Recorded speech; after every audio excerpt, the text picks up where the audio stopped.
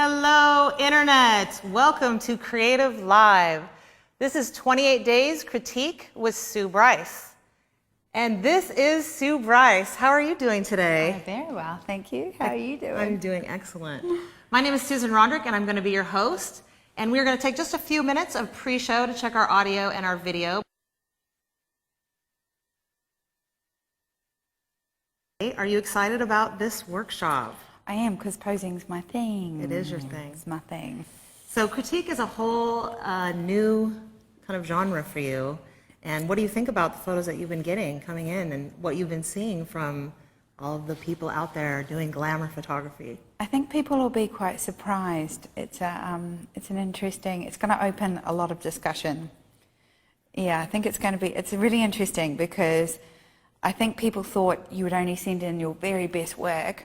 But I said, I need work that you shoot every day. I mean, it's not about just the one shot that you have in your folio for 10 years. It's about what you're supplying to your clients. So it's a really good cross range of every problem that everybody's consistently faced with. So, well, you have to be really brave to turn in your photos and have them critiqued. And that is really the best way to learn. And I don't think necessarily we get a fair critique enough in this industry. Well, not on Facebook. True. Yes. Facebook either swings one way or the other. You tend to get nobody comments, or you'll get a troll, or everyone will be just like, great, fabulous work, great, great, great. But the truth is that you need to know what you're doing wrong, and so you can correct it. Yep. And somebody said to me, how could you possibly critique images because it's just your opinion? And I'm like, well, I'm going more from a technical side of view, like posing and connection, rather than I just don't like this or I like this. Right. So interesting. It's going to be really cool. I can't wait, actually. And I don't think you get a very good critique. Yeah, I wonder how many people out there are nervous about the critique they are going to get. I would be a little bit nervous. I would be grateful for the help that I was going to be getting, and we all just want to step up our photography to the next level. So this is really a great way to do that, but it is a little bit nerve-wracking. Somebody said to me last night at dinner, it was like being critiqued is like being stabbed in the heart, like you just putting yourself out there. And I thought, I remember what that felt like as a photographer learning when I was unsure of my work. So I do remember what that feels like. So, I'm conscious of how people feel, but at the same time, I want them to be really, really good. So I want to teach as much as I can. Also, if you're looking at somebody else's image, you're making probably a similar mistake in the same pose. So, It is true. Well, that is why it's called growing pains, because it does hurt a little bit to grow, but we all want to grow and be better photographers. So this is an incredible thing that you're doing, and such a great way to learn and grow and become the best photographer that you can be. Awesome. So I'm very excited. Yay. All right, should we get this party started? Let's get this party started. All right, let's do it. Everyone, I'm going to walk you through a quick tutorial of how to watch today's class, how to ask questions in chat, and also how to purchase the course videos. All right, cruising right along here. And where to watch Creative Live? There's one place to watch Creative Live, and that is creativelive.com/live. You're welcome to watch on your Android phone, your iPhone, or your iPad. You could take us on the go. This is the live page, and the top button is where to watch. There's a watch button there, and that will take you to a drop-down menu. So there are numerous courses that we run simultaneously here at Creative Live. So you definitely want to choose 28 Days today, and that is how you find that. At the bottom of the live page is a buy button in green. This is how you purchase the course. And at any time during the workshop, you're welcome to click that button and purchase the course. Also on the live page is the chat button. This button here that is highlighted will take you to our chat rooms. Creative Live is a great place to interact with all of other photographers in the industry, and this is the best way to do it, I feel. So I'll walk you through how to do that. When you click on that button, it'll take you to these tabs, and I'll kind of talk you through all of the chat rooms here at Creative Live. The first tab is the Creative Live tab, and this is for on-topic conversation. So this is a great place to talk to other photographers about the critiques that are going on today. You can also talk to each other and ask each other questions, as well as talking to all of the Creative Live moderators. We have so many people behind the scenes that are forwarding me questions to ask Sue from you, and this is a great place to talk to the moderators. The second tab is the Creative Cues tab, and this is for questions, on-topic questions for Sue Bryce only. So if you have questions for each other or questions for the Creative Live team, please ask those in the other tabs. This tab is for questions for Sue only. And it would be great if you also mention where you're joining us from so that we can let Sue know the global audience that we have here today. The third tab is the Creative Lounge, and this is for off-topic conversation. So you're welcome to talk about whatever you like in this tab, as long as you guys keep it friendly. Usually we're talking about bacon and drinking, but you're welcome to talk about whatever you want, as long as you guys keep it clean. How to ask questions. I've already explained how to do that in the Creative Live chat room. There are 2 other ways you're welcome to ask Sue questions today. You can do that via the Creative Live Facebook page at facebook.com/creativelive. You're also more than welcome to ask Sue questions via Twitter if you just include the hashtag SueLive. This is 28 Days with Sue Bryce.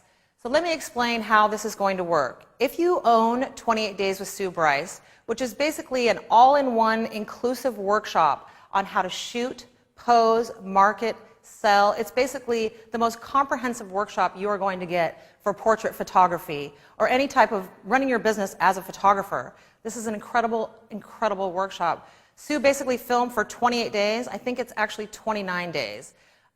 Intensive videos showing you top to bottom how to run a portrait business and all the things you're going to need to do. And that course is $299. So this is 28 Days Critique with Sue Bryce. This course will actually be included in 28 days. So if you own this workshop, you already own today's course. If you do not own this workshop, then you're going to want to purchase it. And that is how you're going to own today's critique as well. This course is $299 for 28 incredible days with Sue Bryce. But if you purchase it now, it is only $199. So it's an incredible deal if you actually purchase the course today for $199. And this is the course page. When you go to the 28 days, this is the course page. This is what will come up. And I'll walk you through the course page.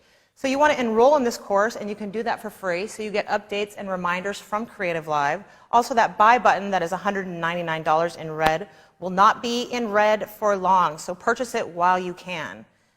And as you scroll down the course page, this is where all the bonus materials are. Sue's included a lot of bonus materials with this course, including her keynote presentation from the workshop, posing guides, which you cannot live without, trust me. So you definitely want to take advantage of this course because you will be receiving several bonus materials. And as you scroll down the course page, the course videos are up here. So all of the 28 days are already uploaded, 29 days, I should say. This will be 30 days that will be uploaded. So most of the videos from the previous workshop are already up here. The only one that isn't is today's workshop, and that will be up tomorrow. So the way that we do this is we have both low-res and high-definition videos that you're welcome to download. You can download the low-res for your phone or your iPad and use the high-definition for your home computer. If you don't want to download videos, you're also welcome to stream the videos from the Creative Live website at any time. All right, giveaways. We have some great prizes that we're giving away today. Go to the Facebook page, and that's Creative Live Facebook page. Give us a like there if you have not already, and you'll see that button that's highlighted in green. You want to click that button, and it'll take you to a form. The way the giveaways work is that you listen for a quote or a tip or something that Sue says that's insightful, which is pretty much every other sentence that she says, and then you can include that on the form and just fill that out and participate in the giveaways. You're also more than welcome to participate on Twitter, and the way that you do that is you tweet one of Sue Bryce's quotes and include the link that is on your screen now. You can either copy that off this page, or you can go to the URL of the course page and copy-paste that into your tweet. Follow Sue Bryce if you are not already at Sue_Bryce, and include that course link, and that will help you participate in the giveaways. And with that said, Sue Bryce, it's time for 28 Days Critique. Oh, are you ready to do this? Nervous. I'm so excited. All right, well, we have a couple slides for you to walk through, so I'm very excited. Take it away. So we prepared a little bit of a website for you so that you can critique with me. You might not agree with what I'm saying, and you might want to have your say. I'm going to try so hard not to crash the site, so start going on gently. Don't all hit this in the next 30 seconds. You can go to Glamour Critique. Now, glamour with a U, you know I spell it the English way. So glamourcritique.com is the website that we have made for you. So I have an amazing web designer called Dustin Drost, and he has built this website so that you can critique while I'm critiquing. The images that are in this gallery, you can either see like this as a list, or you can see thumbnails. I'm going to try and keep the count of the slide out to you so you know where you are. So if you get up and go to the bathroom, or you get interrupted, and you can come back and I will pick up the critique where I'm critiquing. You can, of course, go through and critique all 300 images on your own without following along with me. But if you follow along with me, then you're going to be able to give your own critique on there at the same time that I am.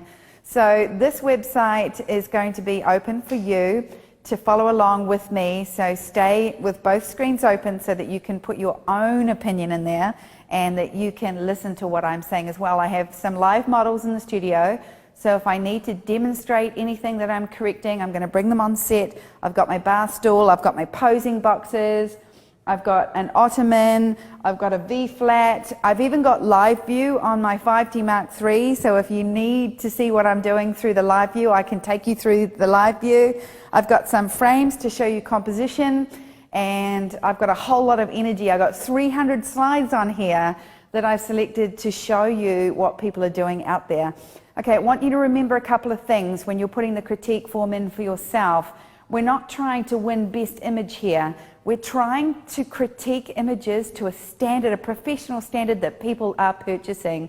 There are so many factors that make a perfect image for me. You know the rules, right? Chin, shoulder, hands, hourglass, body language, asymmetry, connection, focus, expression, composition, Photoshop, hair, makeup, and then an overall rating. This is how I'm going to rate today. That is the rating that you're getting on the website as you click along with me. So if you're not on yet, go to glamourcritique.com, go to the gallery, and we're going to start together. First image up, I'm taking them in order as they were downloaded to me, or uploaded to me rather, and I'm going to take you through what I think is a professional standard. Now remember, when I built my studio in New Zealand, I trained in the second year, I trained 3 photographers to shoot my genre that worked full-time in my studio for me. I got to critique all 3 of those girls every single day that they were shooting. And I got to pull apart my chin, shoulder, hands, hourglass, body language, asymmetry, connection, focus. I got to pull apart that every single day. So this is really, I know, nerve-wracking for you. Some people have watermarked their images, so they are identifiable, and some people have not, so they're anonymous. The idea, of course, is that your images are going to come up throughout the day, and I'm going to teach you as much as I can about them and rate them, but really what's most important is that we listen to how we can make them better and what we do and don't like about them. So let's get started, because we've got so much to show you, so I'm just going to jump straight into it. First image, if you go to the gallery, glamourcritique.com, you'll find the links on the chat if you lose that, or if you're only just coming in, and I'm going to count you out. So my first slide is number 1, and this is my first image. Okay, so my critique sits simply on the right-hand side. I'm going with the chin, shoulder, hands, hourglass, body language, asymmetry. I've written on the left, not applicable. Not applicable is if there is, no hands in the image, or no, those things only exist if if it's relevant to the image. The bottom half, the connection, the focus, the exposure, the composition, Photoshop, hair, makeup, and overall will exist in every single image, regardless of the pose. So I wrote that not applicable so that you could just put that in there. So let's get started, and this is my very first image of the day. Chin, shoulder, hands. Chin is engaged, shoulder irrelevant. I'm going to go back, sorry, slide 1. Chin is engaged, shoulder is, not relevant in the shot because I can't see it. That hand, the choice to put a hand up into the image is something that I keep saying to people. Don't bring hands up into the image if it doesn't need to be there. This one is perfect. It just sits in there nicely. It would have worked with or without that hand there. It neither offends me or doesn't. It can get, hands can just, I want you to watch your hands. This has been something that I've seen over and over again, of hands coming up into the image that don't need to be there. Hourglass is not applicable, neither is body language. The asymmetry of this image, meaning shot to the left, perfect for me. Connection, outstanding. 10 out of 10. Focus is excellent. Expression is perfect. Okay, this is where I want to be. Relaxed mouth, tiny little smile in the eyes. I like how high key this is. This has obviously been shot like that. So the composition is perfect. The Photoshop for me, excellent. And hair and makeup, outstanding. Overall, I have to give that a 5 out of 5.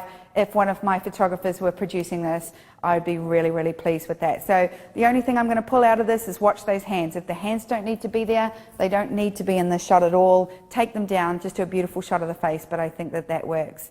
This is a very common shot for me. It's a common shot that I always take, and it's a really common shot that I see all photographers take. So we're on slide number 2. Chin is down, it's perfect. Shoulder is working, which is outstanding. Hands, great. The only thing I'm going to say about the hands is the right hand on the back. If you're going to take the hand up high to the waist, you need to include the elbow from the front composition. Really, really important when we tuck our elbow that we're following the line of the body around here. We always want to follow the line of the body in order to get the hourglass. If you bring the hand up to here and tuck back, you're going to get what I call as that little T-Rex hands. You've got to be careful that little hands aren't just popping in from the side.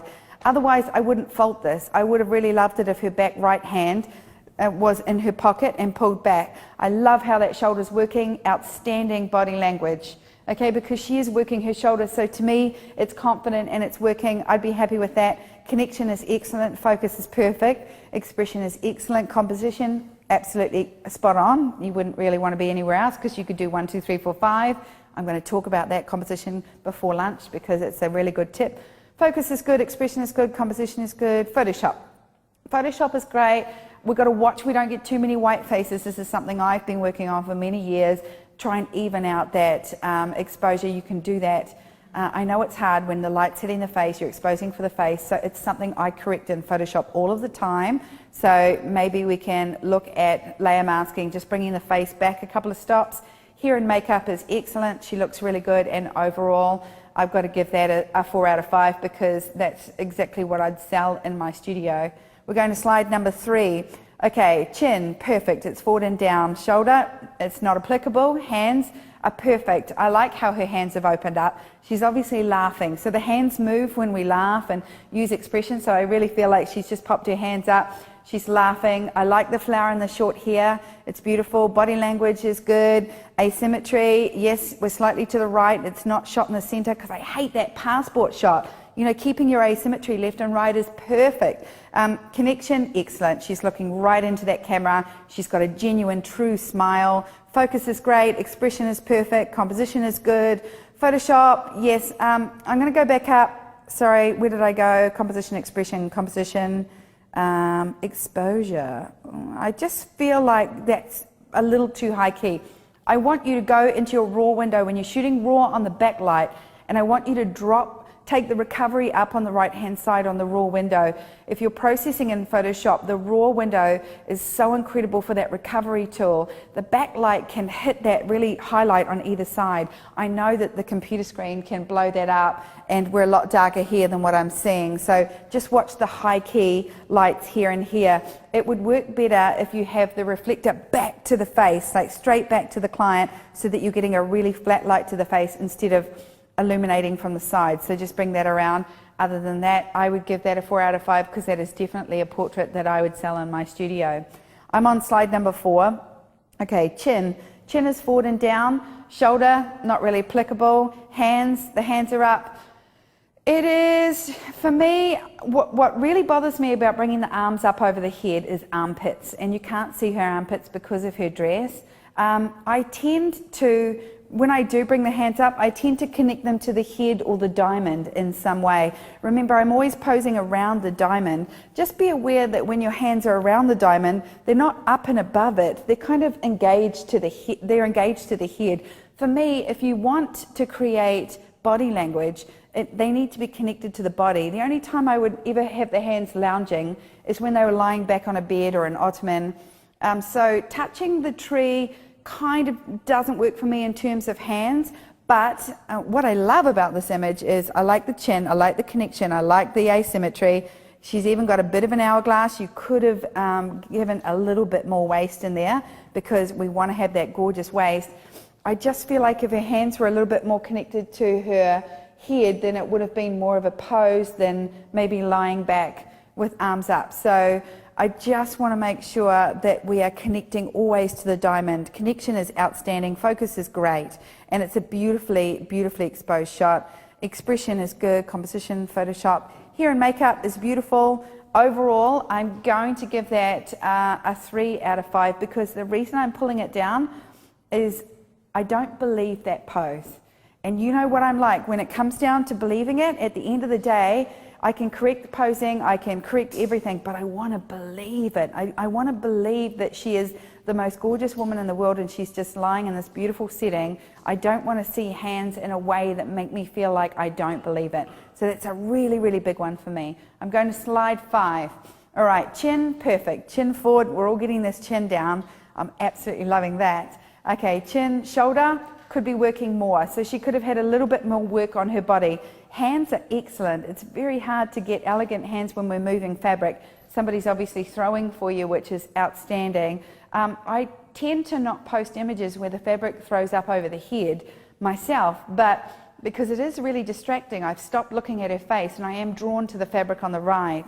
Okay, so that's a really big one for me. The body language to me is like her face and expression is quite fashion, but if her expression is going to be that fashion, her chin needed to be higher. So we tend to do two things in glamour and beauty photography. We tend to either have the full body language of the pose, which would be working the body and then working that expression there, or we tend to be really fashion and then pop that chin up so it's real fashion model. But when I do the fashion model, I tend to bring the body symmetrical like a fashion pose, because then I think fashion models are definitely more asymmetrical front onto the camera with that chin up with that really straight fashion expression. So just make sure you're either working the body with body language or you're being more fashion, but not sort of a hybrid in between. Okay, connection, it could have been stronger, you could have changed that, but I would go, focus is excellent, composition, great, sitting exactly where I want to be. I would have rather got the fabric coming down a little bit, but I get it, hands are beautiful.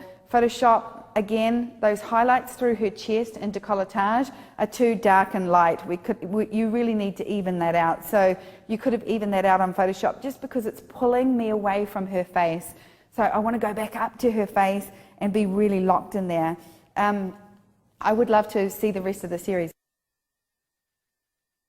of this so I could comment. But overall, I'm going to go 3 out of 5 because it's a good image, it's a sellable image, and I know it's one that the client would have bought.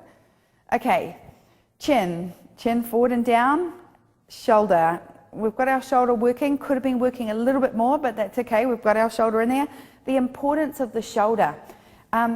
One thing you'll notice in my work is the constant working of the front shoulder. You know that front shoulder needs to be connected in order to change the dynamic of the expression, pose, and body language.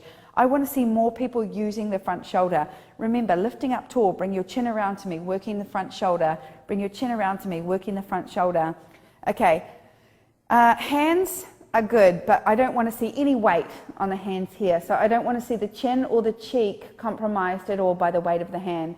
I want to see the chin lifted up and sitting perfectly down onto that hand. This is a faux hand, okay? It is not here to lean.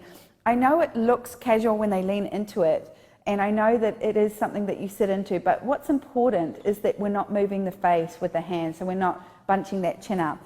Okay, there's two things that I struggle with in this image because the focus is strong, the Photoshop is good, although the highlights are all very blown out, so I would have liked to have seen it a little bit flatter. The hair is beautiful, the makeup is beautiful, the expression is beautiful. I felt like she was lying on her tummy and she's under a table. That V in the background sits right on her back line, and because you can't differentiate, I think she's sitting up. But to me, it looked like she was lying down and coming out of that background. So just watch your background, and maybe what you could have done is just put a little bit of separation between the black and the V behind her, because I kind of felt like she was lying down.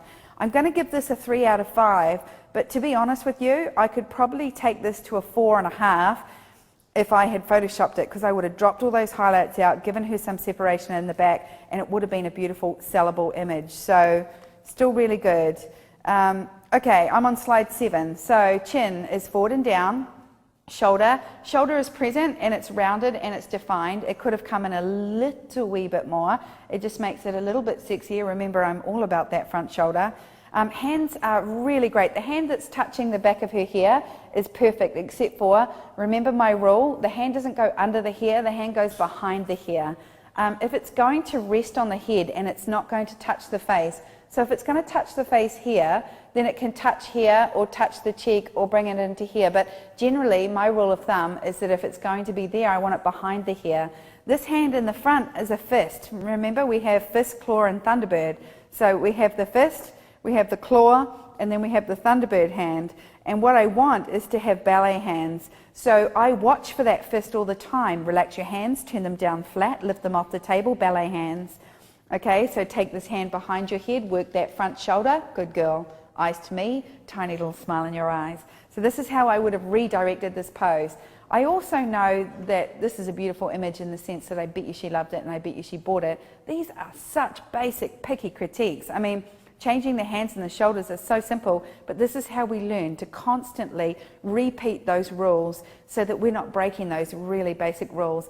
You know, at the end of the day, sharpness and exposure and expression trumps a basic pose critique like that, but it's still really, really important that we're taking it to that next level. I'm going to give that a 4 because I know how sellable that is. Excuse me, Sue, can you say that again? Lighting and exposure, what did you say? Focus and exposure, and what else? Trump posing?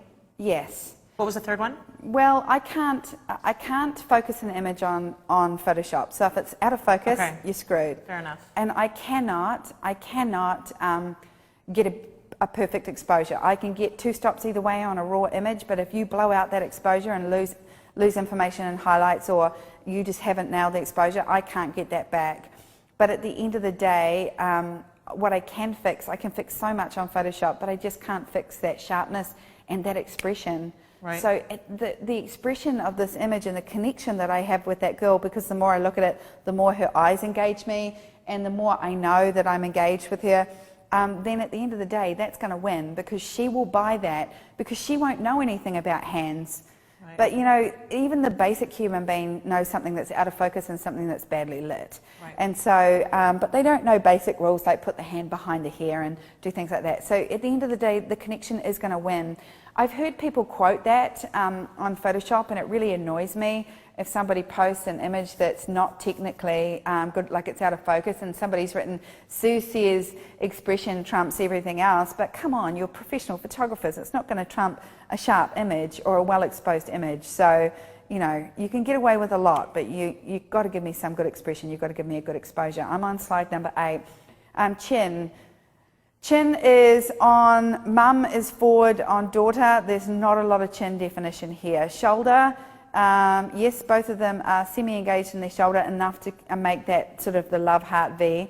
The problem with this image is it's been shot too far to the left. So both girls need to rotate. I've got both girls here. Come in, I'll show you something really basic that I teach whenever I'm shooting 2 people. So if you stand in a V with your back hands around each other, towards each other, more in a V like that, Nikki. No, yeah.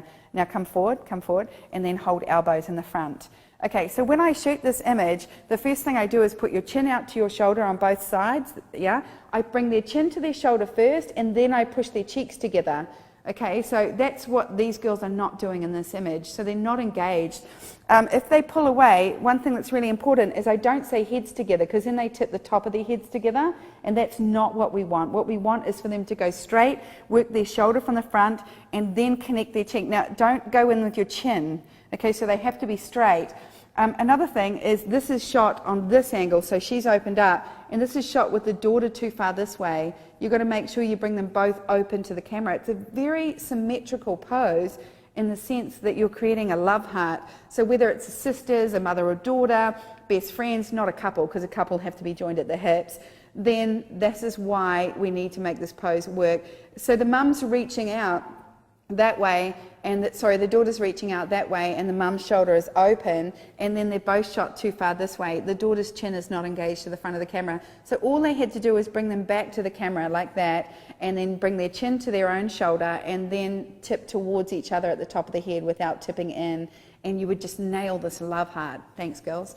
So what it comes down to is the chin connects to the shoulder connects the love heart together. The hourglass comes from the outside of the shoulder, comes down to the waist. We bring the elbow forward, we connect at the elbow in the front, which creates that beautiful love heart, which gives you a double hourglass. The body language is that they're together and they're tipped towards each other, but they're not awkwardly standing together like two Barbie dolls. They're connected because they're a mother and daughter. They're holding each other. They're working their front shoulders. You know, their expression is there. This is what we're trying to get here. You know, in saying that, the interesting thing is both girls are genuinely smiling, and that makes it a sellable shot. Composition-wise, daughter is way off to the left, so her hair's not in the image, so we need to bring that in. All this would have taken is a little bit of movement from the photographer to step back, slow down a little bit, engage the shoulder, bring their heads together. Okay, but in saying that, still got connection. So App Feelgood had asked, what about not having the whole arms in the photo? Do you mind the crop on the bottom, that their arms are cut off on the bottom? That does not bother me at all. In fact, to me, often I will crop right to the bottom of that elbow because it stops you from looking down there and then brings your attention to the face. Right now, you're not looking at their faces, you're looking off to the left of the image. I'm always interested in where my eyes are drawn in an image, and if they're drawn away from the eyes, then there's something going on in that shot that should not be happening. So when you look at your own image, I want you to see, why am I drawn away from this image? Why am I not looking at that girl's face? Somebody posted a shot on In Bed with Sue the other day, and you did not look at this girl's face, you looked at this girl's boobs. It was like the entire center focus of the image was around her breasts. And, you know, it was so interesting because it was like, why? Why are you drawn there? Because you need to bring the face and the diamond back into the single most important part and focal point of your image. I'm on slide number 9. Okay, chin. That chin is not forward and down as good as it could be. Shoulder is not dropped. So remember, with curves, we don't so much want to bring the shoulder forward because we block out necks and chins and shoulders when we bring the shoulder forward with curves. The idea with this one is that her shoulder opens up and drops down. Her weight goes on her back foot and then she drops down this way. Okay, so she needed to have her shoulder down 45 to the camera, 45 that way to the camera, not opened up sideways to the camera, because we're not doing anything for her tummy and waistline when we open her up this way, because when we turn her this way, we're pushing her midriff towards the camera instead of away from it, which will make it smaller. So she didn't need to be tipped forward as much as tipped backwards and sideways with her booty, and then pushing that chin forward, making that chin work. This is a beautiful image of this woman. I love her hair and makeup. I think it's photoshopped well. The focal point in this image goes to her belly. Okay, that means that her belly was pushing towards the camera more than her face was. So as soon as we take her belly out of the camera and drop it back, then we can push her chin forward, drop her chin forward and focus on those eyes. She has a beautiful face, her hair and makeup's lovely, and I like that little smile. I can see her eyes connected to the camera, but you could have made this girl look hot. And you know, right now I'm still looking at her body, and I don't want her as a client to look at this image and go, I'm not buying this, I think I look fat, I'm not buying this, you know, rah, rah, rah. I want her to look at that and just go, oh my God. Now, hourglass wise, she's rocking the boobs and the waistline, but unfortunately we just needed to rock our hips back on that back foot because I can see it's projected forward. So lots of weight on the back foot. Remember, with curvy girls, it's not about shooting higher than them. It's about putting this foot back here in the 45 degrees position. It's about taking that back there. Okay, so I want to see this movement here. Everyone practice this at home. All right, chin, yes, forward and down. Shoulder, yes, shoulder is working. Hands, yes, hands are beautiful. Good ballet hands, nice and simple. Hourglass, body language. Yeah, I get this body language. I think it's soft. She's not sitting into a hand, which is perfect. So I do have to give hands 5 out of 5 when I see good hands. Hands are hard to pose, and it's very, very important that we pose them. There's good expression, there's good connection, and composition-wise, the only thing I would fault in this pose is her elbow is forward, and I really like it to be in a little bit and her lifted up to make her look longer and higher. But you know, the hands work, the expression works. This is a really simple image. I'm going to give this 3 on the Photoshop. If I had finished this image, I think I could have just evened it out, flattened it down a little bit more, given it a little bit more spunk. I just would have liked to have taken this to the best level on Photoshop. But I really like it. To me, that's a 4 out of 5, and that's a really good sellable portrait image. So Hands rock overall, hair and makeup's lovely, nice and simple, not too over glam, not too over made up, good composition, just a little bit more lifting up in the sitting poses. Come here, Nikki. Something that's really important I want to see a little bit more of is kneel down behind there. And elbows on there. This is the biggest problem. Everybody goes forward with their elbows first, and it just doesn't work. Just turn your body towards this camera because he's kind of come down. So first of all, we bring our elbows underneath our shoulders. So you slide your elbows back. Then we lift up as tall as we can. So you see how long we just made her? So when she was forward and down, bring your arms forward, she was down there, arms look shorter. The more she brings them in up under her shoulders, so bring them right up under your shoulders, your elbows, and then the second thing is we bring them inside the body line, because as soon as we bring the elbows in, that's her waistline, calves straight in there. Now the more we can get these elbows under here and away from the camera, then the more I can shape her body from the front and lengthen her right up. So this is where we look at this pose and we say, bring your elbows back under your shoulders, lift up nice and tall. That's it, bring your chin forward and down, and there's your image there. Then you can bring the hands up to the face. As soon as you bring this hand up, leave your elbow on the ottoman and bring this hand up to your cheek and bring your elbow in. So we bring the elbow back to the center, we lift up nice and tall, and then we touch through our expressions there, nice and long, and they grow about 5 inches and they get slimmer through the waistline. So lots more length in the ottoman, and making sure your reflector is bringing flatter light back to the face. Okay, thanks, Nikki. Right? Wow, it's such an amazingly helpful thing to visually see this happening. Well, it's so basic, you know, and most people who shoot with me realize how close they are to what I'm doing, but they don't realize how basic the critique is, or how basic something like that, just a little movement like that can make a significant difference between a really great shot. Again, are these things that a client will and won't like? Well, I'll tell you one thing that I know to be true after nearly 25 years shooting women's portraits. A woman will not buy a photograph unless it's a really good photograph of her. She wants to look a little bit younger, a little bit slimmer, and gorgeous. Okay, that's all she requires. A little bit younger, a little bit slimmer, and gorgeous. We are always trying to accentuate the waistline. We are always trying to flatter the body to the best of that body shape, and then we're always trying to capture true expression and believable posing that looks more like body language than posing. When you can do that, you are nailing sellable shoots every single time. My slide is number 11 if you're following along on the website. Are you following along on the website, and are you critiquing out there? Can somebody tell me if you're on the website and if you're laying down your own critiques? That's what I want to know. All right, give them a second to chime in. All right, so chin, shoulder, hands, hourglass, body language. Okay, I get the mood of this image. I would have done anything to see an image of this girl's face. To me, this is not a portrait. She is lifting up her sleeve. I get the touch, which is what I teach, but if you're going to touch and be whimsical, I would rather you have touched like this and just touched the shoulder and looked away.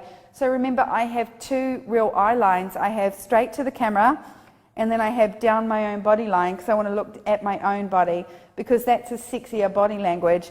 That to me is I'm looking at I'm adjusting my bra strap. So I get how beautifully this was shot, and I get the mood of the shoot, and I would have loved to have just seen her touching her shoulder and either looking away or looking straight at the camera. Opportunity here. You put in one critique. You could have put in any others from the shoot, and I would have loved it, because you've really nailed the backlight, you've nailed that exposure, and I think that's beautiful. But I'm not connected to this girl. This is not what I call a portrait of a girl. This is a moment, and it doesn't look like a moment that's candid. It looks more like, to me, a more functional moment. I'm on slide number 12. Wait, Sue, before you move on to slide number 12, I want to read to you the reaction online. Stefan Daniel Schwartz says, yep, following along critiquing. Christina Hauser saying, doing it, love this. And Black Ribbon Photography says, I am. And they're just coming in, just streaming in, and people are saying, I absolutely love this. So, yes. Working. Let's keep going. Do you think I can get to 300? Yeah. Can I just say, DRP says, I am freaking out as I'm slide number 29. I'm shaking as she gets closer. Oh, because you know what? They bloody put up thumbnails, so now you know when you're coming up. Exactly. Damn it. They only did that about 10 minutes ago. I wish awesome. It was a surprise. They're excited. Then you can sweat it out. All right, slide number 12. Okay. Love this connection. Big rule breaker here. chin's perfect, chins are connected, eyes are connected, expression is connected, and I'm like, yes, it is way blown out through the highlights, but not on the screen, but on the screen, so I have to be careful of that. It might be a screen thing. Her arm needs to be inside of his arm. Remember, rule number 1, boys go on the outside, girls go on the inside. Boys go on the outside, girls go on the inside. We are the inside spoon, ladies. The inside spoon looks smaller than the outside spoon. The inside spoon tucks in, the outside spoon protects. You know, put his arms on the outside, hers slip in. If her hands had have slipped in, she would have been able to work her body language and her shoulder. So you lose points on shoulder, you lose points on body language, and unfortunately, because that changes the way, if she had her arm inside and worked her shoulder more and she was smiling at him this way, then it would have been more protective and gorgeous. So close. I bet you they bought it. Great connection. I have not once in the last 12 slides pulled up anybody on connection yet. So you know that's a big thing for me. But get these arms on the inside. It is very natural for a man to grab a woman naturally and put his arms around her waist, but she must come in the inside of his arms. Chin, perfect. Shoulder, we don't need it. Asymmetry is in this image. The asymmetry of this cover girl shot is in the cropping and composition. So that's why the shoulder doesn't work forward. Whoever did this has been listening to me. Hourglass, excellent. You could have given her a little bit more oomph on this side, on her left side, given me a little bit more light in there in Photoshop to really accentuate her waist. We want her to look hot, hot, hot. Body language is perfect. It's got beautiful connection through the eyes, good connection, expression, composition is great, Photoshop is perfect. Hair and makeup I really love. And yeah, I have to give that a 5 out of 5. That's such a basic, strong, sellable, everyday image in my studio. Well done. Chin, perfect. Shoulder, hands. No hands in the image. Hourglass, yes, her elbows are on the inside of her body. Okay, just watch this. It is very natural for lean bodies when they bring their elbows in to bring their shoulder cave in. Okay, so when her shoulders cave in, she needs to push them out and she needs to make them bigger. Jen, come here for a minute. I'll show you. This is a classic example. I can't move this thing. You slide them around this way so that you're front on to that camera. So bring your elbows down and cross them over like this girl has. Closer with the elbows. See, what's happened is her elbows are here and here. So just pull your chest back. That's it. So leave your elbows forward. That's it. Now, bring your shoulders in nice and caved in, like no, in. See, she's in there. And so in the camera, her shoulders are caved in and it makes her too narrow down this side. It's a very common problem with a leaner body. Push it out, Jen. So square up your shoulders and push them out. Like they can just push them out like that. And also, if you want to see the side to side, you can move that side to side there and there, and it's not so. This, just on this image, this right shoulder is just too tucked in up here, and it looks awkward. Okay, other than that, that flower to me, interesting placement. I would have pushed the flower back and pulled her hair back a little bit. Thanks, Jen. I would have pulled it back a little bit more. It's very dominant. It's taking me away from her face. I am not sure on this image of the sharpness of the eyes. And you're going to lose some big points if you're not giving me sharp eyes. Expression is excellent. Watch your highlights. I think it works on the screen, not so much on the screen. Watch your highlights, and just to me, oh, I get it, her hands this way. Okay, her hands tucked in here, and that's why her shoulder's up. If you bring that elbow out a little bit more, you won't have that tight V and you won't close up that diamond too much. Very, very important. Chin, yes. Shoulder, no, because it's not applicable. Hands, not applicable. Hourglass. Body language, asymmetry, no. So there's no asymmetry in this shot. This is what I call the passport photo.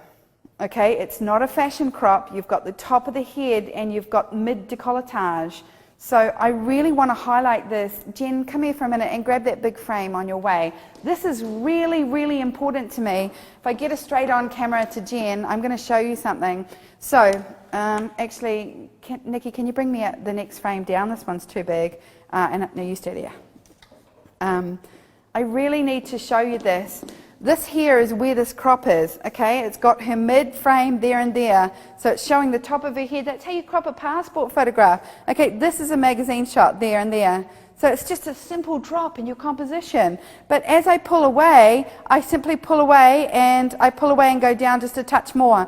So I look at it like this. Crop number 1 is the top of the hairline to about just above what I call nipple line. Okay, when you pull back, you go to the top of the head to just below the boobs. Then you go top of the head to the hips, and then you go top of the head to mid-thigh. Okay, 1, 2, 3, 4. It is when you go like this. It's when you go 1, 2, 3, 4. But as I pull away, keeping the top of the head cropped. You don't have to crop into the hairline, just balance it with the bottom of the image. So what this is missing is that balance. So if this image is beautiful, she's a beautiful girl, and if it had been dropped down lower, a little bit more even light in the face, and get rid of that dark bag under her eye. That is not an eye bag, that is a shadow.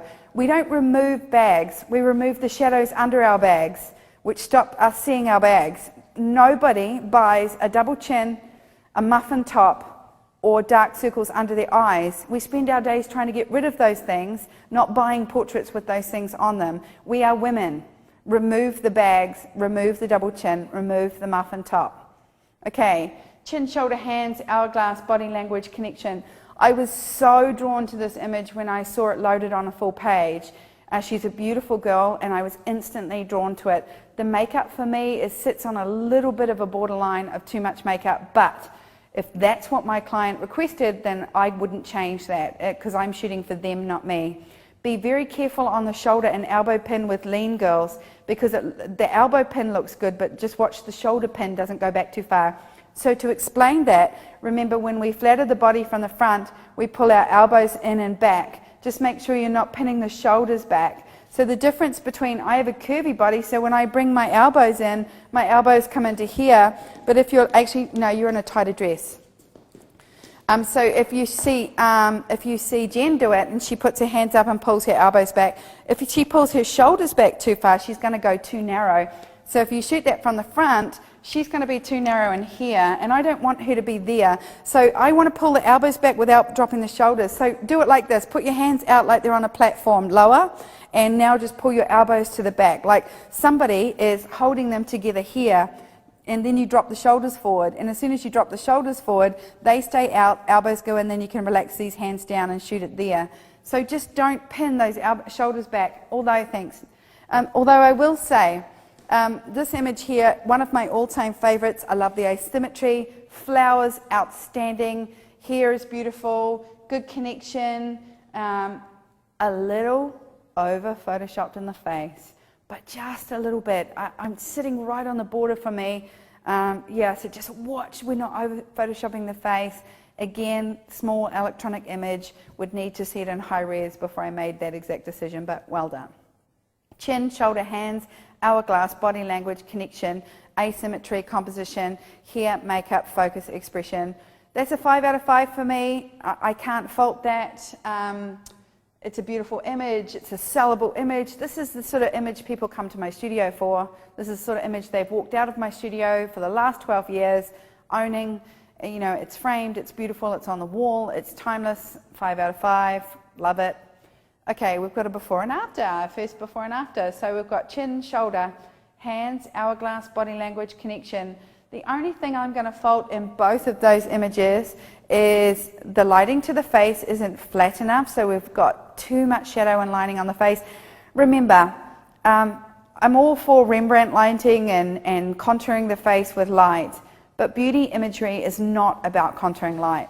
Beauty imagery is about a flat beauty dish style light, which is her before shot is actually more flattering with a flat light than her afters are. I feel like there's just a little bit too much contouring on that face, although the pose, her body line, her body language, and her expression and the crop and composition are excellent. So to me, those shadows and dark lines have put too much depth in her face, and I think they're pulling away from just locking into those eyes. When you have the flat beauty dish style light, you really are drawn to the eyes, because that's the one part of the face that you're really taken with. When you have shadows on the face like this, you're pulled away from the eyes and expression, so it's really, really important. You're coming back to the eyes every single time. Chin. Know that chin's sitting too high and it's turned away from the camera. Okay, so from the front, what camera are we on here? So from the front, she's here, and her chin is too far this way. Okay, so we don't look past the camera. If I was talking to you, I would be talking to you here, but I wouldn't be like, hey, how's it going? Watch out too, because that's not a believable body language to me. Bring the face square back to the camera, work the shoulder forward. So she's turned her chin towards her shoulder instead of her shoulder towards her chin. So you bring the face back to the camera, you bring your chin forward. Her hands, perfect, because they look natural. That's how she would have sat down. It looks like she's naturally doing that. Very hard to do, to have natural hands. So we've got chin, shoulders turned away, shoulder is pushed back, shoulder needs to come forward, chin needs to come back to the camera, engage the expression. I like her relaxed expression, but because her face is turned away, that is not an expression that looks engaged to me. Had she come back to here, then she could have locked into the camera there, worked her shoulder forward, and then you would have nailed expression and body language and shoulder, 3 easy critiques in one movement. So remember, working that shoulder forward, it's well exposed and everything about it is pretty. Her hair and makeup is outstanding. It's a good shot. It just could have been a great shot. There's a really big difference between a shot that a client will buy and a shot that will go in your folio. I want you to start pushing through, making sure you've got folio shots, but I really want to make sure that you're nailing that connection so that your client buys your photographs. Really, really important. So before you say, I want to let you know how much people are enjoying this online. Arc Photo said, oh my goodness, this is like being back in high school at All-State Choir tryouts. So excited. These are great images in here. So people are just going crazy. Awesome. And you know what? This is what it's all about. This is about you guys putting it out there and showing the world. Too many people say to me, oh, well, it's easy for you because you're Sue Bryce. You know, I didn't become Sue Bryce overnight. It took me years, and nobody was there to critique me, and when they did, they never gave me constructive criticism. I always felt like I was being brutally criticized or I wasn't being helped in any way. And you know, the cool thing about this is a genre that I've been shooting my lifetime. These little tweaks make the difference between a good shot and an outstanding shot. And if you can learn these tips and go over them over and over again and stop making these basic mistakes, just keep coming back and practicing so that you're setting this in your mind, then you're creating this great imagery every week, and your clients are buying them and everybody's happy. Okay, chin, shoulder. The chin is forward and down. I love the hand. I love everything. I am not a fan of looking down shots. If I look down, I'm going to look down the body. I would have loved to have seen her face, but I get it. It's a beautiful shot. I don't know how sellable that is because I've never been a big seller of looking away shots. It's not an eye line that I like, but you've nailed everything else. The chin, the shoulder, the hands, the hourglass. It looks like, and I'm going to be really honest, that you've used a portrait software on the face, and I hate smoothing software on the face. I feel like the cheek has a bruise on it, and the bag under the eye has been softened but not removed.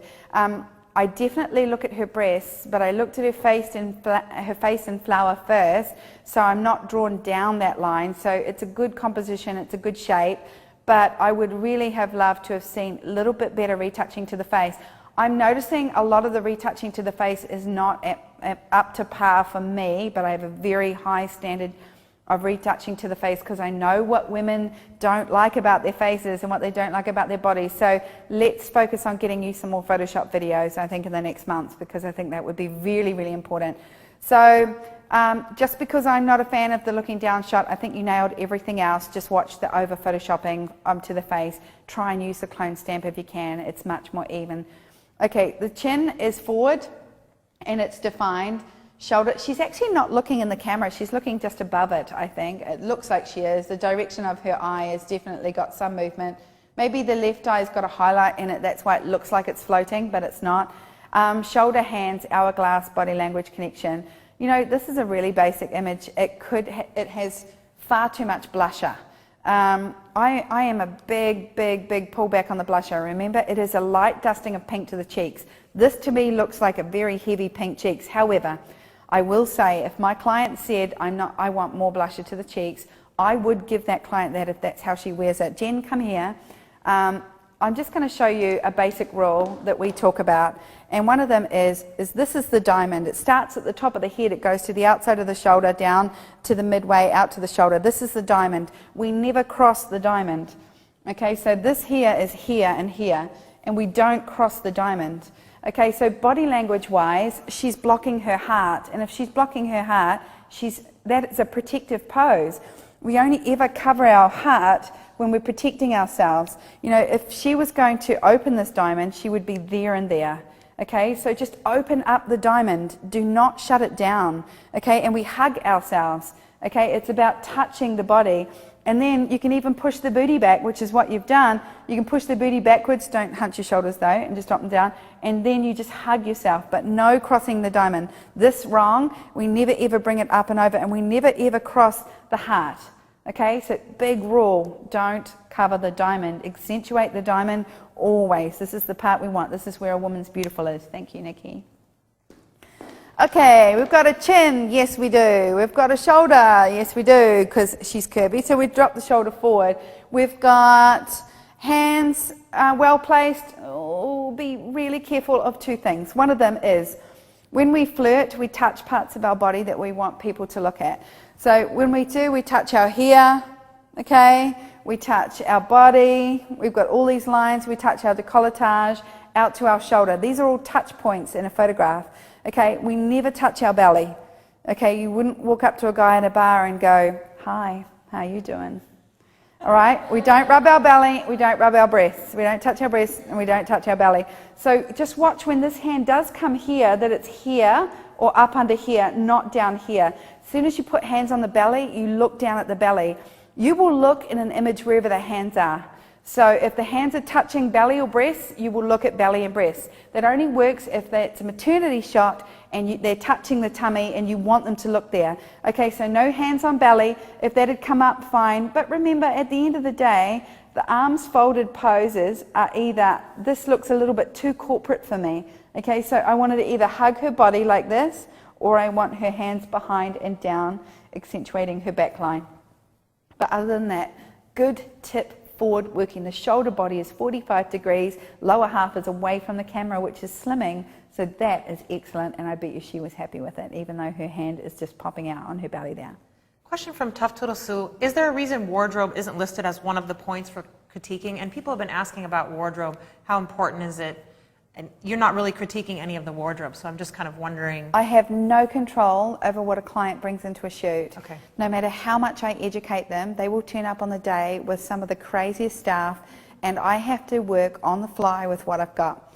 I don't supply a wardrobe, as you know, although I have accoutrement, and I think it's really, really important that we do not judge a client's clothes, because if they turn up with 3 black tops, I have to try and create 20 sellable images with 3 black tops. So my goal is to just take what I've got, work with what I've got, and you do not know what these clients turned up with. So absolutely pointless critiquing wardrobe to me. What I bring to my shoot will be my wardrobe. Yeah. Chin, shoulder, hands, hourglass, body language, connection. Not a big fan of the looking away shot. To me, if that girl was looking in the camera, it would have just absolutely nailed the shot for me. Obviously this is artificially lit, which is not my thing, but to me it's lit beautifully. It's very sort of 50s glamour. I love her hair, I love her makeup, it's well exposed and it's sharp. The shoulder is working, which is wonderful. The crop could have come back just to her breast line. If you had pulled back to her nipple line, you would have seen the shape of her breast coming down into the bottom of the image, which would have made that really highly feminine. She's obviously got a beautiful body line. She's wearing a tight top. So it's a little bit high cropped and high on the bust line for me. I would have brought it down to the top of the head or just pulled back a little bit to show her bust line. Everything about that is perfect. But to me, I'm just going to say the looking away shot to me has never been a big seller, because I find women don't tend to buy images that are, you know, looking away, and they tend to buy images where they're more engaged. So to me, I feel like she's like this, you know, which to me is that sort of in between. It's not connected. She has a beautiful face, and I would have loved to have seen her either looking down her body, so she's connected to her own body language, or looking directly at the camera. Okay, chin, shoulder, hands, hourglass, body language, connection. You know, this image has been edited really beautifully, but it's been edited towards yellow and cyan too much.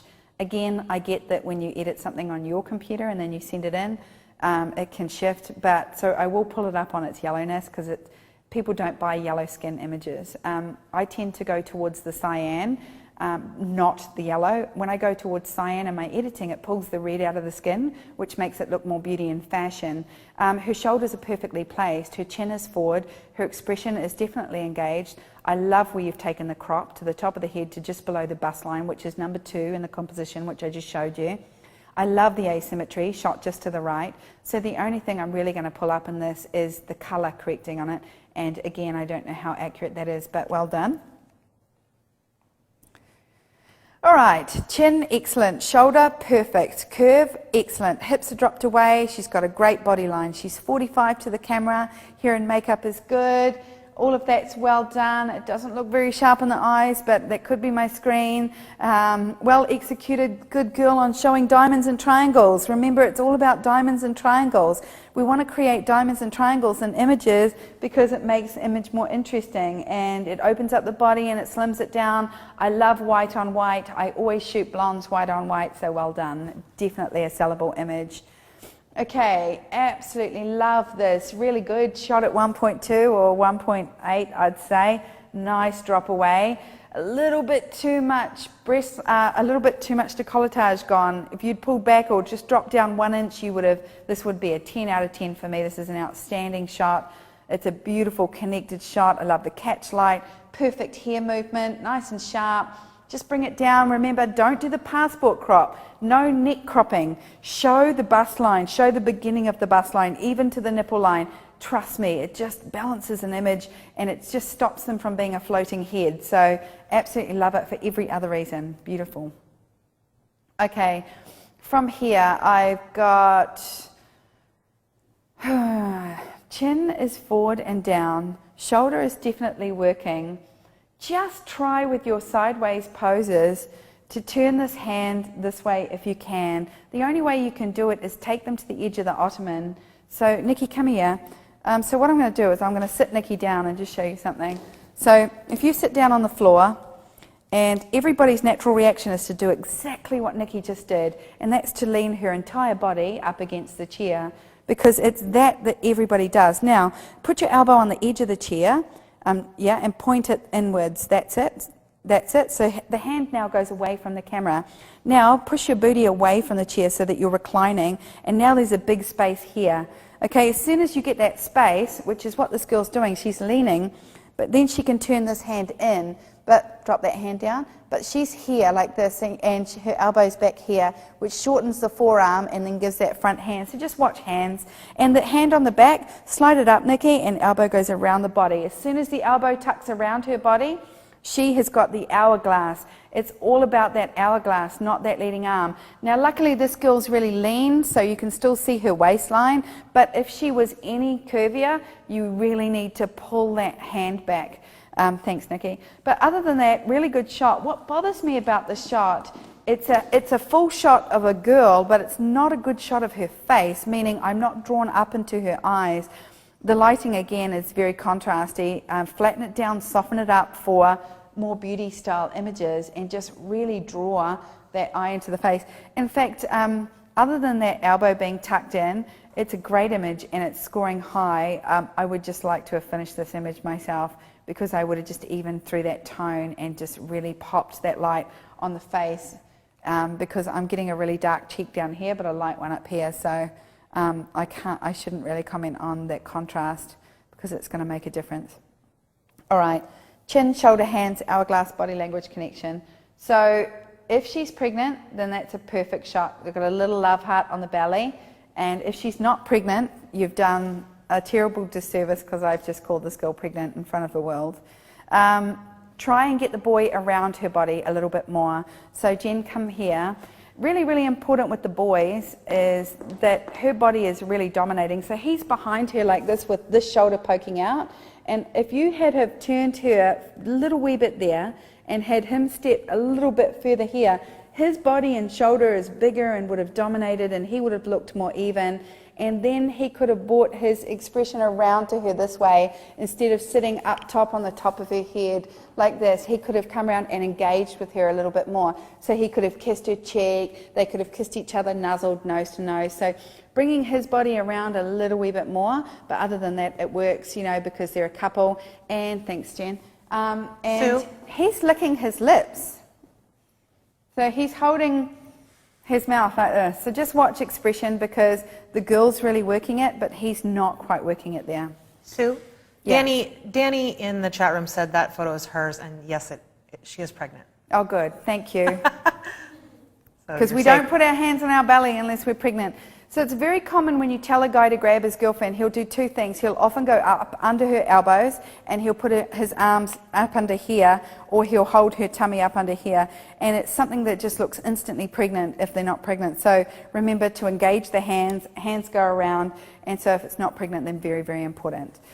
Yes, I like you in it, and congratulations on being pregnant. All right, chin, shoulder, hands, hourglass, body language, connection. Chin is working, definitely. Her expression is perfect and it's beautifully edited. I love the lighting, I love the way it's shot. Now, I could have taken this image, this hand here, so I'm going to mirror it. This hand here, outstanding. This hand here is throwing. Okay, so you've got two choices. Get an assistant to throw and place her hands, because this image would have been perfect if you had placed the hands and had somebody else throw the fabric. One of the most important things you're doing with throwing is they're throwing and trying to set their body, their expression and their body language in one go.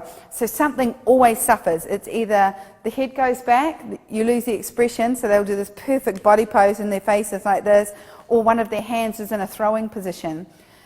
One day I nailed this perfect shot of a girl's face and she was just working it, and in the next shot the arms and the skirt were perfect, so I head swapped it onto a better hand shot. But I can, please just try getting somebody else to throw the image. Secondly, she looks too thick through the waist, and we don't want women to look like that. That is a basic lasso, right click, free transform, right click, warp, and pinch in that waist, because she looks like pink and she looks really hot and the lighting is beautiful. Just that throwing arm and that waistline. All right, chin, shoulder, hands, hourglass, body language, connection. I don't like functional poses. Functional poses are very fashion but not very beauty. There's a difference between being in a fashion type pose, you know, and doing poses that are bent in legs, like looking like, look, I'm a fashion model. I don't do that, because to me it's not beauty. Like, fashion is awkward and asymmetrical, and look, I'm a waif and I haven't eaten for years, and they're all very like hungry looking, you know, and wistful. But beauty is about beauty, you know. Beauty is not about looking hungry. Beauty is about looking hungry. And it's about, you know, rocking that body. I feel like she's holding her dress and she's got a broken knee. I don't look at that, and yet the shot itself is so beautifully lit. And, you know, I love that off-camera flash, and I really love that nighttime shot. Also, if I was talking to this girl, or if we were checking her out and going like, hey, look at her, she wouldn't be standing at a bar going like this, would she? So I always look at it like this. If you're being looked at and the image is about you being looked at, it's about you doing something that is worth looking at, not looking broken or hungry. I don't want broken or hungry. I want engaged. So I would have loved to see more. I bet you there were more shots here. In saying that, just because I don't shoot fashion doesn't mean you can't shoot that fashion style. It's just never sold. Her dad would look at that and go, I'm not buying that, Katie. You look like your leg's broken. Everything else is amazing. So, okay, chin, shoulder, hands, hourglass, body language, and connection. The only thing this shot's missing is symmetry. It's definitely down the middle. It's also shot down. I do like you to come lower. I would love one of those elbows to throw the asymmetry around the body. So I would like, if she was sitting, I would like just one of her elbows to tuck in. So Jen, come in. And this is a really important thing for me when I'm looking for asymmetry in my composition. Just sit in the front there. And I want you just to touch the couch on either side like that. Okay, so this is something really, really simple. I want you to slightly move this way with your shoulder, no, towards me, that's it, so that your shoulder cage is coming away from your hip, and then bring this elbow around. So slide back, slide back, slide back. So just finding a little bit of asymmetry here. So from the front, I would work her body like this, okay? So I would find that groove there where I'm pushing her chin and shoulder away just a little bit, and I'm bringing that movement in here just to find a little bit of symmetry. The elbows could have come back a little bit more, sitting up nice and tall, chin forward, and shoot a little bit lower. But it's a beautiful shot. Thanks, Jen. It's well exposed. It's got good connection. She's obviously wearing an almost bridal dress, so whether you were doing a glam the dress or not, I don't know, but you know, well done. Just watch asymmetry. Just try and get a little bit more movement in the body. Don't just make them work their expression, make them work their pose. I want to believe it. I want to look at that girl and think that she really believes in that moment, that she's beautiful, that she feels beautiful, that she looks confident, that her body is rocking, that she's connected to the camera, and that I really believe what she's doing. Okay, chin, shoulder, hands, hourglass body language connection. This has got a great connection, it's got a great expression. What it hasn't got, what it's got is it's not cropped tightly enough, or it's not pulled back enough. It's sitting in the mid-zone, and the mid-zone makes her look big because unfortunately her breasts fill up that whole frame. So what fills up the frame makes her look bigger, and you can't see the shape of her body. You would have been better to go in closer and straighten her head up, so making it really fashion, or pulling back and just getting a little bit more shape in her body. I like her hair and makeup, and it's nice and sharp, it's nice and good through the eyes, she's got a relaxed mouth, but her mouth is very sexy, and her top is very pretty. So just watch that you are mixing up the right beauty. Okay, so I kind of look at it like this. When they're wearing something sexy, my poses are definitely more sexy and more open mouth and more sort of less smiley. When they're in something pretty, I make it more beauty. And beauty is about a softer expression than a sexy expression. It's more about the soft little wee smile in the eyes and that little expression in the mouth. And I would have just either straightened her head up and cropped at number 1, or I would have pulled back to at least number 3 and gone top of the head there to the hips, because then I would have seen the movement in her shoulder, which is where you got the asymmetry. So you rocked the asymmetry in the pose, but not the asymmetry in the composition. Okay. Chin is not forward enough. Shoulder is not connected in the shot. So this is a side-on passport shot. So there's the passport shot, and then there's the side-on passport shot. So it doesn't show her body line, her shoulder line, her décolletage, or her breast line. And her expression is not engaged because it just looks like a nervous look back to the camera this way. Okay, so all you have to do is turn that face back to the camera, pull back just a little bit, drop down, connect her shoulder, and connect her expression to that camera. Okay, so this is not lit very well in the sense that I can't see that catch light in her eye, but I would really like to see a little bit more reflected light coming from the right hand side and turn her face away from the light. I don't do the look back to the camera. Never at any time do I position somebody at 45 and get them to look backwards towards the camera here. Because if I was talking to you, you would just turn your face to the camera. You would be here. You know, you wouldn't look back at me and talk like this, because then you would look scared of me. You would look back at me like that. So you would turn your face directly to that camera and talk back to me this way. You wouldn't just go like this and talk to me here. You'd be right there. So that to me is a disconnected body language. Is everyone still critiquing alongside me? They absolutely are. Very exciting. You know, one of the cool things, Sue, that you're doing is going through the list every time you look at a photo and just keeping people understanding that they do need to touch on all those points for every single photo. Yes. So that's great that you're going through the list, and then I love that. Okay, chin, yes. Shoulders, not applicable. Hands, perfect. You don't get hands in the hair very well. Not many people can do hands in the hair without looking like a Barbie doll. So I'll do Barbie doll hands. It's when you tell people to put their hands in their hair and they make this awkward, like, look, I've got my hands in my hair, or this one. But this girl looks like she's really got her hands in her hair. The only way you can stop people from doing awkward Barbie hands here, or awkward Barbie face hands, is to make them actually hold their hair. And so, like, hold your hair, like, do something with your hair. Don't just put your hands up to your hair or turn it side on like this, because you get those awkward poses where people then do this. And it looks really wrong. So, love it. Hands, outstanding. Body language, totally get it. Asymmetry, not so much, but you know, this is the only time I would let you turn the face slightly away from the camera, because she's smiling. So whenever people smile, they'll move just a little bit. A smile is about this body language. It's about when you do a bit of a laugh and you go, and then you go, or you go here. So you either go up, or you go slightly to the side, or you drop straight down and you really laugh. Those are real laughs. That means that she was really smiling. She wasn't just going like this. She was actually laughing with a slight movement. That's the only time that movement looks good. It's well exposed. It's nice, excellent expression, good Photoshop, beautiful makeup, beautiful overall, well done, excellent shot. sure she was wrapped with it. Looks like the cover of a portfolio. Chin, shoulder, hands, hourglass, body language, connection. Okay, few things with this one. One of them is that arm that you can see. The arm that you can't see is excellent. You've got a good waist shape, really good line through there, really good. She's a curvy girl, but you've shown her breast line, her decolletage. You're on a perfect crop number 3, top of the head to the belly button. This arm is not flattering at all. It's still sitting out too far. Tuck it in a little wee bit, clean it up with Photoshop. Women will not buy images if they don't like the arm, so tuck that back in. Hair and makeup, I'm actually going to drop this image for hair and makeup more than anything.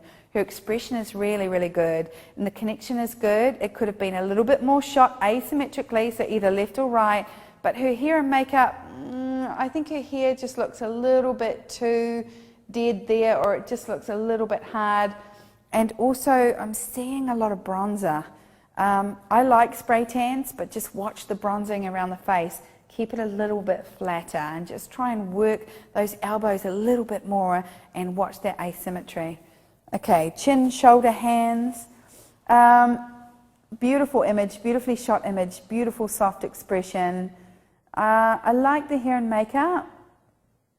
If it was for an event or she turned up like that, really good. If my makeup artist did that here, I would have said no, because it looks a little bit too bridesmaidy for me in terms of being glamour. But again, I never know. She could be a bride, she could be a pre-glamour shoot, it could be anything, so I can't comment that much on her hair. Outstanding expression. You know, I can see the shoulder could have been in a little wee bit more, but it's an innocent face, innocent look. Good hands, good connection, good Photoshop, good makeup, good overall. Well done. All right, chin, shoulder, hands, hourglass, body language, connection. You know, this is an image that I do all of the time. This is an image that I really love. This is an image that I sell all the time. So this has been beautifully executed. I want you to watch one thing. Nikki, come here. This is such an interesting shot. Two things happen here, particularly with leaner bodies. Sit your butt that way and face that way.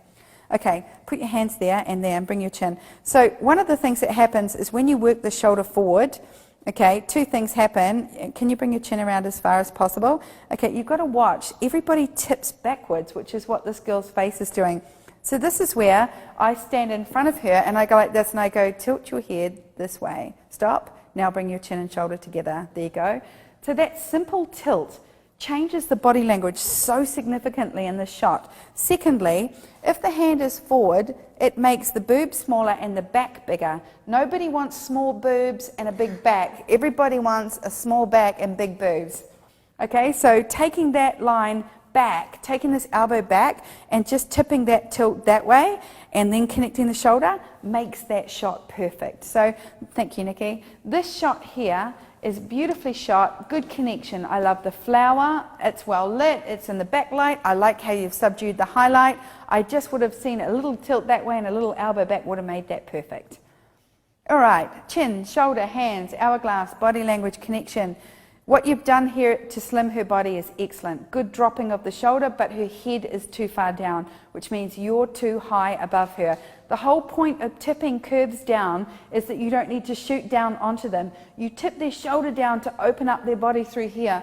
All of my curves videos, the ones that I sell on my website, the ones I've done for 28 days, everything I've done for Creative Live is about opening this space up here for curvy girls. It's about dropping that front shoulder. Remember, if that hand is coming into that frame, so that little spider hand is just popping into frame, swap it over.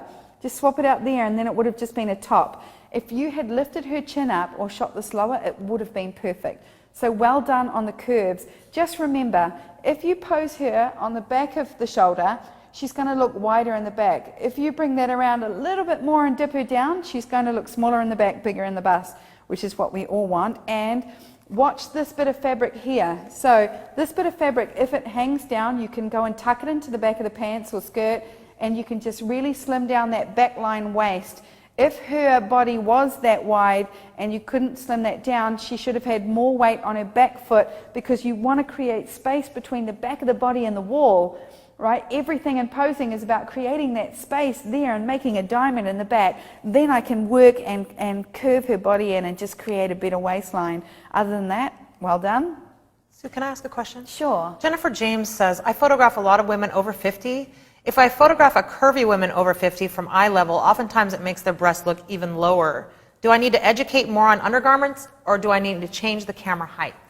You know, shooting down on breasts make them look bigger, especially if you're shooting on any of the 35mm or the 24-105 that has any wide on it, because as soon as the boobs hit that outer level of the lens, you're not working on the best part of the lens, it's going to drop it down and make it look longer. So I actually find dropping them onto their back foot and then pushing their chin forward and shooting just above the eye line is perfect. So what I mean is don't drop down too low, drop them back, push their chin forward and just shoot just above their eye line, not looking up through their brow. Okay, so they should be there, not up there. So just that midline, just above the eyes, but not down onto them. Okay, great. Thank you. Any other questions? Yeah, there are other questions. People are just really, really enjoying this. So Marianne Sabner had asked about getting involved with the makeup. And, you know, for everyone that's watched 28 Days, we know how involved you are with hair and makeup. But she asked, Sue, how involved do you get? And what, if you don't like it, do you actually intervene? And I find it so hard to do, which I understand because it is hard to do, especially if you don't know what you're looking for. This is where you've got to put your big girl pants on, your big boy pants on, and you've got to talk to your makeup artist first, and you've got to say this is the guideline of makeup that I want. This is not about you, and this is not about me. At the end of the day, I'm shooting portraiture. This is not a folio shoot, so I do not control the hair and makeup. What I want is I control how happy my client is. And if my client is not happy, I have to do something about that. So what I do is I'll say to my makeup artist, and I've just booked a makeup artist for tomorrow that I've never worked with, and I said to her, listen, this is what's going to happen. When you go to the bathroom to wash your hands after you've done the hair and makeup, I'm going to look at the client and I'm going to whisper to her, are you happy with your hair and makeup? Are you happy? Because you're not going to be in the room, and she's going to feel more comfortable telling me if she's unhappy when you're not there. When you come back into the room, I'm going to look at you and I'm going to say, Kate's not happy with her hair. She thinks it's too curly. Could you pull it down a little bit? And you're going to go, sure I can. You're not going to sit there and cry about it and give me attitude, because this is really important that Kate walks into her shoot blown away, because then I get paid and you get paid, and that's just the way it goes.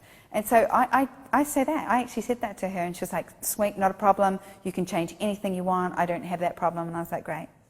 So really important, you take control before, and you say, I will change it. I will ask the client if they're happy. I'll do it when you're out of the room like it's a sneaky thing, because sometimes they get too attached to you and they don't want to say they're not happy, and then after the shoot's done they'll go, I didn't like my hair, and you'll be like, things you should have told me before I photographed you and worked on your images, not afterwards.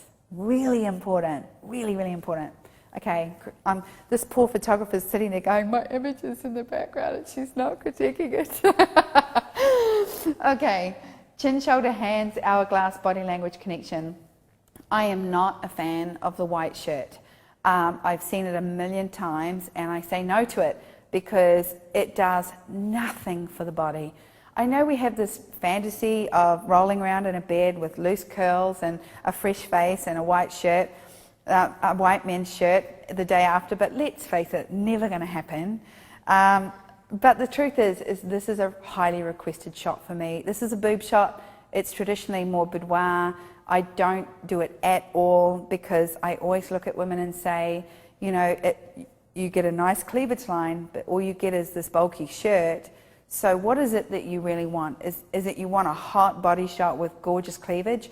Let's look at a low-cut, tight top dress that's going to really show off. I tend to go more towards that than the shirt. When you lie down on your tummy and roll around on the bed, the shirt just looks like a bulky sheet, so it does nothing and you don't see cleavage. But in terms of this being even something that I wouldn't do, if you get asked to do the shot, you've done it well. You've shown the right amount of boob. It's sexy, it's cute. I like the collar up, means I just got laid, and the hair's fabulous, makeup's good, good tip down the wall, and you know, good connection really to the arms across the body. So you actually made a shot that I hate work better than I probably would have done it. So well done.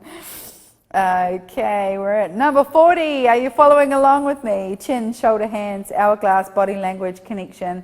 You know, this is a beautiful shot. It really works. I go right down her body line. So to me, that body line is more boudoir than glamour, but it's a shot that I do, and I love it. be careful with the hand being placed up there. Make sure it's holding here, or you've got a little bit of a dark dip under here, which you could have lifted up in Photoshop a little bit. But the truth is this just needs a nice little cooler filter on it, just to lift it up a bit. But this is a great little shot. I like the before and after. I like the idea. To me, the before shot's too good. Okay, you've pumped more contrast into the before shot than you have in the after shot. And so the before shot looks quite funky. So remember, just keep it really straight with the before shot and just a little bit more finishing in this one, and I love it. But you've really nailed that hat, good hand line, and it's typically the sort of shot young girls come for. It's fashion styled, it looks cute. I like what you've done. All right, let's go back through our list. Remembering our critique list is this. We're going chin, shoulder, hands, hourglass, body language, asymmetry, connection. The connection is about the connection to the eyes, to the camera. There's a difference between connection and expression.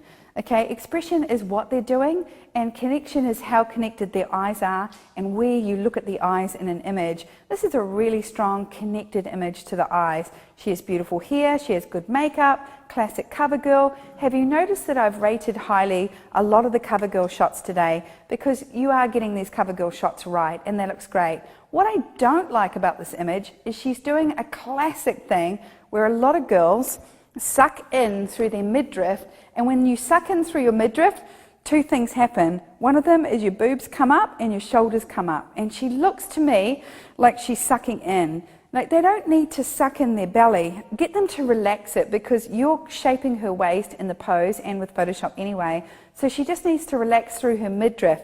So when I see the boobs pop out like that, I'll always say to clients, just relax through your chest, you're pushing your boobs out. And instantly they do this, and they relax their boobs, and they look smaller, because what goes away from the camera looks smaller, what comes forward looks bigger. She's got good hourglass, good shaping through the waist. But here's a great little tip. When you do use CoverGirl, and you use CoverGirl in close, so you can see the thumb is pushing into the waist, you're creating a smaller waist.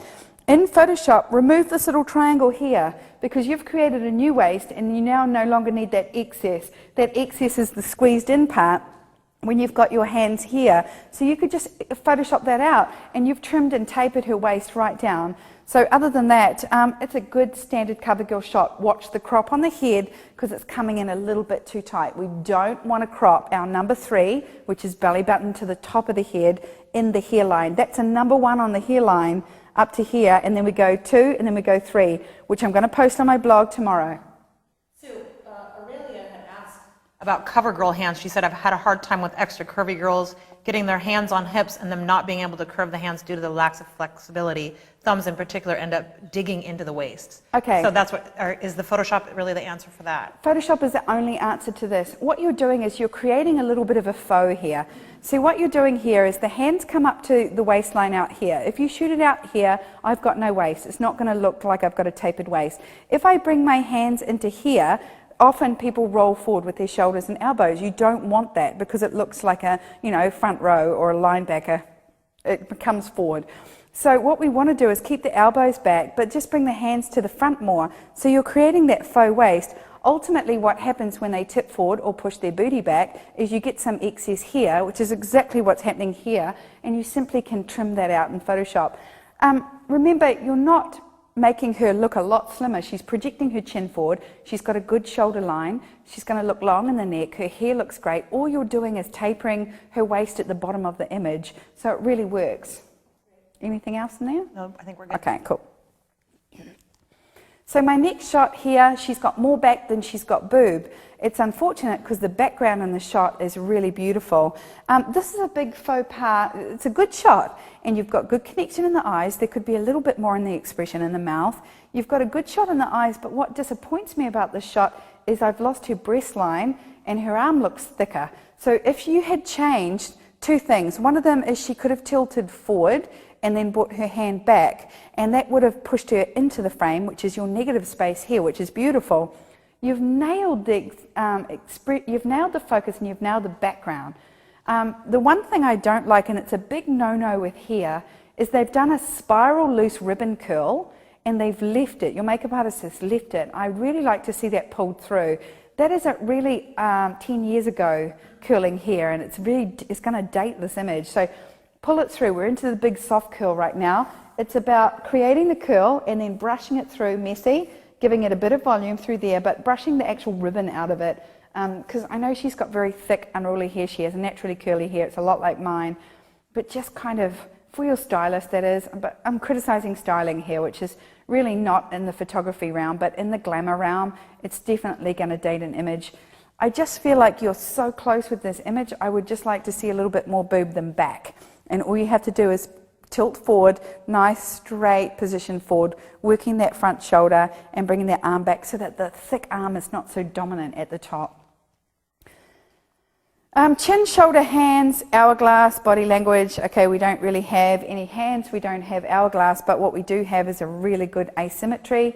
This to me is number 2 on the shooting spectrum. We're above the belly button, we're mid-drift to mid-hair height with asymmetry. So this is a perfect crop for me. This is very Sue Bryce. This is very how I like to see. This is an image that every single client buys. This is the perfect crop, great little expression, beautiful hair and makeup.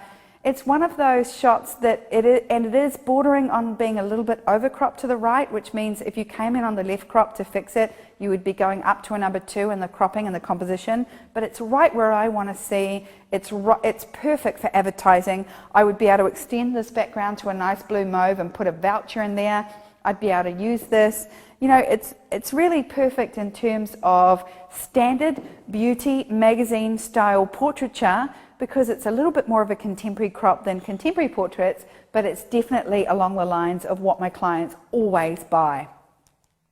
Now, so is this, that nice close, you're at number 1, but if I'm going to be that close without cropping an arm off, I would rather turn her face back to the camera. So you've missed an opportunity to be a little bit more cover girl here. You've done a pose that essentially is more of a 2 or 3 in cropping, meaning pulling back to see the arm. I'm going to explain this. Nikki, I'm going to use you. You can bring me a tissue if you want while you're there. Just a tissue. I don't need the box, but come in, I want you to pose. Okay, I'm really sorry, but I put gum in my mouth and I forgot to take it out, and I feel really naughty. I'm just going to throw it over there. You are naughty, Sue. So I'm a naughty girl. Okay, Nikki right now, if she stands 45 to the camera and puts her elbow up, which is how this girl is, you've cropped her like this from the front, so it's in there. So it's not showing the arm, it's showing, and it's not showing the boob either. You've cropped into her breast line, so it's neither here nor there. If I'm going to shoot her that tight, like a number 1 crop, which is, you know, top of the head to the nipple line, I'll turn her directly on, put your elbows back, flatten them down, and I just shoot it there like that asymmetrically. Like, why have it 45? Because you're not showing her body, so it doesn't work. I'd shoot it straight on like a magazine cover, you know, which is very similar to the image before. Or you could have gone back to the 45, had that elbow up, you know, so had your thumb there, and give me some shape in your booty, so kick on the other way, because I want your booty forward, there, and then just pulled back on the cropping to more there. So you're at the 45, you've worked the chin, you've done a beautiful job of your hair and makeup, but you've just missed that crop a little bit. You're just too tight. So you're giving me a beautiful sort of magazine cover pose, but you cropped it too tight. If you're going to go to that tight one, turn it front on and push the chin forward. And it doesn't matter how curvy she is, you're in there nice and tight, slightly asymmetrically, and you're going to nail it every time. Thanks, Nikki. All right. So I have a quick comment. Sure. Nickname in the chat room says, I love how Sue addresses the images from a place of learning and love. I was so afraid to share my images. I'm so glad others were not. I won't be next time. Which I thought was really cool. And I do feel like, you know, the way that you are addressing every image is from a place of learning and love. I thought you were going to be whoopsh. Well, you know, it's an interesting thing because I need you to understand a couple of things. I've seen photographers come into my studio, learn from scratch, and make thousands of dollars in the first month. When I did 28 days, I showed you how much money Chrissy and Kieran earned for us in the first 4 weeks of their employment. Chrissy did 4 $7,000 shoots in her first month employed, and she was not a photographer, she was a graphic designer. This is a posing system. It is a genre and a system. It's about learning the basic tricks that make women look amazing, that reference magazine shots, that we see every day so that you can sell and give the experience of an everyday woman looking like she's just been shot for a magazine. There are simple tips that make bodies look longer, leaner, and better, and more magazine and more fashion. Once we learn them, we repeat them, and then we create really great portraits for our clients that they want to buy every single time. All right. This is a classic mother and daughter image. The only problem is even though the daughter has really lean arms, she's dominating over her mother. And the reason she's dominating over her mother is because her head space is intruding into the mother's head space. This is where I would have simply looked at this shot and said, I would have simply done this with my hands. Mum, bring your chin this way. And I would have engaged her to her own shoulder. And then I would have said, daughter, pull back a few inches. Because she's overshadowing her, she's hanging over her, and when the body language is forward on the bottom person, it looks like they're getting pushed down. It's a beautiful shot. You've nailed the connection. I would have liked to have seen, more hands locking in together, because unfortunately this arm just runs right down into this arm. So they lock. If you'd showed hands locked, fingers locked together. And I would have just liked to see mum this way and daughter push back a bit, so close to being absolutely perfect. But again, this image would have sold. It would be an image that I would have easily sold in my studio, so good job. All right, we are too high key here. Beautiful shot, beautifully done. And I don't know how sharp it is in the eyes. It doesn't look very sharp to me. I don't mind that slight tip down because it's not far enough away to be a sort of 45 face. It's definitely a good connection through the eyes, but I feel like the mishandling of this image has been done in the post-production or in capture. Maybe that you're not editing yet in RAW. I would love to see this image in RAW, and I feel like you've lost the nose and all we're seeing is a nostril, a floating nostril there. So I would just like to see this taken back a little bit because this is so close for me, but no cigar. No cigarro, okay? I would just like to see a little bit more skin tone, just a touch, even if it's dropped into the cold cyans. It's a beautiful shot. Just pull it back. It's too high key, which means it's shot at too high an exposure and you're not using your recovery tool in RAW. This to me has been let down by its post-production. We're at slide number 97 on the website. If you're on Glamour Critique, I'm at number 97. If you go to thumbnails or index, you can see your images coming up either in thumbnails. I feel like this is a really great executed pose, but that background is too full on. I can deal with this part of the background, but I can't deal with that dark shadow. I go straight to it. I skip her face and go straight back there. Her before shot is too posy and it looks too good. She needs to be in a ponytail. It needs to be a before and after image. You get a knuckle wrap today because you've seen the before video on 28 days. That we've done a whole session dedicated to the before shot. She is supposed to be standing up in her before shot, not posing with her hip out. She is supposed to have her arms by her side and her hair in a ponytail. You're very naughty. Okay, you've broken lots of my rules here, and then you've gone and done a really nice pose, and you've done a great connection to the hand to the neck, but where's my bottom hand? What am I seeing down there? That poor girl's got no fingers. Where are my ballet hands? Okay, so this is getting a harsh critique because you've done such a great job of the pose, and then such a naughty job of the hands, and such a naughty job of the before shot. But you can fix this. Turn that hand down. Ballet hands, watch that dark side of the background, either extend your background on Photoshop or crop it in, or don't shoot so far to the left, and get your before shots looking more like before shots, because you want people to look at it and go, wow, before and after, I want to do this looks incredible, look, she's just an ordinary girl and then they made her look like a movie star, right? Not like a movie star with little club fingers. All right, we've got a little bit of a collage going on here. Okay, I would never put two images in a collage that look so alike. And the expression throughout this collage is not enough to make me want to keep looking at all of the images. This is cute. The elbow needs to be on the top of the knee. That knee's just sort of photobombing again.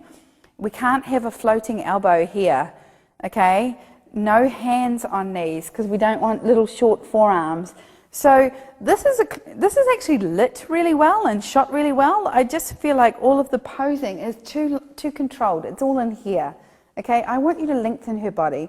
Instead of having like little hands over knees and things like this, I want you to lift her up, stretch her out, stretch her arms out, create some space around her body, and really work through her expressions. Make this woman smile at you, really smile at you. Connect through her eyes. You're really close here and I like what you're doing, but I just need you to push them a bit far. One of the naughtiest things you've done is the one arm crossover in the front here. You've covered up the diamond. Okay, do not cross the diamond. And give me that back arm through here. You could have connected it in so many different ways. And this elbow here. So let's go through this because I feel like there's a couple of real good classic mistakes here. Jen, come on in. And I want you to sit here and let's grab you an apple box. So let's have a look at a couple of things that are really, really important. We'll put this apple box down, sit up here, and so one of the things she's doing is she's got her front knee up, and so you need to turn your apple box up here. So put your front knee up. So her front knee is dominating and her arm is going across here and there's no back arm. Okay, so we've closed down all of her body language. We don't see her breast line, we don't see her neckline. We've missed an opportunity here. Let's swap feet and swap hands.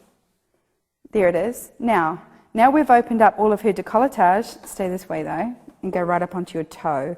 When we go up onto our toe, we lengthen our legs. When our legs look longer, everybody's happy. Okay, and then we connect this hand so we can put that there, and that only works if we connect this shoulder. Now bring your chin back to the front and connect to the camera there. Okay, so that's where it is there. Swapping legs, not having that front foot up there, really big difference. The second one is when this image is forward, okay, and her foot is up here, so this foot back up here, her elbow is here, and she's upright. No. Her elbow is back here like this. So that's where we're going wrong. It's down behind her knee. I want to lengthen her up, lift her up nice and tall, bring your elbow right to the edge of the knee. Come up onto your toe, Jen. If that knee is too high, you slide the box forward and it drops the knee down. When the knee comes down, she can come forward and then she can cross over through her hands and do lots of different poses like this and just let this hand go and relax in the front. Ballet hands. This one hugs in there, nice and tall. Bring your chin forward and down. See what that's doing? It's stretching her right up and out, and it's bringing her back because this girl is back here like that, and this knee is just bombing in. Okay? Then the other one is she's got her hand in her hair like this, but she's just floating. The elbow's out floating like this. We either bring the box in, bring the toe up, bring the knee up, and bring an elbow onto here, and then she can touch her face, she can touch her neck, she can touch her décolletage. But we always bring the knee across into the center because we taper the elbow and the knees back to the center of the body. That is Farmer Joe. It's like we don't have our crutch open and we don't like down, Farmer Joe. And I hope there's not a hole in your tights right now. Okay, we always, I'm like Farmer Joe. Okay, we always cross our knee and we cross our elbow because we don't need crutch shots and we don't need to look like we're like down. We want to make sure that we're always tapering to the waist, hourglassing nice and tall, and then we can use this hand on the face, but not just leave it out there floating. Because if we're going to have a floating elbow, we need to be doing something like this, like playing with our hair in a way that it needs to be there. It's got a reason to be there. Thanks, Jen. Yes. So for maybe some of our newer viewers who maybe have not watched 28 Days yet, Chicago Charles doesn't understand the concept of the diamond. Can you just explain that quickly? Okay. Shine bright like a diamond. Now that song's in my head. Okay, this here is the diamond. Okay? It's from the top of the head to the outside of my shoulders to the bottom of my boobs. Not a good diamond because it's a rectangle, but you get it. Okay, this is where I always focus my image. Every part of a woman's beauty exists in this part here. So we never cross the diamond, shut down the diamond, or turn away from the diamond. Every one of my images focuses on this here, even when they're lying on their tummy. So we never cross the hand across the diamond or close down the diamond unless they're young and we want to close down that body language. This is where beauty is, and it's really, really important part of learning how to pose and learning how to shoot beauty and glamour style images, because that diamond is the most beautiful part. Thank you for the clarification. And this is a classic example of diamond being shown. We're at the top of the head, we're down to the bottom of the décolletage. I love this image. I love this image because I love the background. It's beautifully executed. It's a gorgeous shot. I don't know whether it's on black gator foam or on a backdrop, but I'm loving it. What I don't love is her expression just looks a little wonky. If she had had a beautiful expression, I could not fault this image. She's got movement. I like the asymmetry in her body line. It's well executed in terms of focus. It's well executed on all levels, but I kind of feel like she's just here. She's just on a little bit of an awkward, wonky, not really smiling, not really giving me a true expression. If I had really seen a relaxed face here, a relaxed mouth and smiley eyes, I would have been blown away by this movement in this image. It's got so much potential, but I'm just not believing that expression. You know, expression trumps everything. And when I see a killer image like this and I'm not seeing that expression coming in, I'm not believing it. I want to take hold of this model and keep giving me different faces until I get one that I really believe. And so as much as I love it, I'm not feeling it. And that really bums me out because it's got so much incredible right things about it that what's wrong about it is hurting it too much. You know, I can deal with this crop. I like this. It's a natural image. She's a natural kind of girl. She's not overly glam. You know, she hasn't got the big glammy hair and makeup, but she's smiling. It's a beautiful crop. I like that muted tone in the black and white. I like that you've gone towards the cyans. I like my black and whites like that, a little bit low contrast and a bit of colour popped in there. I like it a lot. She is really smiling. It's a good crop. It's a number 1 horizontal, which is a tight crop, but it works for me. So, you know, it's a good standard image. I would like to see more images around this shot to see how well you actually executed other shots and if you shot it like that. But, I mean, I can't fault that. I love shots like this. Shots like this are real. I mean, to me, this has got a reality to it that is very different from being over glam. Not all of our clients are big hair, glammy, lots of makeup girls. I mean, just because I've got big hair and wear lots of makeup doesn't mean the women I photograph like that. You know, I get lots of girls in that just aren't big makeup wearers, that never wear makeup, that only take their makeup to a number 1 or 2 on the makeup spectrum, and I'm quite happy with that. So for a natural image, I think this is beautiful. That's really beautiful. Good connection. Okay, chin, shoulder, hands, hourglass, not really important. Hat works. You know, I like the shot. It's a beautiful shot. It's over-retouched. Okay, I feel like I'm seeing softness on the face again on portraiture. So I love the connection. She's got a tiny little smile on her mouth, but that smile is all on her eyes. You've got a little bit of arm in there. This is the sort of asymmetry I want. This is the sort of shot that sells to every single girl. I've said it a million times. You watch my workshops, I'm always like, get up close, shoot to the top of the head, slightly asymmetrical to the nipple line. This couldn't be better, but I just feel like it's pushed too far in the softness on her face. Gorgeous expression, great hair, love that hat, and I love that you put a hat on her, but you haven't felt compelled to put your hands up in there, which is a good thing, so it doesn't need it. So I really like it. Well shot, love the colour. Good, beautiful eyes. What is that? Okay, many times in my lifetime, I've had people come in and say, I love this handbag, or I love these shoes, so even if I'm not wearing them, can they just be in the shot? But you know what, when people come in with something like that, if this was a perfume ad, then I get it. She's holding a bottle of some description, or maybe it's a crystal, but it just doesn't belong in that shot for me. All I'm seeing is this. It's a little bit too much. Like I don't get it. So I don't get it. If it was one of my photographers, this is where I would say, now, you know what? This is a critique that comes down to personal opinion. It's not a critique that comes down so much to technique. But I will say one thing. If that bottle means something to her, maybe you could have held it to her heart. Maybe her mum gave it to her, or, you know, it could have been a very special gift, or it could have been something very important. It could have been held to her heart. It could have been shot in a way that it was significant to her, but I kind of feel like it doesn't really exist as anything. It's just kind of here. And because I don't get it, I don't like it. If I was to take this hand away and I was just to see this image of this girl, I like it. I think her hair could have been a bit softer and brushed through. Those curls are a little bit too sculptured for our era right now. But other than that, her makeup looks good. I just don't get this.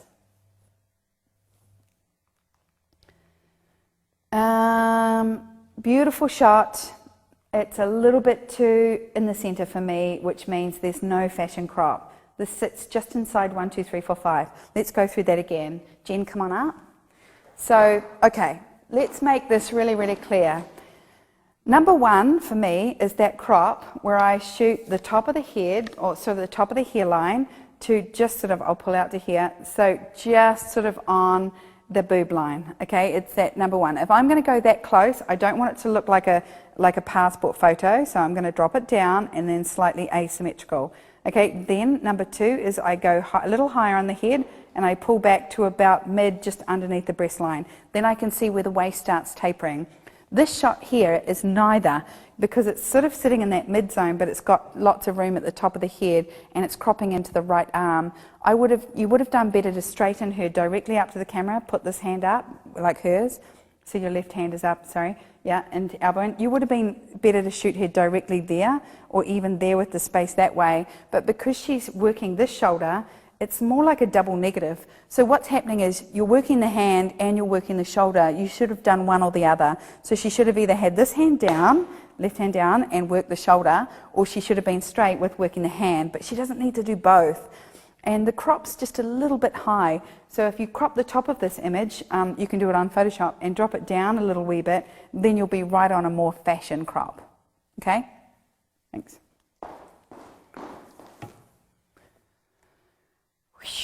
Exactly the same pose, but done with another crop that's still too low, still too high, sorry, and off to the right. So this is the same sort of pose that is done, unfortunately, too high. So you've done everything right. What you've done wrong is those are really bad eyelashes. Okay, they're big spider eyelashes, and they're coming off in two places. So it's unfortunate because she's a beautiful girl and you've got good hair. This hair is very distracting. Get rid of it, that line coming out of the frame.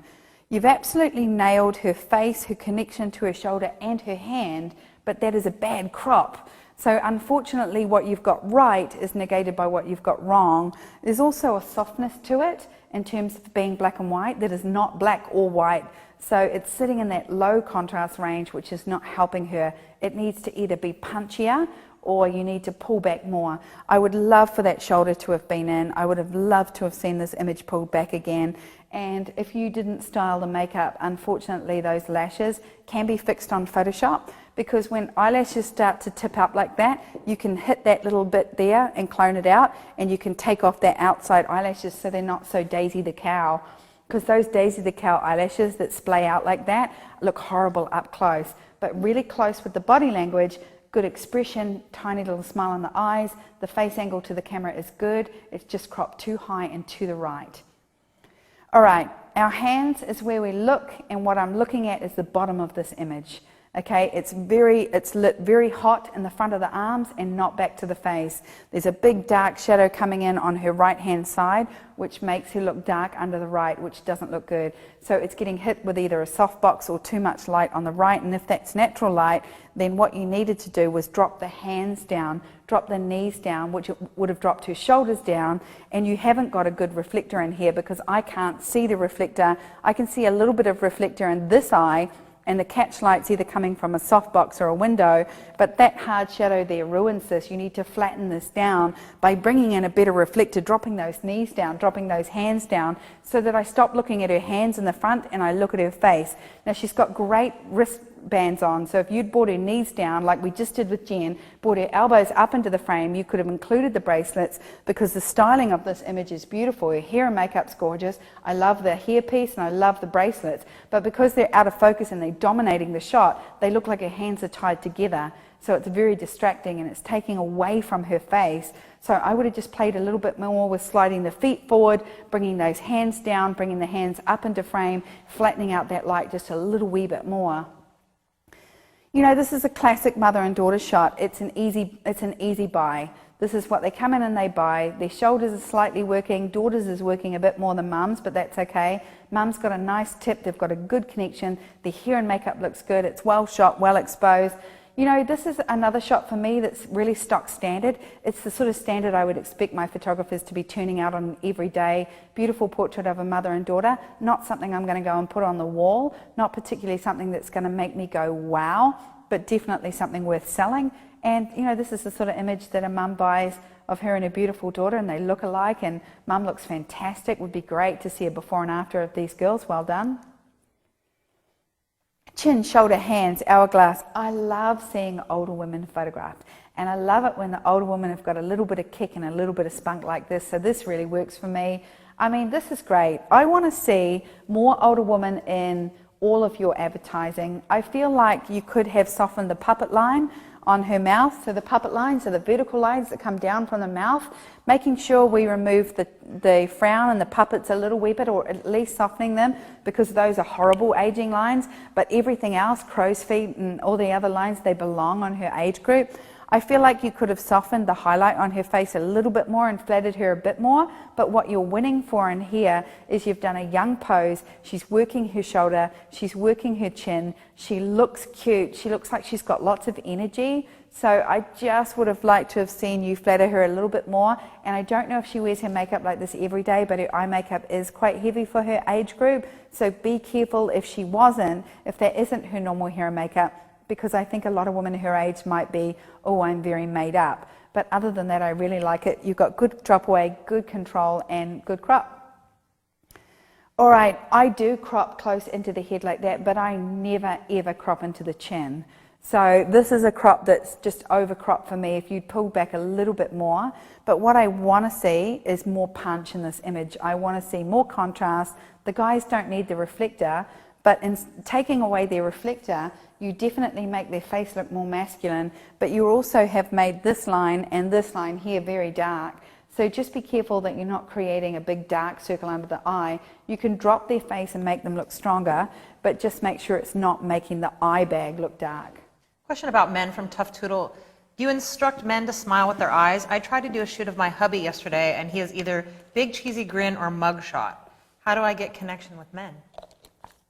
Men have a very different expression through their body language, and I feel that with women, it's the smile with the eyes has a demure or a seductiveness that is very intriguing. So when women smile with their eyes, it's more of a body language. So what I'm trying to do is not get them to so much smile with their eyes, but I'm getting them to try and create a mood in the image that looks more like this. Okay? So men don't do that look. But what they can do is they can do a slight smirk that's stronger, and they can do a big smile.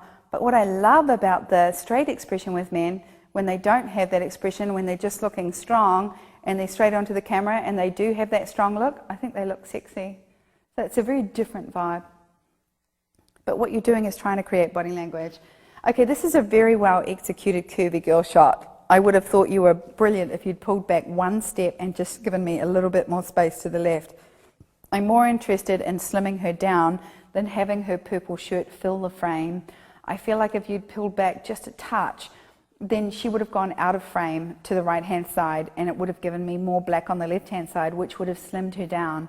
Just be careful with the curvy girls. When you get in close, you're filling up this image here. The more space you can give me in between there and there, the slimmer she's going to look. It is very center cropped for a number 1 on the side. So if you'd pulled back to 2 or 3, you would have got a little bit more space around her. Everything else is beautiful. There's a softness. She's got a good expression, good chin working. You've dropped that front shoulder, which opens up curves. So that's really well executed. You've just filled the frame too much with your body. She would have looked slimmer if you'd pulled her back just a touch. Chin is working, shoulder is working, hands, claw, the claw, the claw. You've taken a beautiful girl and she's scratching her neck. Okay, you're getting 100 out of 100 for this amazing shot, and then I'm seeing 2 things that really bug the hell out of me. One is the claw.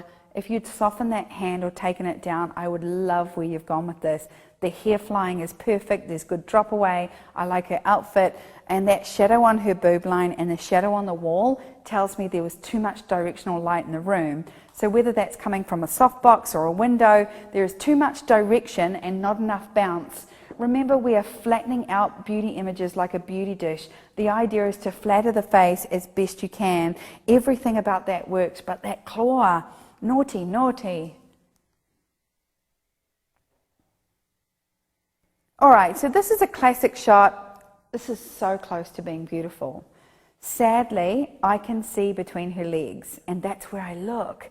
It's such a good shot, and you are so close. All you had to do was shift your position or shift her leg, her foot across. I know you would have lost that fashion look, but even if you'd come up a little higher, all I'm focused now is being able to see between her legs. So I don't want to see the bottom of her thighs here because I want to look between her legs. That's where I'm drawn down to. Everything else you've done here works. She is quite far away and I feel like she is soft in the face, meaning retouch-wise, but everything you've done just really works here. If she'd sat up a little bit taller and just touched the outside of her hair, she would be a little bit less talking on the phone. She's a little bit like, hey, I'm just talking on the phone. So just watch the hand close to the ear. But other than that, I love what you've done with the dress. And I just don't want to see this inside thigh. If you had just brought this foot across a little bit or this one across, I wouldn't be looking up there. And unfortunately, when I look away from her face, it's no longer a portrait of her. Okay, it's then a portrait of a girl whose dress I'm looking up. Okay, this image here, I'm really loving this image. You've killed it with the pose. Beautiful face, beautiful expression, beautiful styling. I'm loving everything. And then you've left this leg open and I see crutch. Okay, so all I'm seeing is this leg. So when you squeeze the front calf, you've then got leg of ham in the leg instead of leg of ham in the arm. If you had extended this leg slightly and dropped that knee into the center and pushed it out, you would have nailed the shot. So close. Just watch legs. You know, if you crop it to here, you miss out that beautiful bracelet. The hand is perfect. I just feel like this is chunky. What you can do is you can slim this part of her leg because she's squeezing it, so it makes her thigh look bigger. Slim this down in Photoshop and push it across a little bit. It will take away the distraction to look down. Remember, when you look at my images, you will be constantly drawn to one point, and the one point of my imagery is that you will always look at the face. Okay? Two of the biggest focal points on this image are her breast and her legs. Now, she's got great breasts, but people don't buy images of their breasts. Okay, people buy images of a beautiful face that just happened to have gorgeous breasts in the shot, not that that's your focal point. So you're so close. You could have just pulled up in your crop, extended that leg, pushed it across, and pushed the chin forward and connected the eyes, because at the moment she's sitting back, so her expression's not as engaged. Do you get me? I can feel when I believe it, everything about her body line that you've achieved other than that is perfect. So this is so close for me. It's unfortunately that leg is really dominating for me. Sue? Yes. Sweet Sassy Diva in the chat room had talked about men, what men buy. And I know when men come in and they're buying images of their wife, and do they buy images of breasts or they still want the image of the face? Well, guys love the boobs, and they're definitely going to be more inclined to a body shot, and they're definitely going to enjoy a smile more than the beauty shot. But ultimately, a guy's going to pick 2 or 3 images, but she's going to pick the other 20. You know, and he might only want her to buy 2 or 3, but she's going to buy 23, and 20 of them are going to be ones she picks. And very rarely in 25 years have I had a man override a woman's purchase. You know, ultimately, women do what they have to do to get what they want. I love this image. It has an entirely different quality that's different from my work, but ultimately the connection in this image is outstanding. The asymmetry in this image works, and the reason this crop works higher than her head is because she's got that hipster look about her as a person. So if she was just your average housewife, you know, that crop is sitting too high and it doesn't work, but this has a retro feel to it that suits the model. I feel like this author created an image that suits the girl. What I like in it is that expression is so beautiful. The brick is really well placed, nice and even, and the asymmetry of her shoulders makes this a gorgeous portrait. I would put this on the wall. I would put this on my website. I would put this on the front page of my brochure because it has a stillness to it. And what I like is that I'm speaking more to her mood than even the composition of this image. This author or this photographer has an incredible connection to human space because they've seen it and they've held it really beautifully. This is what I like about simplicity. Sometimes the simplicity of an image can be so striking that I feel like I know this girl and I'm connected to her. And that's when the expression of an image overrides anything else you can put in front of me. Well done. This is a very close image, but those symmetrical arms do not work. I would have put one arm down and crossed it over. You've got the shoulder, you've got the asymmetry. I love how you've got that top with the arm showing. Everything is good. When I get close to it, that skin retouching is not good enough. Okay, nobody buys ruddy skin, so be really careful. You've got a beautiful connection in her eyes. Her mouth is relaxed. I like the hair, but watch symmetrical arms. Symmetrical arms don't look good. And the only time we bring them up is when we can lengthen the body and bring the hands down to the throat and cup. So this is a classic beauty image. Jen, come in. This is a classic beauty image, and it's something that we've done for many, many years. I used to do this shot in the late 80s, 90s. If you kneel down, and I want you to touch your elbows onto the table, onto the ottoman, and I want you to put your elbows together. That's it. Lift up as tall as you can, so use your thighs, and just cup your face like a butterfly. That's it. That is a classic beauty image. That beauty image there is when you cup out your hands. Good girl. There it is. That is the only time I see symmetry. The problem is this girl here in this image is lower, and her hands are here. Okay, so they're covering up too much of her neck. If you'd lifted her right up and put the hands out and just cupped her face, chin up, and so you shoot that nice and low, chin a little higher, that's it, relax the mouth, then it's a real classic beauty image. This is so close, but I feel like the forearms just really dominate. I would love to see if this photographer put the arms down and took any more images, because you nailed the face, which is really important, but those arms are covering too much diamond and they're not accentuating or framing. They're just bulky and they kind of look wrong. So more symmetry, more asymmetry in your posing. One arm down, one arm up. Thanks, Jen. I just want to see a little bit more asymmetry, remember. You've done the asymmetrical pose, but I just feel like it's just too blocky in the forearms. Lifting up, pulling away. Remember, shoulders go up and over the elbows will give you length, and these hands shouldn't be up and around here. They should be out here, long, lift up nice and tall. Chin, shoulder, hands. You know, this is a really good shot. It's a really good shot that you just take outside, but there's no finish to it, and I want it to look like different than what my sister could take of her kids with her normal camera. Okay, so it's a good chin to the shoulder, good little expression, and I like the flowers in the hair, but you could have turned straight into the sun flare, and this image would have worked in a whole lot of different ways. Okay, if you're just starting out and you were brave enough to put this critique in, I would have retouched out those pink flowers down the bottom because they look like lights and they're pulling my eye down. I would have turned straight into the flare, exposed for her face, and shot exactly the same shot, and a little bit more punch in the shoulder would have made that better. Really ruffle those curls up so they're nice and big and soft. All right, chin is forward, shoulder is overworked. Okay, so we don't need to work the shoulder in a sideways position. So let's talk about that. Remember, if you're going to go sideways in your pose, so if you're going to put shape into the booty by moving it out, we don't tip. And when we tip, we don't move the shoulder forward because it equates to people doing this. So unfortunately, we've lost the balance of this image. It's good that her booty is out, but it's not good that her shoulders are down, because what's happening is she looks mechanical in this way instead of just moving this. So remember, it's about moving your feet, and it's about moving your booty and kicking your booty out and putting as much shape in here as you can, but without tipping the shoulders sideways.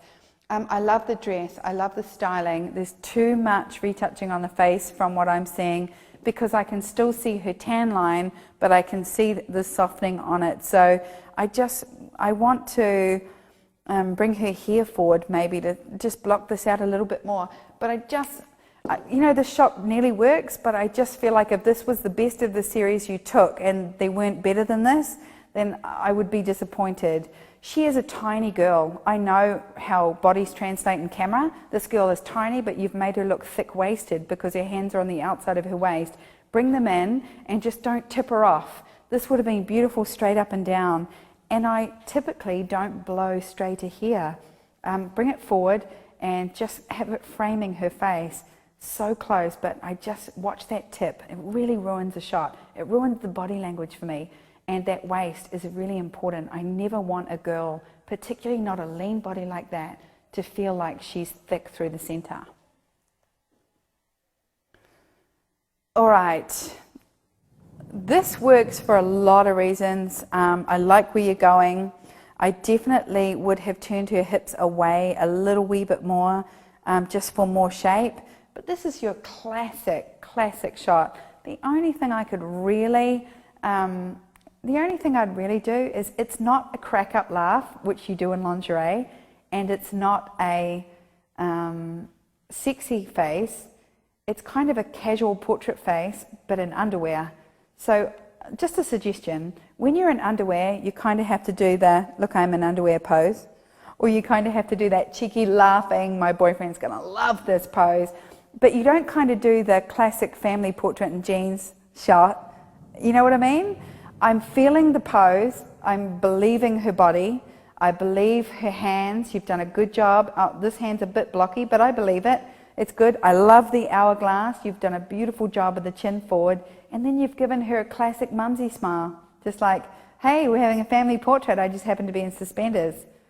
All right, so what I want to believe is her body language and her expression. I want her body language and her expression to match how she's posing and what she's wearing. And if it doesn't, I don't believe the shot. So close, and so many good points. Our chin is forward, our shoulder is worked, we've got a good body language. I love that backdrop. That dress is just killer for this girl's body. I mean, it works for 100 different reasons. I'm just gutted by this shadow that's coming in on this side of her face.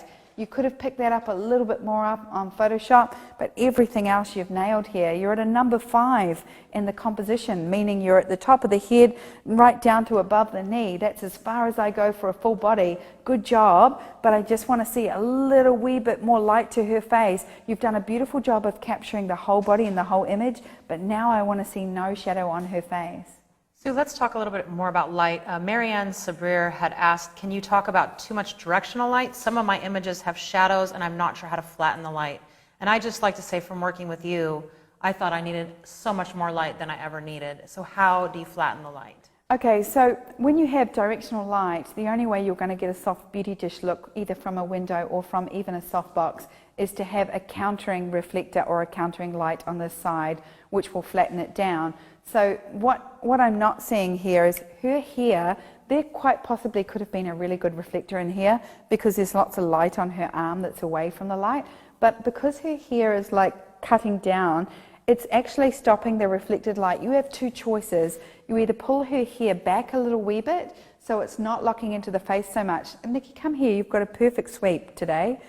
So I'll be able to show you. So one of the things I do is if my light source is coming from this side and Nikki's got a sweep and my reflector is here bouncing light back this side to even her out, I'm going to get a big shadow because her sweep is in there. So what I do is I'll go up to my client, I put my hand up into here, I'll get the makeup artist to do it, I buff up through here, so I'm pulling the hair away from the face and framing it, but it's still sitting down like that. I'm just pulling it back a little bit to let more light in. If I sit it here like this, it's going to cause a shadow right down there. If I do get that shadow, like this image, I would retouch that shadow up and out. So I would have rather you retouch this face because I'm seeing that big dark shadow over her eye now, and now it's all you see when you look at it because I've pointed it out, and now you're like, oh. Now this, you're a photographer, so you're looking at the image and going, thanks Nikki, you're looking at the image and going, oh, I've done a good shot, and you have done a good shot, but what I'm saying is that girl who's going to buy her shot looks like she's got a black eye. She's not going to buy it if she thinks she's got a bag or a black eye, so it's very important that you correct this. All right, we've got chin, yes. We've got the shoulder connected, yes. And then we've got hands. I don't believe these hands, okay? So two things. One of them is if her feet were elevated, then her hand would have been able to come up higher than just it's more of a thinking pose, this one. If she'd elevated her feet, then she could have stretched her elbow out. It's just a little bit too, hand doesn't need to be in there. We've got a good working shoulder, her hair and makeup. You've got a little bit of a discrepancy in hair and makeup. You've got a curl and you've got a straight. So it's either an extension or it's not curled properly. So that bothers me. You know, you're so close in this image. I get what you've done. It's very yellow. So taking away from the yellow skin tones, remember just to add blue or go towards cyan, drops the yellow and red out of your images, cools them down a little wee bit. It's shot a little bit too far down. I see a lot of posing where it's all bunched up, so the elbows and hands are too in. I want you to lift up. I want you to pull back, and if you need to get this hand up or down, simply move the knee up and down. Remember when Jen was sitting here, I was sliding the apple box forward and back so that the knee would go up and down. When the knee goes up and down, it gives the place for the elbow to go, and then you've got more space to move so that your hands aren't just sitting here like this. So just close, but bring it around. Okay, we've got chin, we've got shoulder. Both of them are working their chins, and their body language is together at the hips, but they're not connected at the head. I would have liked to have seen them just touching a little wee bit more. And just watch your highlights here, because you need to bring down your highlights a little wee bit. And you know, you could have played with cropping a little bit more here, but I think you could have gone a little bit tighter. I just would have liked to have seen them touching. Okay, so you've got good arms. She's working her front shoulder. You know, but he could have, her shirt's quite bulky, so just watch that, because he could have held it with his back hand and really taken her shirt in. Just bring their body language together a little bit. They're just a little bit separate. So touching, they're a couple, let them touch physically. Okay, we've got our chin forward, we've got our shoulder, we're cover girl, we're leaning forward, big genuine laugh, beautiful shot. Okay, very standard, good shot for the studio. I definitely would have put a colder or punchier filter in this just to drop it out a little wee bit. It's very, very straight in terms of, you know, it hasn't been finished any more than that. I love where you've gone with that styling. It's pretty cool. I mean, this is a great image. She would have bought this. She's got a beautiful big smile. I love her hair. You know, the wrap is really cool. I hope you did some really symmetrical stuff with that asymmetrical haircut, because, I'd like to see more of this image. But beautifully executed. If you can make your clients laugh like that, and that's a genuine, true laugh, and you get it in focus and it looks sharp and it works, then you nail it every time, because they buy that. That is a really true laugh. Well done. All right, so this is a classic double hand. The classic double hand, you've got to be careful with the double hand because it bulks up one side. You know, you could have pulled out one of those hands and she would have been fine with one. What you've done is a really good job of capturing that chair and that background, which makes it just a little bit more interesting than a white background. Okay, she has a classic mouth that is very, very hard to photograph. So her natural mouth is open. So anybody with teeth have that natural mouth that's open. My natural mouth is closed, like this. But some people have a natural mouth that's open. So if they hold too much expression in their mouth, they can look like they're doing this.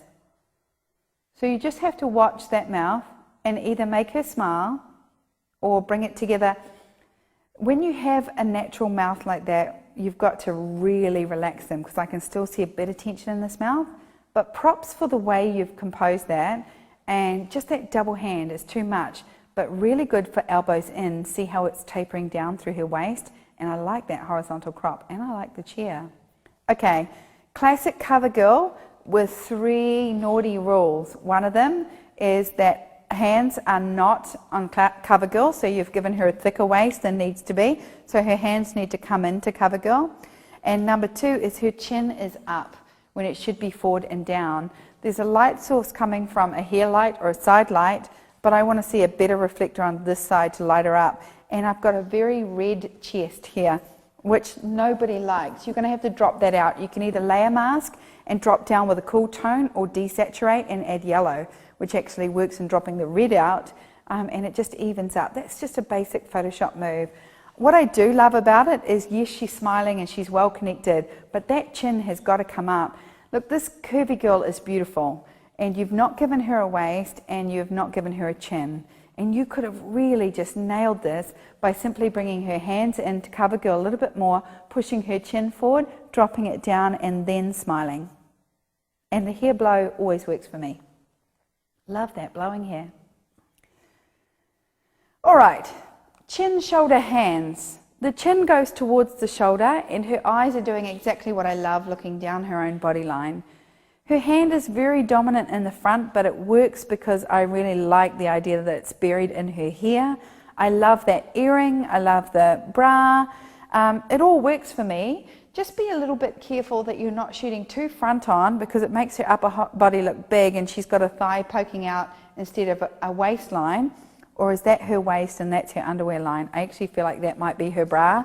I can't differentiate, but it's okay. I actually really love this shot. It's a little more boudoir, but it is a shot that I do. I do love the looking down the body line. I will say one thing, after many years in the studio, I had an image very similar to this on my wall for many years, and it was a girl in her lingerie doing the classic Ottoman pose with her knee up in little cat, and she was stretched out in little cat pose, and she was chin down to her shoulder looking down her body line very much like this, and she was smiling like she was going like, yeah, I'm in my underwear. And it was a highly requested shot. It was one of the shots that just about everybody looked at and went, I want a shot like that. Definitely works with big curly hair, so well done. Unfortunately, this is sitting right in between cropped to high. We're floating head here. We're a passport shot in horizontal. I want to see a little bit more decolletage to balance this image out. Otherwise, you've nailed it in terms of expression. Okay, I like the flowers. You know, they are a little bit dominant because it's in flashlight, so the flowers are facing into the flashlight. Maybe you could have put them on the other side or moved your light to the other side. I feel like the flowers are definitely overriding her face. I love the red hair. I love the styling and the makeup, but you just got to pull that crop back. We've been talking about it all day. It's just floating head, okay? Bring it back to the balance of just a little bit more decolletage to the top of the head. Okay.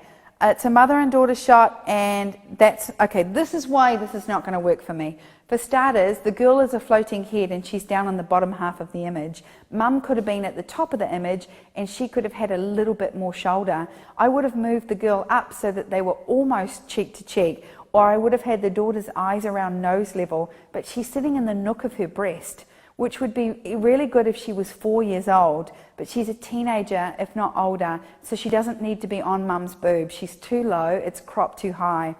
But take this image and just lift the daughter up a little bit and crop mum at the top of the head and let me see the direction of the arms, because right now she's armless and she's in the nook of her breast. So it just doesn't work for that reason. Also, I'm very drawn to the mother's breast and the daughter's mouth very close to it. So it's just a little bit to my 3-year-old daughter close to my bosom.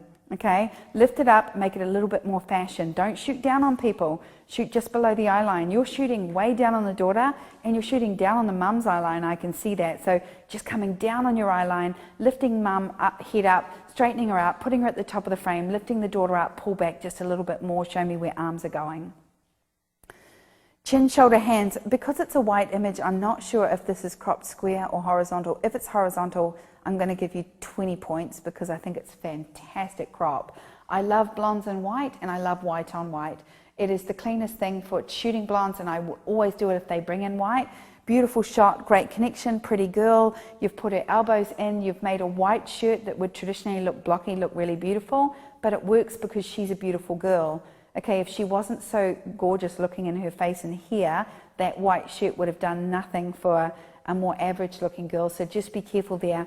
But I do like the way you've worked her arms, and I love that horizontal crop. It really works for me, and I can see both arms on both sides, so I'm assuming it's fairly horizontal, if not square. I hope it is, because I really like that. Well done, it's a beautiful image, it's what people come in for. How much time have I got left? Am I doing okay? You have about 20 minutes. Oh, great. All right, floating elbow. Just be careful with our floating elbow, okay? It's got to have a reason to do things. So let's just take one moment to just have a look at something. So Jen and Nikki, come in. I'm going to do the three of us, and I'm not going to look at either of them. They're going to look at the camera, so we can all look this way. But if you put your hands up into your hair, I want you just to put your right hand up into your hair and just touch your hair, okay? So I want you to touch your hair. Okay, stop, like don't move.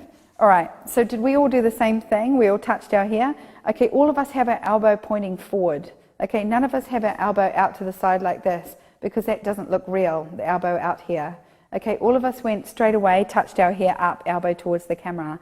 So if we're side on like this, everyone turn this way, and then look back at the camera, And then we touch our hair. Our elbows, if our elbows are pointing right out like that, it doesn't work. We're all going to bring our elbows in here.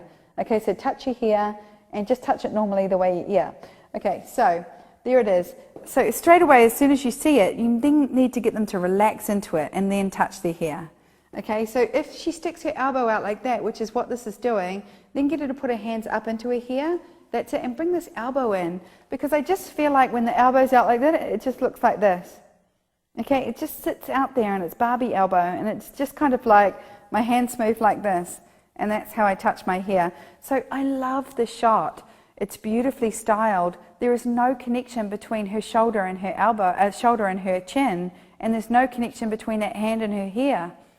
This is exposed beautifully, styled beautifully. It's a beautiful girl, and there's even got quite a good connection, but there's zero body language because nothing she's doing with her body looks real. Thanks, ladies. You ladies were all-girl rock band there for a second. Doing the sprinkler. Yeah.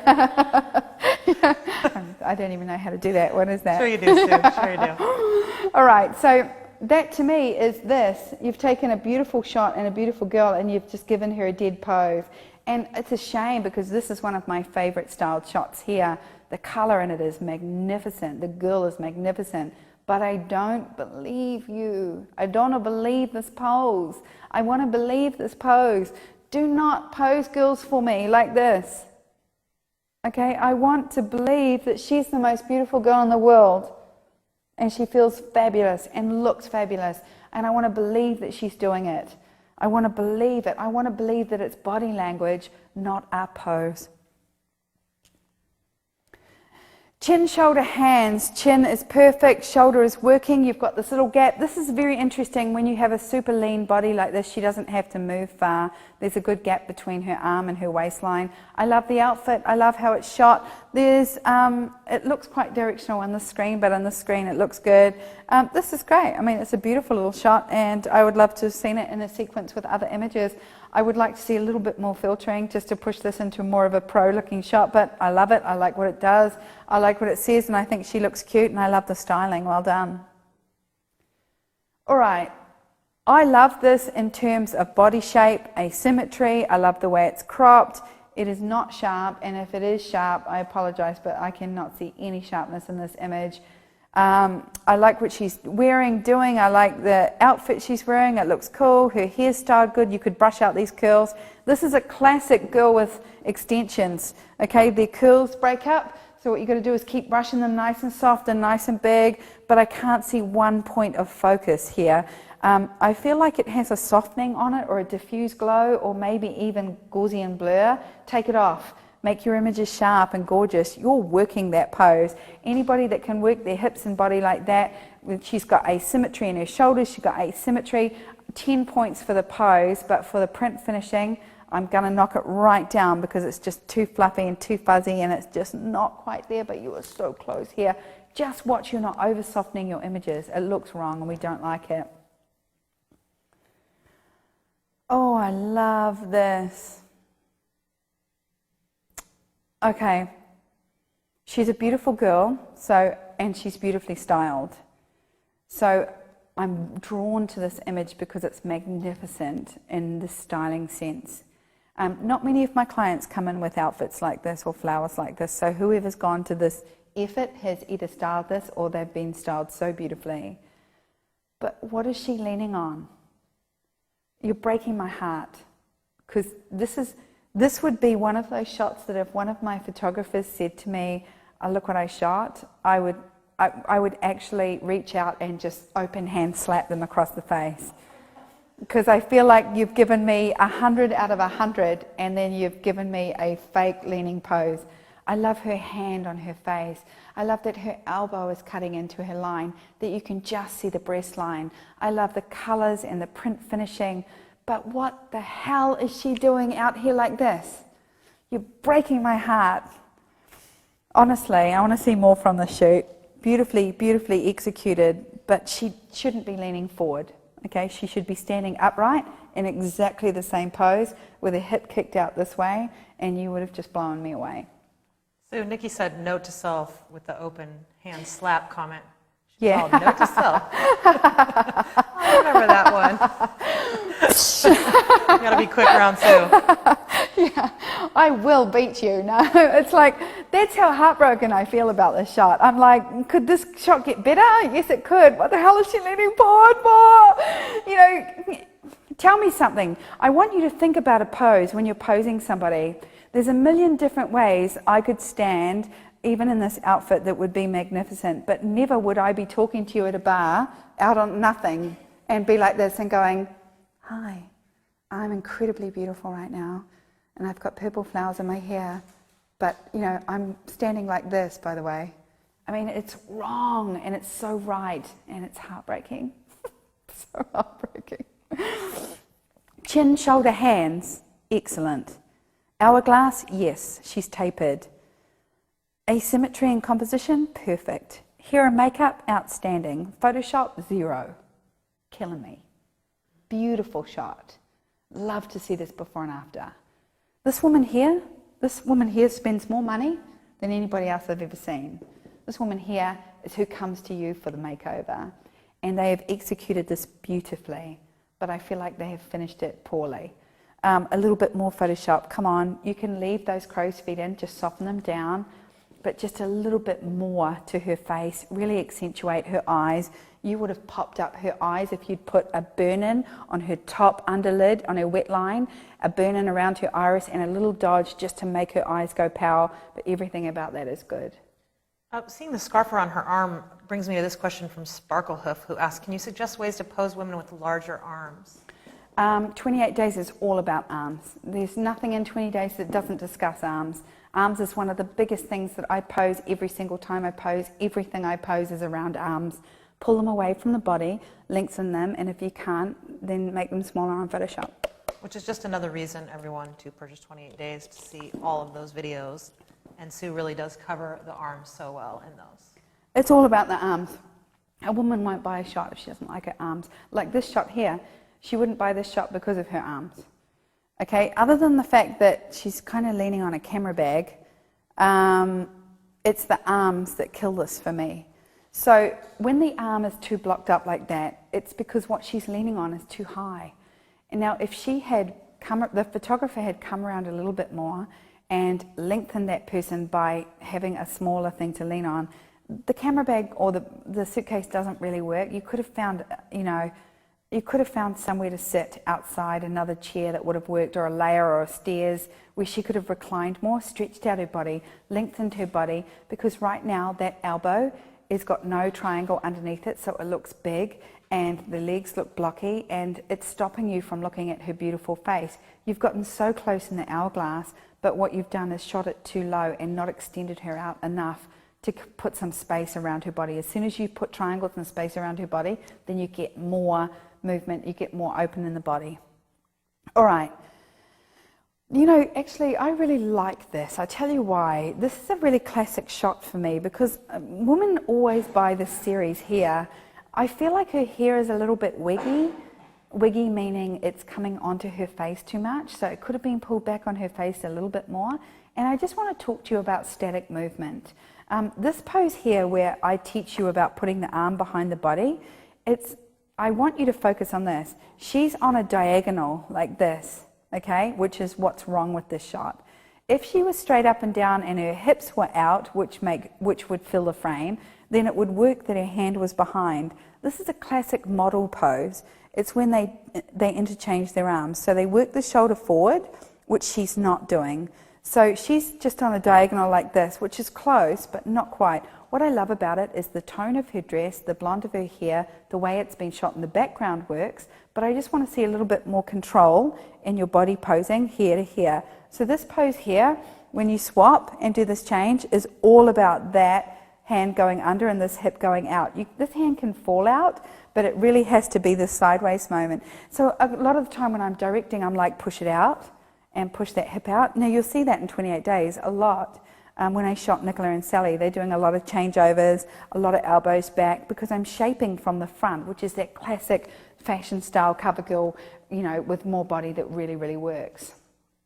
All right, Chin, yes. Shoulder, yes. Hands, okay. The double hand is hard. I do it a lot. It looks better if the elbows are stretched out a little bit more. You've got a good booty. I feel like this knee is too close to the camera. If it was pushed back, you'd be a 10 out of 10. Okay, we haven't seen a lot of lying down or Ottoman shots, interestingly enough, a lot of cover girl. This knee is just very dominating. Push it back, but you're at a good 45. I am looking at her face, but I'm looking more at her booty, which means that this is projecting forward. I'm drawn down because it's projected towards the camera. Keep it back, but not so far back that it's popping out of the shoulder, and just watch that you're not red in the chest. So see in your shadow area, you've dropped down to darker, making sure that you don't get too dark there. If you had stretched out her right arm and pushed her knee back, you would have been perfect there. This is a well executed lying down Ottoman shot. So it works in lingerie, it works in a little black dress, it works in jeans and a singlet. But if you're in jeans and a singlet, friendly it up, a little bit more smile. If she had had a big killer smile, I would have overlooked the knee and the hands. So I like where you're going, you're on a good angle. Jay Jackson would like to know about, is it acceptable to play with your hair, like tugging it or twirling it or wrapping around your finger? What is your take on that? Yes, but I notice it's like doing freestyle dancing. You get limited shots when people are moving on their own, but when you're posing them in a way that it looks perfect, but they're static, you're going to get a perfect shot every time. If I'm playing with my hair, you're going to get a mixture of this, you're going to get this, you're going to get this, you're going to get this, you're going to get this, and at what stage does my hand look good? But if I say put your hand in your hair and slide out, and do ballet hands, then you'll get that every time because I'm directing the hand.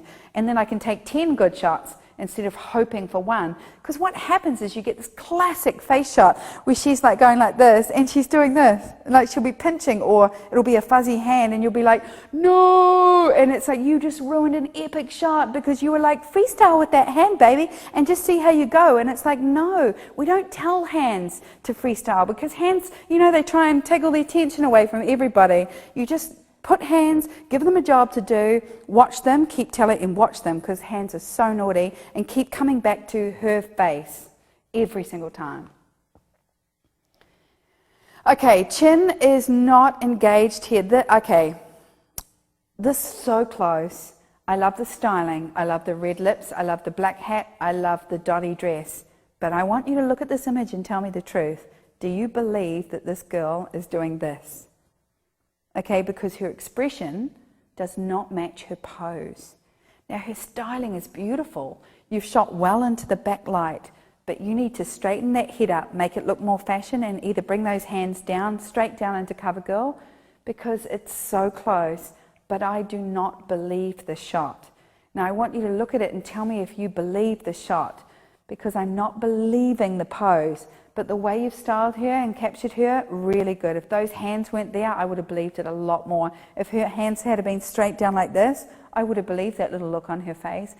But she is doing a very advanced, sexy hand pose. So let's look at that.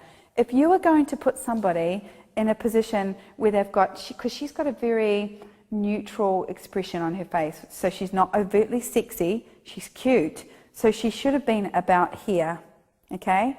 So maybe put me on Alex. She should have been here, just with that neutral expression, red lips going, and I would have fully believed that. But you've instead got her to sweep her décolletage and hold the top of her head, which is to me a real sexy or supermodel face, or she should have been like really engaged into that shot. She should have been more pushed out on one side of her booty and really in that style of posing. I feel like her expression's misaligned with her pose, but you did get the pose right, you did get the expression right, you just put them together in an incorrect way, okay? Love the polka dots and the black hat. The claw, the claw, the claw. Oh, that claw. Okay, beautiful shot. Shoulder, styling, one arm, dress. Beautiful. Would have loved it if that hand wasn't there, or if it just had been softer, or even, remember, cupping the breast line and just straight off here. This would have worked. Right down here, let it float off. Soft ballet hands. Her chin is connected. Her expression is connected. Sharp, well shot, well executed claw. Okay? It's pulling this image down. Let's take these hands out. Do you think hands have been the most critiqued thing today? Do you think hands have been the most naughty thing today? I'm very surprised to say that the expressions have been a lot better than I anticipated, and that I'm correcting more hands than anything. You know my definition of hands. My definition of hands is I can tell how advanced a photographer is by where the hands are in an image. No matter how well it is shot, I can always tell when the hands are not placed well where you're at in your advancement for your photography. So if that tells me that you guys are nailing just about everything but the hands, then I'm really, really impressed. And there's that little hand bomb again. Okay, good shot, well done. Heavy makeup for her age group, for her genre, but again, makeup is a choice. I wear heavy makeup and I'm about the same age, so just not feeling those hands. I really love the décolletage. I love the glittery neckline. She's leaning forward and she's doing something that doesn't make sense. It's just not something I would do at a bar. It just doesn't have that body language. To me, it's just hooking in. So I would love to have seen this. You've styled the hair well. It could be a little bit more upright and take that hand away because you would have nailed it. I would like to see more images around the shot just in case, you know, but this hand, it's not believable to me. You know, magnificent. I'm going to give that a 10 out of 10. That's a beautiful shot. That's a wow to me. That's something you put on your folio. It's something you put on your website. It's a beautiful shot. It's a voucher. It would exist in your folio for many years. It's beautifully, you've seen an opportunity to photograph a girl with beautiful lips and sweeping hair. It works because of her styling is outstanding. It's beautifully shot. I love the pull towards the blue tones.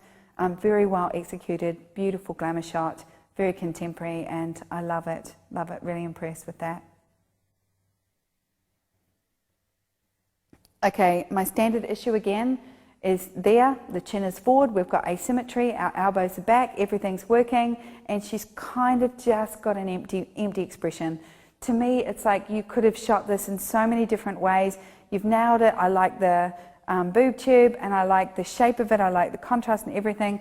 I even like the crop and how you've just got that shoulder and the asymmetry. Standard issue, maybe you could have tried just coming down a little bit lower so it was a little bit more fashion, and either fashioning up her expression a little bit more. So just a little less of a smile. That's a midway smile that's kind of a little bit too family portrait for me. You could have really sexed this shot up. So maybe you took lots of other shots in this pose and you've got better expressions, but I just feel like this one's a little too, hey, and I don't want to be, hey, if it's going to be a glamour or a beauty shot, I want it to look like she's just stepped out of a magazine. I want her to either be here, here, or, you know, all-knowing. So just, to me, that expression is very neutral, and it's very nice, like chocolate cake. Sue, one more? Yeah, sure. Okay, our chin is forward, shoulder, hands. You know, not many times do the hands work in symmetrical position like this. It kind of works for this. What I'm let down by is that big shadow under her eye. If this was retouched, it would have been beautiful. You've shot into the light. I really like what you've done. I even like the black bra. I feel like the hands are very dominating, but that's okay. If you'd put them down, I would have liked it more. If you'd crossed them over, I would have fallen in love with it. Beautiful connection, nice big blue eyes, two big dark rings under the eyes that I don't want to see. What it tells me is there's too much of a light source bouncing up from the bottom of the ground, because what it's doing is it's hitting here and bouncing up under her eyes. You can correct this two ways. You could have put a cloth or a piece of fabric in front of her just off camera, so just in front of her elbows, that's taking the light off her because it's too directional, or moved two reflectors closer to her to flatten out the light in her face. But it's a gorgeous shot because it's a gorgeous girl. Okay, again, those hands are really strong. Those forearms are starting to dominate. Notice the more you look at them, those forearms are starting to really dominate.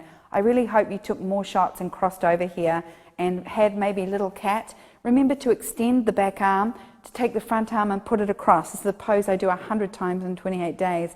It's about going into little feminine hands, and it's about softening up the image so you can really focus on her face. Take away that highlight from the bottom that's bouncing up, that's giving her that glowy look from the bottom.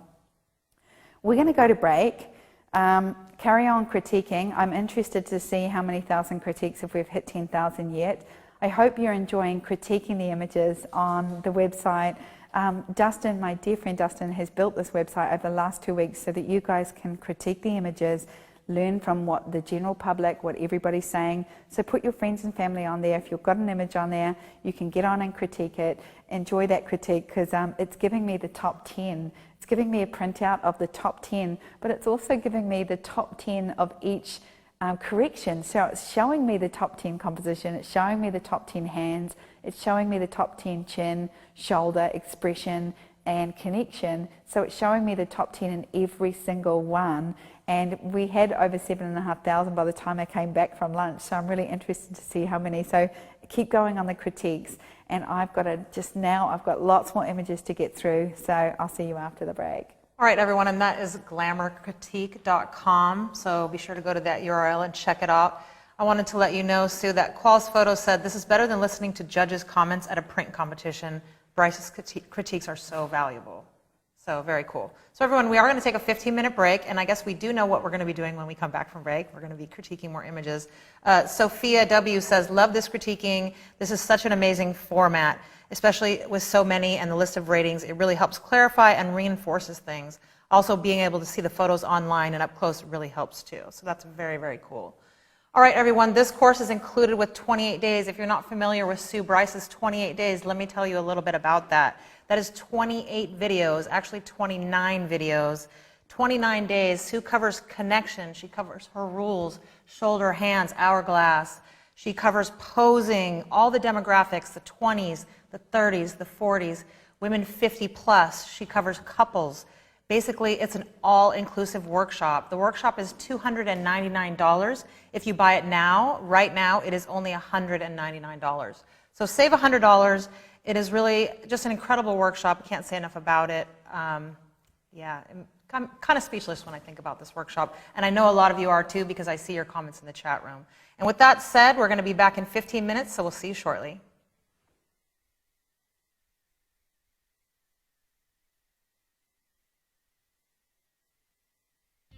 Hi, I'm John Jantz, author of Duct Tape Marketing, and I'll be teaching a free marketing workshop.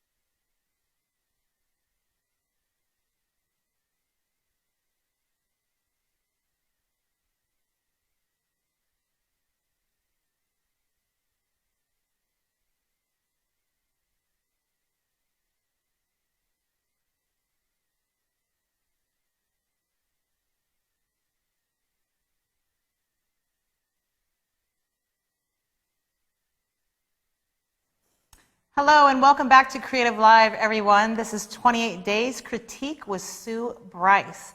I would like to give away a prize before we get started. We are giving away another Triple Scoop Music Sue Bryce collection. Sue and I have been doing a lot of editing for the last 6 months, and we use Triple Scoop Music a lot for our videos. It is very easy to go to their website and download their videos. It's very affordable. We love Triple Scoop Music. They have such a great selection of music, so really appreciate them. And this is a $399 value prize. The winner is Gallup. And the Gallup's quote is, "Get your before shot so people go, wow." She has just an ordinary girl, and now she looks like a supermodel. So very, very cool. Awesome. Things you say, Sue. Oh. All right, well, before we pass it over to Sue, we'd like to do some thank yous to everyone around the globe for watching. So first, we'd like to thank Fineo and Triple Scoop Music. Sue, can you talk a little bit about both of those? Well, they're just people that I use. So I don't have sponsors. I don't believe in having sponsors, but I do believe in rewarding businesses that supply me with amazing products and service, and both of these companies do that. So one is my album company that I get the boxes from, and the other, of course, is the Music Choice that I always go to for my videos. And I love them both, good people, great connections with them. So thank you, and always so generous with gifts on the show. Unbelievable. Absolutely. Every time. You know, I'd like to encourage you all to give your social media love to both Fineo and Triple Scoop. That way they still give away prizes to all of us watching at Creative Live.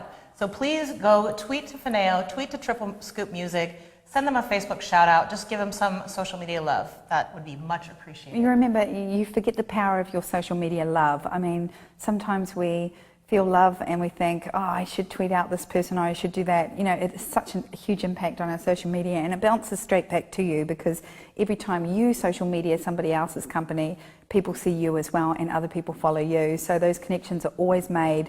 So use your social media wisely like that, and make your shout outs worth it, and make them sincere, and put them out there. Absolutely, 100% agree. I'll be doing that as soon as I get a chance.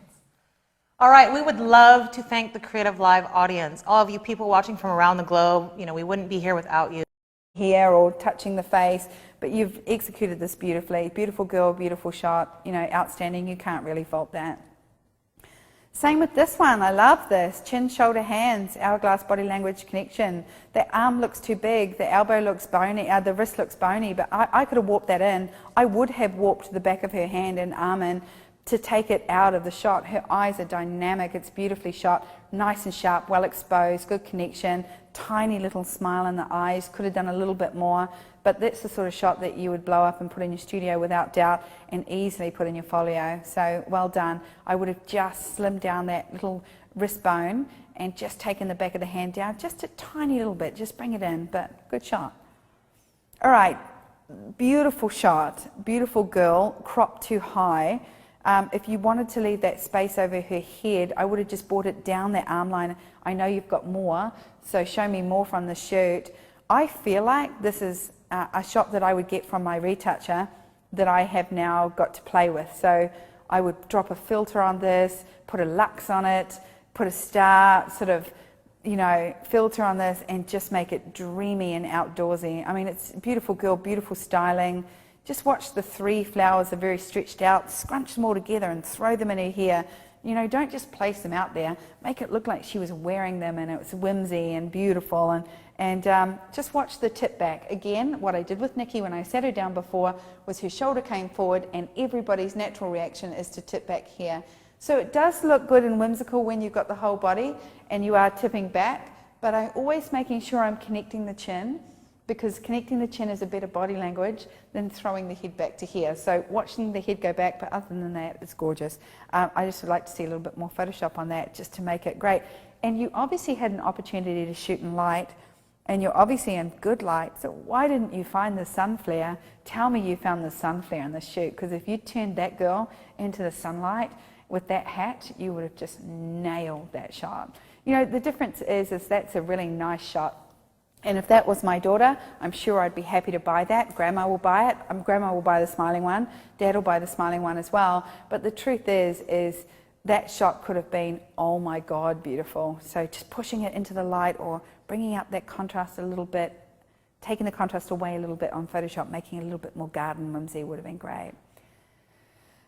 Chin, shoulder, hands, hourglass, body language connection. Unfortunately, she's leaning forward instead of back. So I would have pulled her hips away from the wall and pushed her shoulders back, which would have pushed her belly forward, which then would have pushed her shoulders back and her chin back down. So she's just tipped the wrong way.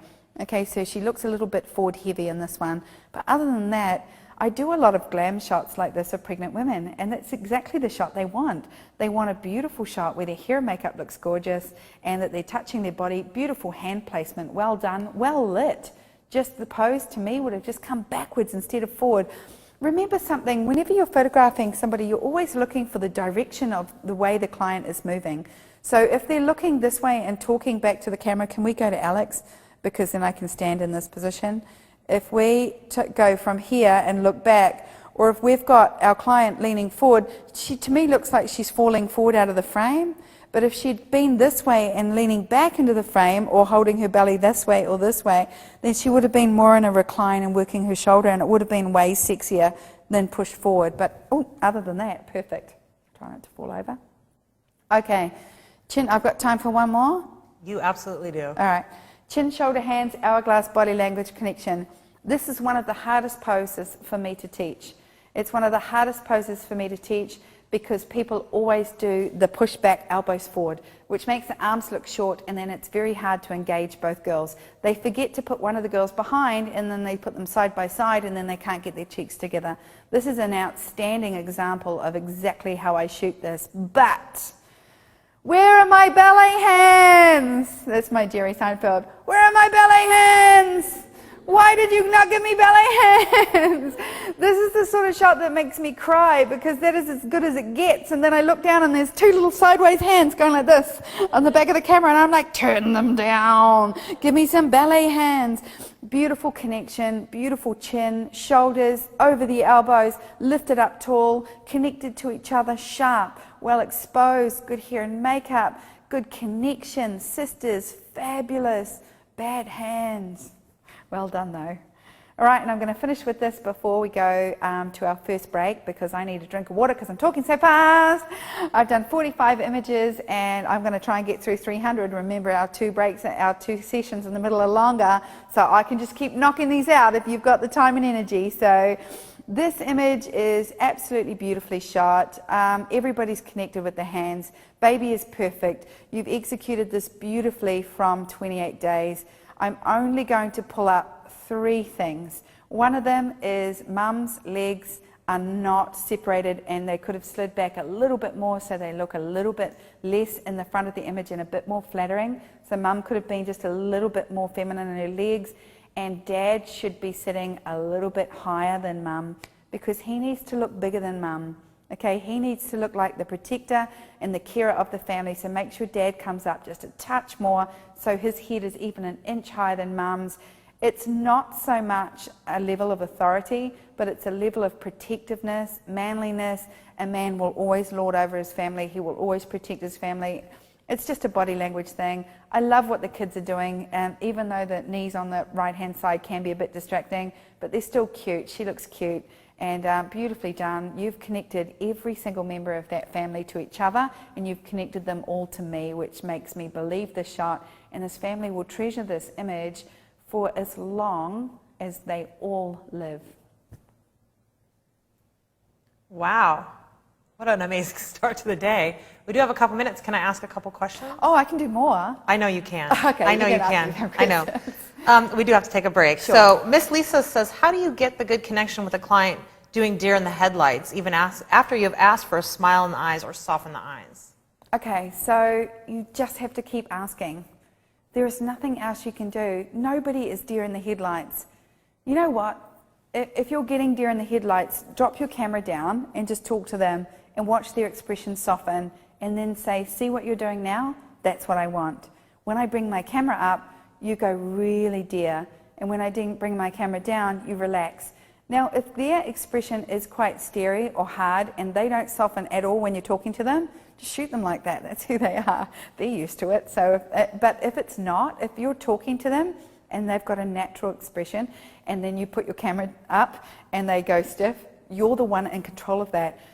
I have put my camera down in shoots, talked to someone about something random like, tell me what you do, Lisa, or, you know, I love that top, where did you get it from? And then their whole expression breaks, and then I'm like, stop, see how you're looking at me right now? Stay like that, and then I bring my camera up. You just got to work some people. I have been in shoots where I will go and relax your eyes, and relax your mouth, and push your chin forward, and relax your eyes, and relax your mouth, and put your chin forward. Every single shot. 100 shots. Frustrating, but you are there to direct, you are there to control. Great. Yeah. All right, let's do one final question. Sure. A couple people have asked this. So Tough Toodle, with regards to the 5 crops that you're talking about the 5 crops. What about actors' headshots or young children? Is there ever a time that a crop is different for different demographics? An actor's headshot, I still do the 5 crops because I think actors' headshots are quite fashion and magazine. Young kids, I still do the 5 crops. The only time I wouldn't do it is in a corporate headshot. So I will do those 5 crops, top of the head to the nipples, top of the head to the belly button, top of the head to the hips, and then top of the head to mid-thigh with space at the top. I will do those crops on every single shoot using my asymmetry left and right and using my asymmetry in posing to fill the frame. Great. Thanks for going over those again, because people were asking for a recap on the 5 crops, so that's perfect. And what I'll do is I've got a great visual example of the 5 crops, so I'll post them on my blog tomorrow and Facebook it so you can actually get a visual of the exact measurement of those crops. I went to get them from my posing cards, but I noticed in the printing of the posing cards, they cropped the top and the bottom a little bit because of the size, dimension, and so it's not the exact measurement of what I want you to do. So I'll go and actually pull the images that are uncropped, and I'll post all 5 images on my blog so you can start working through those compositions. Great. Wow, you're on fire already today, Sue. I can't believe how many images we've already gotten through. So we are going to take a 15-minute break. I just want to let everyone know that this day is included in 28 days. So if you already own the workshop, 28 Days with Sue Bryce, then you already own today. If you want to have your photo sent in for critique for today in the live event, we aren't accepting any more photos for today. But Sue's website is live and ready to go, so you can upload your photo to her website and get critiqued by your counterparts, by everyone, at any time. Just for this live event, those photos have already been selected. So I just want to let everyone know that, just as a recap. We'll open it up in a week, the website. Okay, so it is basically, for today, you cannot upload today. No, you can't, okay. and you won't be able to for the rest of the week. I want you to critique what's already on there. Perfect. And start preparing what you want critique next week. And I'll put a big shout out on how to do that and what we're going to do later in the day. Okay, thank you so much for that, Sue. So I just want to give a shout out. This is from Doug, New York City, who says, 28 days is the best purchase I've made, and it just keeps getting better. And I've heard that from so many people, that this is the best workshop, the best investment that they've ever made in 28 days. And I couldn't agree more. It is just basically an all-encompassing, all-in-one workshop that includes everything that you need to know as a portrait photographer and as a photographer in many different genres as well. So very exciting, best workshop ever. And with that being said, everyone, we will see you back here in 15 minutes.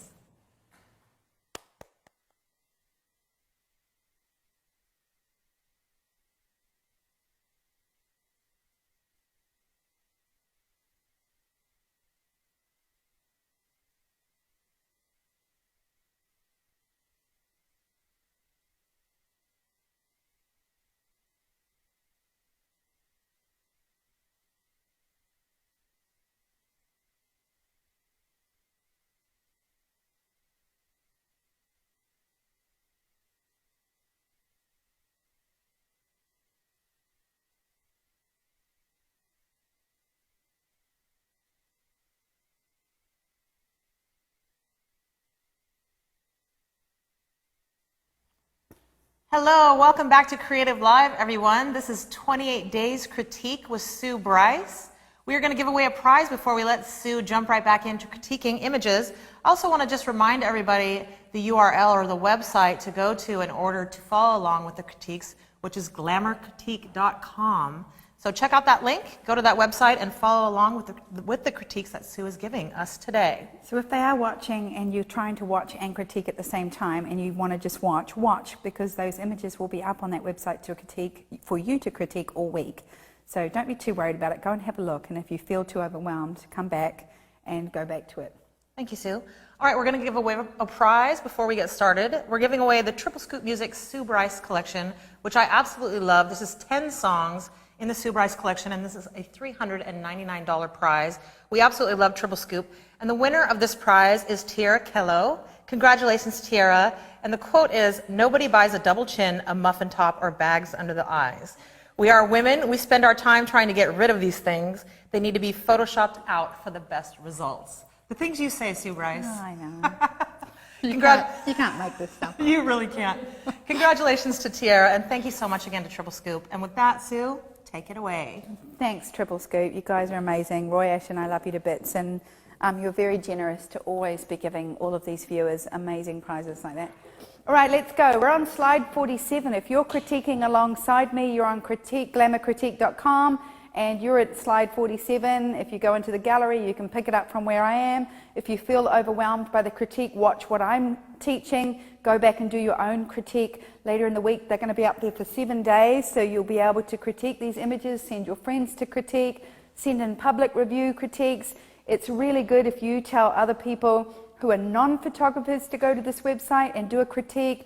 I'm going to start blogging about what images are winning on the critique website, because I want to see generally what people feel about imagery that are not necessarily photographers. I want to know what the public are buying, what the public like, what the public is seeing, because I'm correcting very functional aspects of photography like posing and sharpness, lighting, composition. But of course our general public, they get a different feel for the images. They get an overall mood and feel of an image, and that is what is really important as well. So, recommend it to your friends to get on. If you've got an image on there to be critiqued, recommend that they get on and do that critique.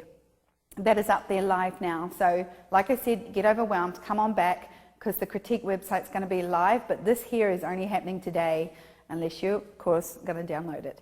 Right, this current slide, number 47, we're at chin, shoulder, hands, hourglass, body language, and connection.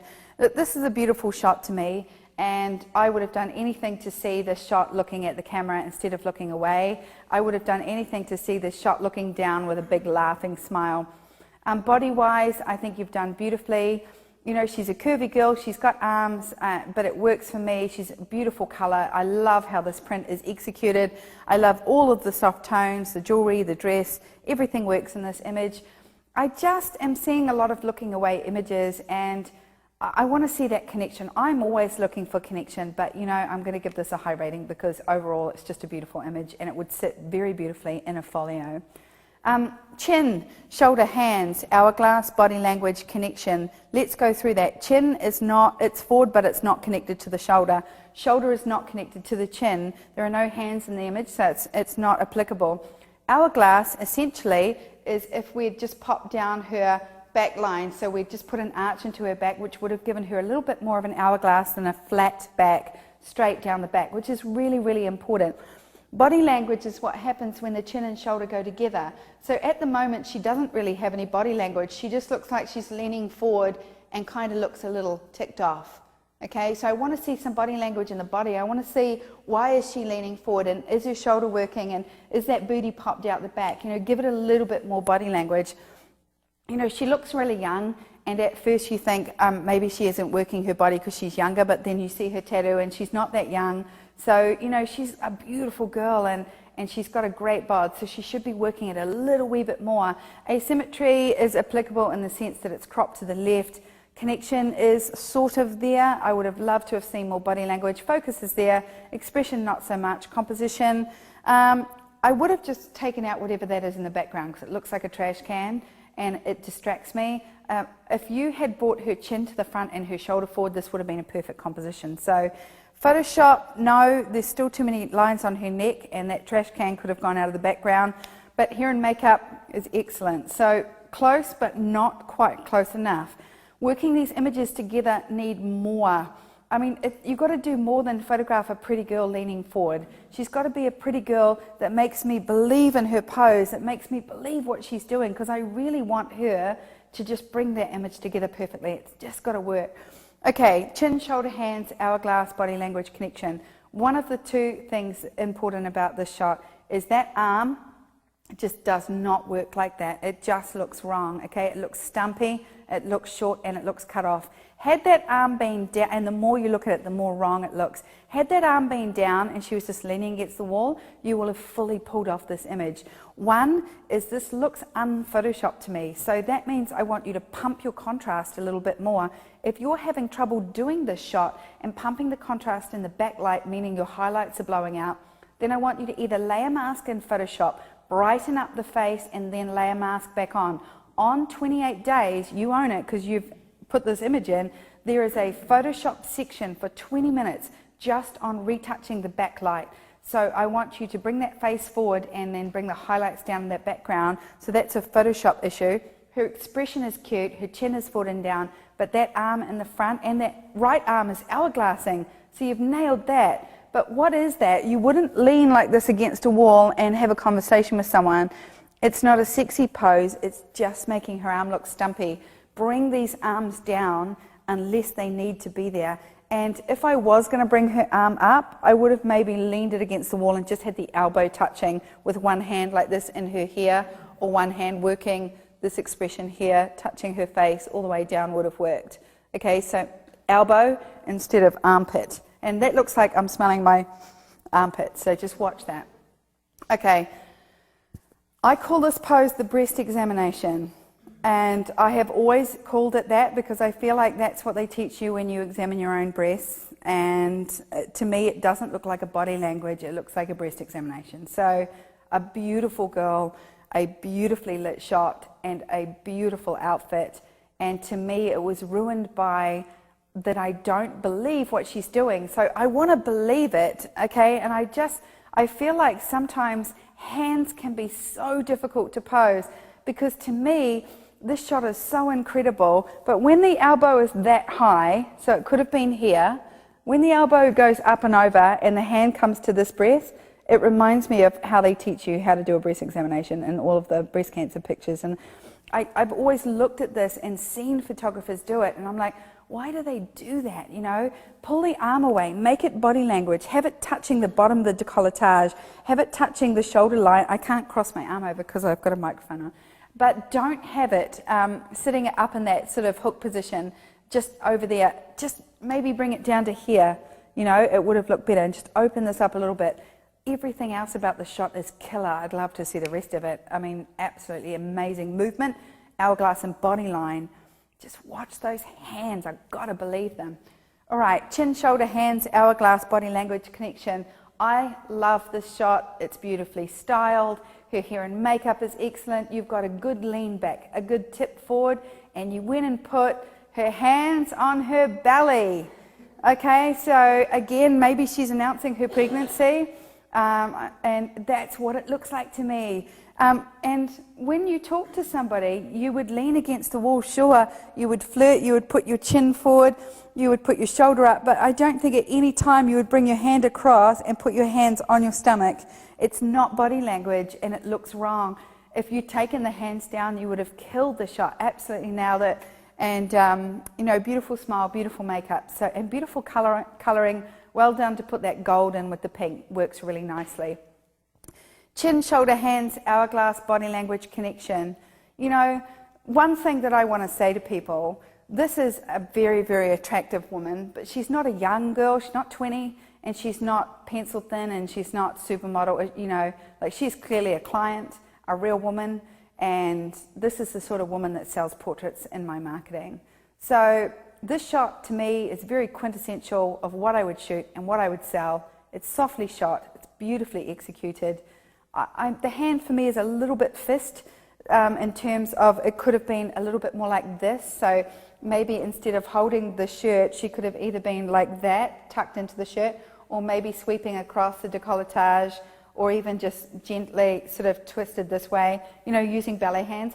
However, I can't really fault this image in the sense that if one of my photographers had shot it, I know it's going to sell. It's easily going to be a 1620 on the wall. She looks cute, she looks sexy, she looks young.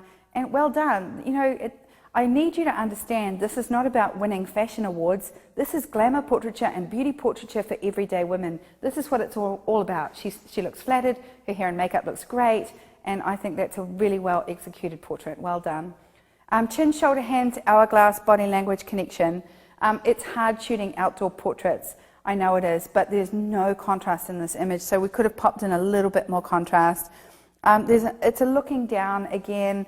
It's neither on the body line, you know, I'm neither here or there. I feel like this is almost close, but not quite where I want it to be. I would like to see that head up. There's a good tip in the front shoulder, good 45 degrees on the lean, which is good.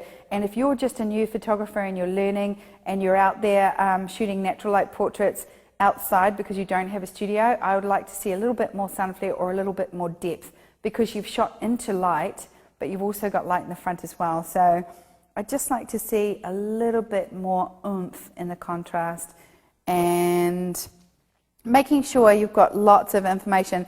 I'm just trying to understand the information around that hairline. So, but you're close. Chin, shoulder, hands. Chin is forward, shoulder is working. That's a really great connection. Hourglass, not applicable. Hands, not applicable. Body language, yes. As soon as the chin comes forward and meets the shoulder, we have instant body language. Asymmetrical, well, it's asymmetrical in the sense, I don't actually know where the crop line is because it's on a white background. The connection is definitely there, the focus is definitely there, and the expression, it's actually on. So her mouth's pushed forward, but she's actually got on with the eyes, which I like. I bet you she bought the shot. Composition, it's pretty well done in terms of breast line. You've got more boob than you've got back, which means the elbow is back, which is excellent. And Photoshop, yeah, you could have probably given it, sexed this up with a little bit more filtering. But you know what? This is pretty standard issue. It's a good shot. It's interesting. When I look at images like this and the one before, such simplicity is sometimes so perfect, and I know what this girl's shoot would have looked like, and I bet you she bought this and would have been really happy with it, and you know, I'm enjoying this. So, all right, chin, shoulder, hands, hourglass, body language, connection. This is a beautiful image. I'm really distracted by that claw. Watch the claw, remember, because we get the fist, the claw. The fist and the claw are the two things that I think stand out. There could have been a little bit more of a ballet hand in there. Interestingly enough, everybody does the same thing lying down, and I might just quickly do this because I think it's a really significant pose. Jen, come here. So I'll twitch this little fella around. Oops, did I just upset the apple cart? Okay, push it around a bit more, Jen. That's it, stop. Okay, come and lie down on your tummy. So this is really interesting. When I do this pose, the first thing I do is I bring the body line. So if you, what camera are we going to be on? We're on the jib. Okay. So if you walk your elbows over this side towards me and then bring your right knee up. Yep, that's it. So to me, when I shoot this shot here, I shoot it showing the waistline and then the leg comes out this side. But keep your leg there, Jen, and walk your elbows across just to the other side. This is what a lot of people are doing. So from the front, the back carriage pops out of the shoulder. So from the jib, can you go to the jib because that's the crop I want? That means that the back leg pops out from the shoulder, which doesn't work from the front because it means that the back carriage just appears out of nowhere.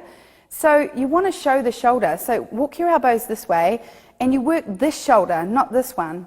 And that's really important, that you bring your camera angle around and you see the booty, you see the knee come up, and it's more of a lying down pose, more than my back half's popping out of the back of my head.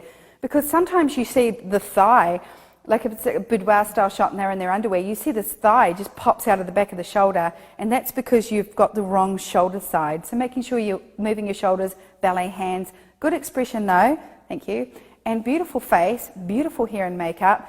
And the connection in the eyes, outstanding. So of course, it's going to win for me. It's going to win for your client. But come on, whoever shot this image knows better with those hands, right? Fist, claw, Thunderbird. I see some claws. I don't want to see claws.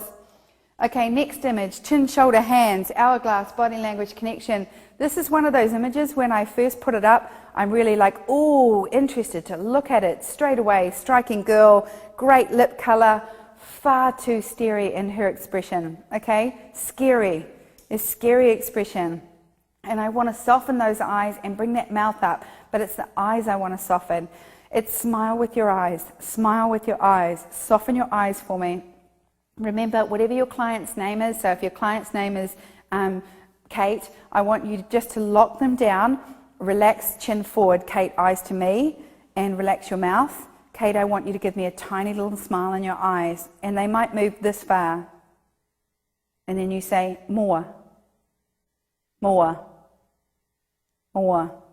And you keep saying more until they give you more. So some people have micro movement, but you've got to get it up there because this is such a gorgeous shot. I love the asymmetry. I love the color. I even like the pose, even though it's a little defensive and strong. And the author of this image might say, I was going for a strong shot. She's a strong girl, but come on, it's a portrait. She doesn't want to look pissed off. So make sure she's giving me that connection through the eyes that's making me give that little twinkle of a smile that makes her look so goddamn sexy and so knowing and beautiful that it is connected through the eyes and you don't need to do anything else. Okay, chin, shoulder, hands, hourglass, body language, connection. I'm not a flash girl, so I will struggle. I like the silhouette of this image. Beautifully posed image. I would have loved to have seen her chin instead of looking out. I would have loved to have seen it down her body line. So she's enjoying her body, her pregnancy. She's enjoying the state of grace that she's in. Watch that highlight on that back wall because it's very strong and it's really dominating. And I know you probably put her face towards the light to get the silhouette of that side of her face, but there's a very strong shadow on this side of her face, which is not flattering. bring her face, bring that light around, put a reflector in if you have to, just to pick up a highlight down through the bridge of her nose. Bring that face back engaged to the camera, down that shoulder line, makes all the difference. Oh, I love this shot, and the reason I love this shot is it's such a classic epic fail for me. It's so beautiful, good connection, great hands. What is that she's holding? Is it a deformed breast? It always amazes me when people put a knee up into an image and it just pops out of nowhere. The hand must go on the knee, over the knee, on top of the knee, or stretch the knee down. You could have done this shot without that knee and you would have nailed it. It's such a great shot. Okay, knees are sneaky, and she's got skinny legs, so her sneaky knee just looks like she's kind of holding something really weird. So I always look at it like this. The knee should never come up into the diamond unless she's a young girl and you want to cover the diamond. For an older woman, she's got a beautiful breast line, décolletage. If you had have slid her foot forward towards the camera, her knee would have dropped down and then her hand would have been on top of the knee, and that would have made more sense. Or she can go elbow on knee, hands on knee, but you've nailed everything else about this image. You've nailed the connection. Watch you're not using too much imagenomic on the face, because I can see the portrait software looks like it's overdone on the face. So if you haven't, I'm sorry, but that's what it looks like. Watch you're not over retouching. It's too soft and I want to see some sharpness, but you nailed everything else. Well done. It's kind of hard to explain the amount of retouching that needs to be done on the face. I've seen people in chat rooms asking, what is the line? But it's kind of a hard thing to describe what is too much and what isn't enough. It's not so much that I'm saying that they're over retouched, because everybody has a level of retouching, and I'm guilty of over retouching, have been my whole life. And I've been criticised for it, so I know what that feels like. The difference is I can tell when they've used portrait software on the face. Now, I erase portrait software back around, I use it on the body, but I do not use it on the hairline or the face, because it softens it and it gives that masking look, and I don't like it. I want it to look more natural, so I erase back portrait software around the face and hairline, and then I use clone stamp to go under the eyes and any blemishes off there, and then it looks more natural. Because what I don't like is what I said before about the last girl. I can see the lines under her eyes are still there. They've just been portrait softened. So they haven't been removed. They're just softer, and that's what I don't like when I can see portrait software.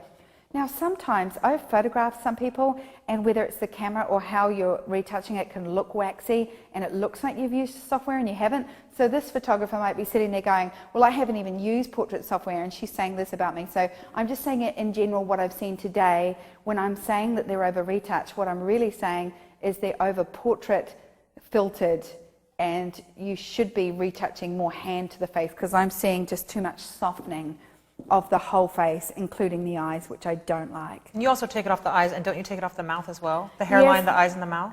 More the eyes and the hairline, okay. Because you don't really look at people's mouth when you talk to them, and you do look at the frame, and the frame is definitely the hair. The hair is definitely framing. So chin, shoulder, hands, hourglass, body language, connection. I know that shoulder's in there, it's cropped out. The chin is down. This is one of those classic images. One thing bugs the hell out of me about that, and that's that there. Anything I look at that's not the eyes is going to bug me. So that really bugs me, is that little hoop of hair. She is just sitting an inch too low in her chin. If she'd come up 1 inch, it would have just opened the top of her eyelids up, because she's doing what I call classic looking through her eyebrows. So her eyelashes are touching her lid, which means she's too low. So if she'd lifted up 2 inches and then brought that shoulder forward, you would have nailed the shot. And if you'd removed that hair, I feel like it's all there. She could have had a little bit more smile in the eyes, but you've nailed it. And I would have liked to have seen a little bit more of that top, because it looks really pretty. And this is so close. I know that this is a sellable image. That shadow on the nose, which is caused by the light source softbox you've used, means that you just need a better reflector over here to soften that beauty dish, because from a distance that hard line on her nose looks too hard, and I would love to see it a little bit flatter. So turn her, lift up the chin 2 inches, pop that shoulder forward, flatten that light down on her face, and you would have got a really beautiful magazine style shot. Okay, chin, shoulder, hands. Chin is sitting on the hand, which we have to be careful of, although it's not pushing the skin of her chin or her cheek, so that works. The highlight on her hand is far greater than the highlight on her face, which makes her arm look white, which means you're going to look at it.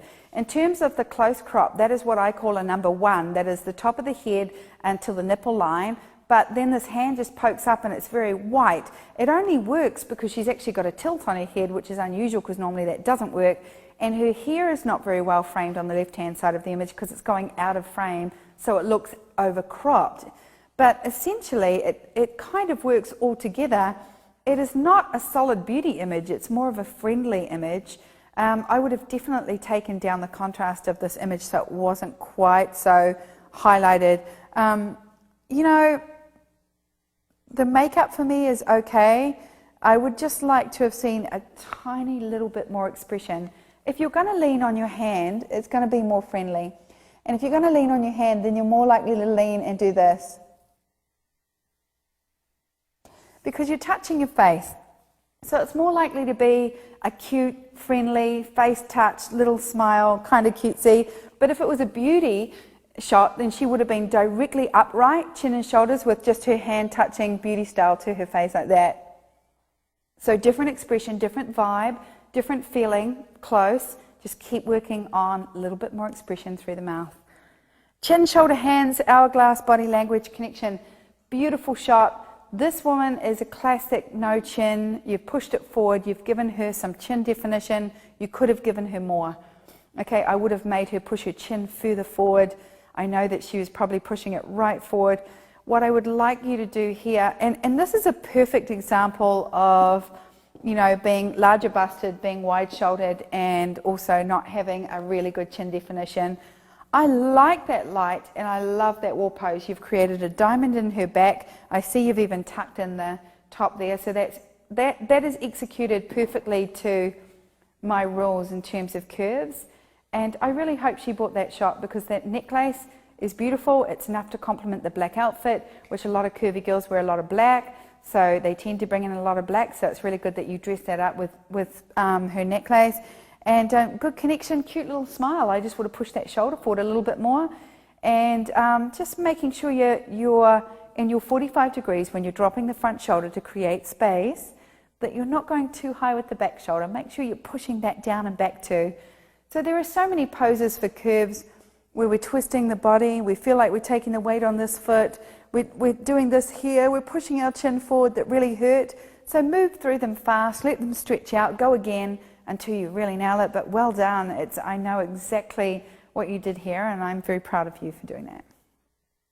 So Jennifer James would like to know if you ever push down the shoulders in Photoshop at all, or move the shoulders at all in Photoshop. Yeah, I don't so much push them down, not shoulders, because I'd never shoot shoulders high, but I'm experienced enough to watch shoulders go up, and that body language is so uncomfortable. Whenever anybody's high in their shoulders, it's the most awkward body language, because to me it's like a teenage body language. It's a don't look at me and I'm protecting myself body language. So whenever I see it come up, I'm the first person that's going to say drop your shoulders and lift up tall, drop your shoulders and lift up chin forward, drop your shoulders. So it's something that I'm constantly resetting. I have moved shoulders, but I move them in more than down. So if I feel like the shoulders are dominating and they look wide, I will bring the shoulders in, but never really down. I have actually made necks longer. So I just, using the lasso tool, go break the hairline. I go down to the bottom there of the neck.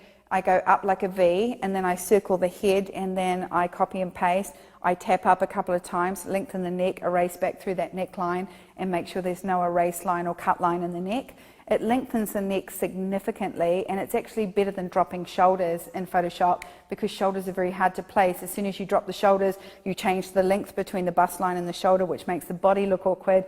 So to lengthen the neck is actually better than to drop the shoulders. Okay, chin, shoulder, hands, hourglass, body language, and connection. I would have done anything to swap her hands over to her back hand, being behind her here instead of her front hand, but that's what we're faced with. There's two things about this image. It is so beautifully set up. It's a great dress. It's a great necklace. Great jewelry. I love this couch that she's lying on. It's very soft. But we've got the back of the hand, people. The back of the hand. And two things. When this hand comes up, let's all be reminded about what hands we don't do. We do not put hands up between the hair and the face, because what are we doing right now? Oh, hi, Jane. Nice to hear from you. Oh, great. Hi, Santa Claus. I've been really good. Okay, we're talking on the phone. Okay, I don't want people talking on the phone. Okay, secondly, we do not paste our hand to the side of our face. Like, I am so sexy right now. I'm just so sexy and I'm like this. Okay, and we do not lean our chin or our cheek onto our hands. We cup the face, touch the face, slide down, or we touch the throat, but we pull this hand away from the face because what this is doing, it's making her look like this. Instead of having her hand back here like this and she looks like she's got a short neck or no flexibility, she could have been up here like this with this hand just sliding down, touching the top of her neckline, touching the bottom of her chin line, engaging her chin to the camera instead of being down like this. No talking on the phone, no hand up here, no hand on the face. We take the hand out, we put it behind, we touch down behind the ear, then we put the chin down, engage the eyes to the camera. Other than that, everything about this image I like, in the sense that I don't like the hands, lift her up a little bit higher, but you've styled this shot beautifully. Hair, makeup, couch, everything else, like it. Chin, shoulder, hands, hourglass, body language, connection. You know, this is a really typical outdoor portrait shot that you would take for a nice family photograph. It works, you know, it's really simple. It's one of those images that I wouldn't put on my wall in my studio, but it's very sellable, and yet I can't really criticize it because the truth is it's just a good standard shot. She's got her chin forward, she's smiling. I mean, there's a million different poses I would have put her in as well as that, but well executed and good start, well exposed, nice and sharp. I actually got an email about this image because the author of this image emailed me and said, I do this shot all the time in my glamour shots. What I don't like about it is I make it look like they've got a fat back, and I want to know how to execute the shot and show the dress off by executing this really well. So this was actually a question was emailed to me, and I really wished afterwards that I had got you to write a question about the shot so that I could actually answer what it is that you wanted to know more about it, other than just tell me it's good enough. And when I saw this shot, this is exactly what I would have criticized it for, so I was glad that I knew the results. So Jen, come up here. Really interesting shot. Very often I get beautiful gowns and I get the look back shot. And you know the look back shot for me is when they're looking directly. So can we go to Alex? I think we'll go to this camera because it's got that good mid shot. So if you go chin all the way there and then touch your thighs with your front hand and then look at me, just go like this and just slide your elbow back like that. Yeah, away from me. So that means her shoulder is now shaped, her elbow is back, and then her chin is here. And then I get her to tip forward so that she's going out of my frame. So that's when I crop that typical frame there and there. In fact, stay there. I'm going to get this frame. I'm just going to disappear and leave you out there all on your own. Okay, that's when I do this here. And I do that shot there, which is that kind of look back, shoulder forward, you know, image there.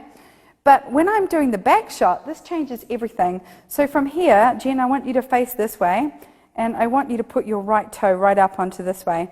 Okay, and then I want you to look back. Now, see what that did when she changed the weight? She got her booty out here. Stay on, Alex, if you can. Oh, do you need a bit more? Because I'll turn you this way. Turn this way. Okay, so I'm trying to kick her booty out. So she's got shape there, and then I'm trying to get her chin this way. So really, this image comes down to how far I shoot it. So if I shoot it here, I can still see the back of her dress, but then I've got to come around to here. But the problem is this photographer has come around to here, and now the client is leaning back and looking back at me. So can you lean back and look back at me? So that's where they've shot it, right there. And that's what we don't want to do. It's too far back. Because what it's done is, even though Jen's lean, it's wrinkling her back. And nobody, no matter how lean you are, is going to give you that flattering back line. And as soon as I swap the weight of her feet to her back foot, so your booty goes out this way, yeah, no, the other way, yeah. As soon as I do that, I smooth her back out, but then she loses her bum because her bum goes away from the camera. So what they've done is they've pushed the bum to the camera and turn around a little bit more, keep going around, keep going back, and lean back and look at me, lean right back. That's what they've done there, and that's what I don't want you to do. So what I do want you to do is bring her body back to the front a little bit more, okay? Kick your booty out to the front and back. That's it. Lean back a little bit with your upper body so you've got a nice shape. That's it. Now look down with your chin. That's it. Just don't turn too far. Then you get the best of both worlds. You can still see her face, but she's not looking back at you. You can see her shoulder, but the best part is you can see her breast line. And from the front, the breast line and then the booty line popping out the back, And then the slight bend here on the arm looks outstanding. And then the chin goes long and looks down, and you've got two options. She can either look straight down at the ground or straight up to camera, and boom, there it is. You get the back, the shoulder, the look, the body language, everything you wanted. Cool?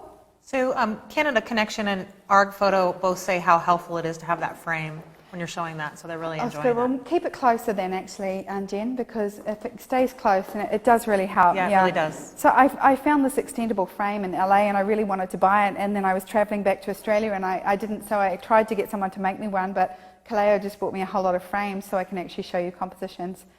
Okay, we're at number 65. If you're critiquing alongside me, if you're not critiquing alongside me, then go back to it, but 65 is where we're at, and everything about this image just screams out outstanding to me until I look at those hands. The hands, the hands. The elbows are coming down wider than the shoulders, which makes her wider. Remember, if her elbows come in, then her body goes down to an hourglass, which tapers. We want to bring her elbows in that come down into towards an hourglass in the center. This is vitally important. When you look at these girls and pose them, is that you just get their elbows and push them inwards. Okay, really, really, really important. Makes such a difference. If we can go to the jib, I'll come down to the floor. Nikki, come back in and come and sit here. I really feel like this is such a difference. Watch this. When we kneel down on the couch and then we're here and we put our elbows here, our elbows make us as wide as our body are, so use your thighs and come up and over your elbows to grow. You see, Nikki and I are about the same height without heels, so we should be the same height when we're in this position instead of down here with our elbows forward. The first thing I'm going to do with her is push these elbows inside her body line. Okay, now I don't want the hands towards the camera, so come into the middle a little bit more so I can see. If I'm going to take one out, then I'll do this one out, and then I'll do this one across. That's okay, because that's asymmetry. But what I'm doing is I'm lifting her body up. I'm making her long. I'm bringing this inside the body line. What I don't want you to do is suck them both into the body line like this. That doesn't work. Okay, so one always has to be symmetrically a little wider, but as long as it clears the inside of her body line, you need to see from the camera how small her waist is, and even curves look smaller if you take my waist from out there to in here. Okay, you want to make me smaller by tapering me down to the waist. So interestingly enough, men work in the opposite. We don't taper their waist, we broaden their shoulders. So men go from a tapered pose out to a wider pose. That's why men, I call it when they have tennis balls under their arms, you know, and they puff out like this. That's why men pull their chest out, their shoulders come out, their arms are strong, and their elbows sit out. Their elbows go out, our elbows go in. Thanks, Nikki. So what's really important in this shot here is those hands. I hate them, and yet everything about this image is beautiful. I love the wallpaper, I love the coloring, I love the expression, I love the girl, I believe it. I just want to see those hands and elbows come in a little bit more. Ballet hands, people, ballet hands. Chin, shoulder, hands, hourglass, body language, connection. You know, this works. It works for me on one screen, but not on the other. Good soft hands to the front of the camera, which is very hard to do. A beautiful expression. Watching the tip back, because the tip back can make the difference between a really confident pose and one not. So when it's tipped back, it looks less controlled than when it's tipped forward with shoulders back. But other than that, I can't fault that. She's a pretty girl, beautiful expression. I love the hair movement. And I like the shoulder, it's working, so that all works for me. Chin, shoulder, hands, hourglass, body language, connection. We've got the chin going, we've got the connection, we've got the expression. I love her outfit. That arm and her breast line looks really good. Two things. One of them is, okay, I really have to be careful about which screen I'm looking at, because my personal screen, this is way more contrasty, which means the highlight on her boobs is really white. I love this woman's outfit, and for a curvy girl, she is absolutely rocking this outfit. I feel like that front arm is just too big.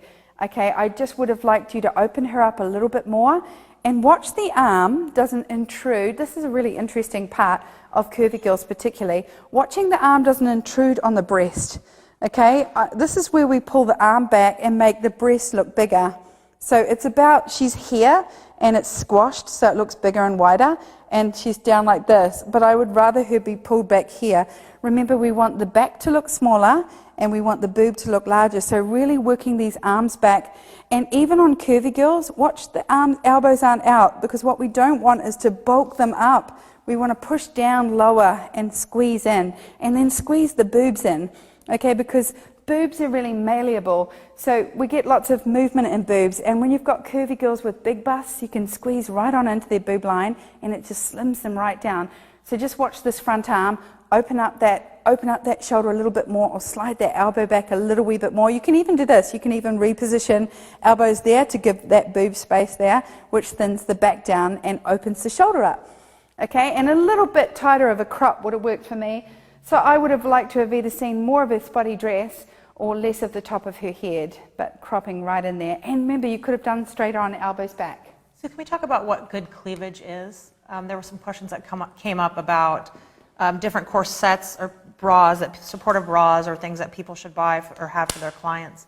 But I know that you're very specific about what is bad cleavage and what is good cleavage, maybe when there's a gap, too big of a gap in between the breasts or something like that.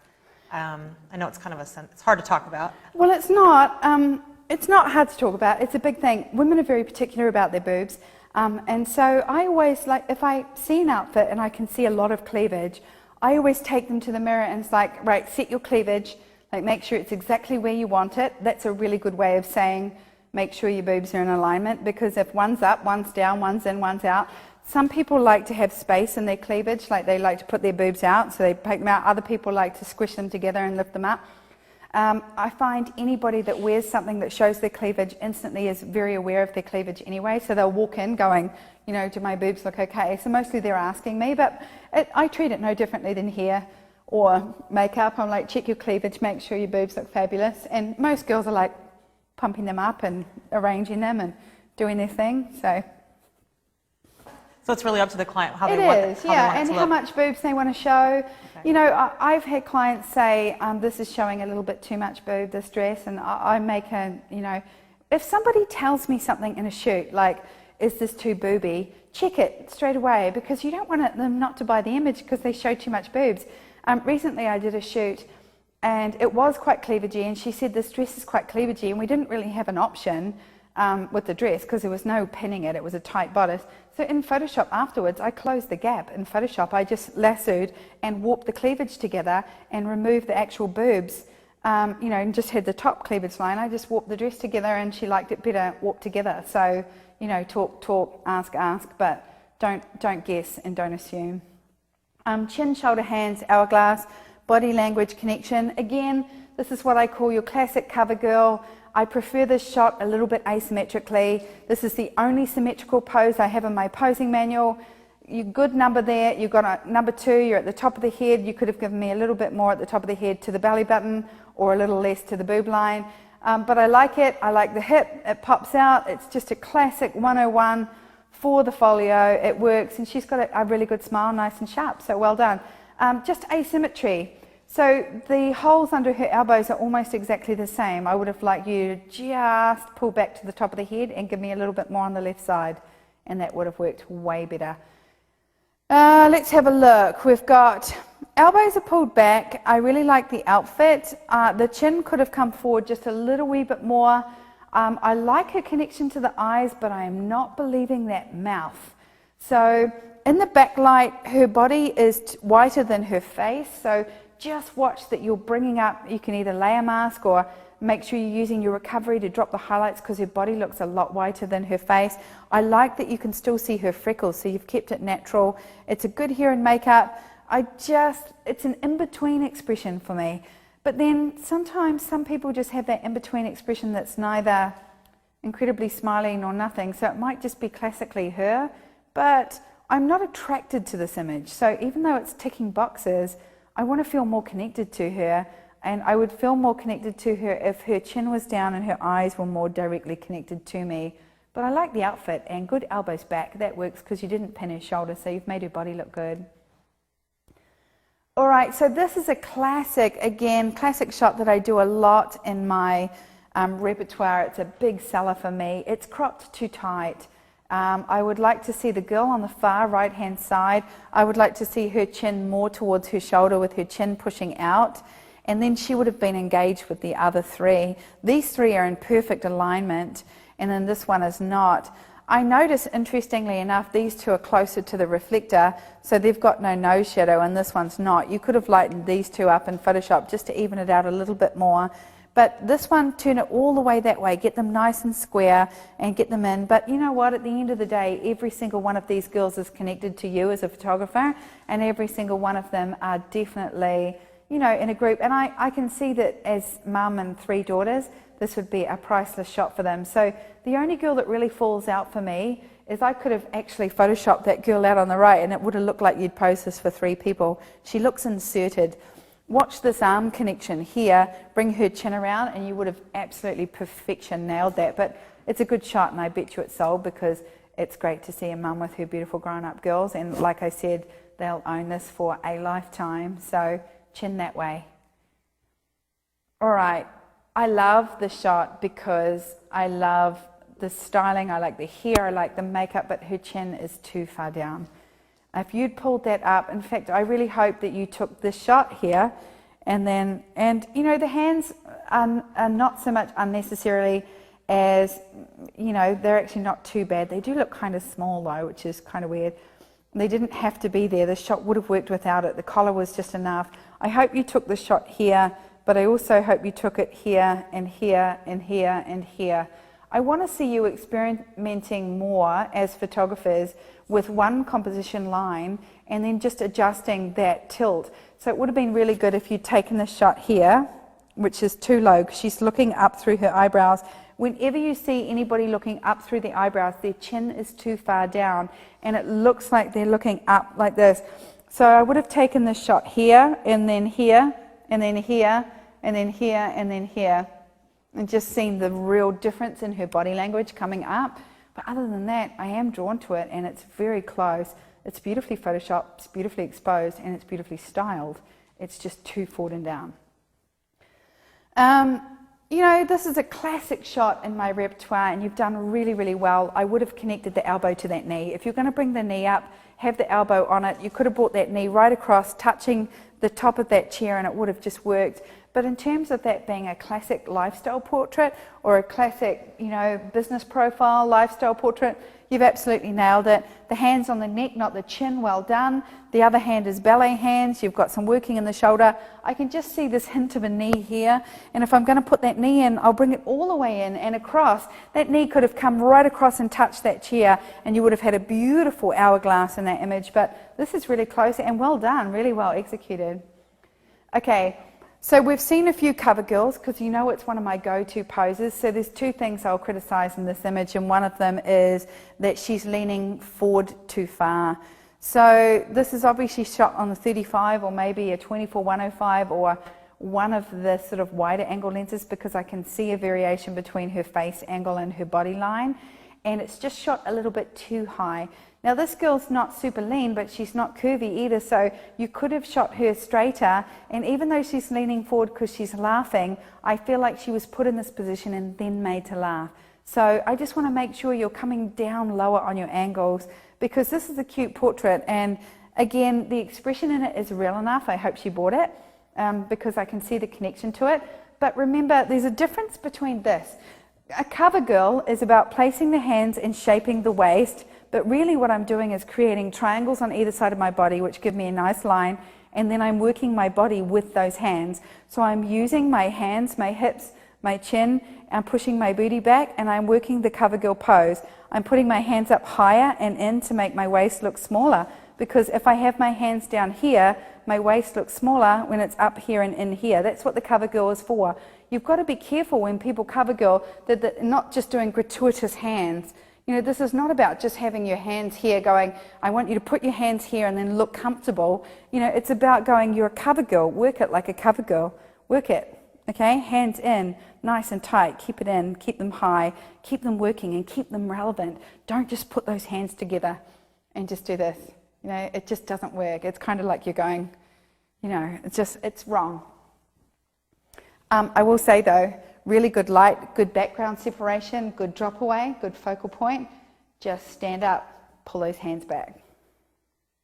We're at slide 75, so if you're critiquing alongside me online, you're on glamourcritique.com and you are following me along. If you've just joined us, if you can't follow along because I'm going too fast or you would rather watch what I'm saying, then go back. I'm going to leave the images up there to critique for the next 7 days. Okay, this image here has thrown as yellow and green as the background.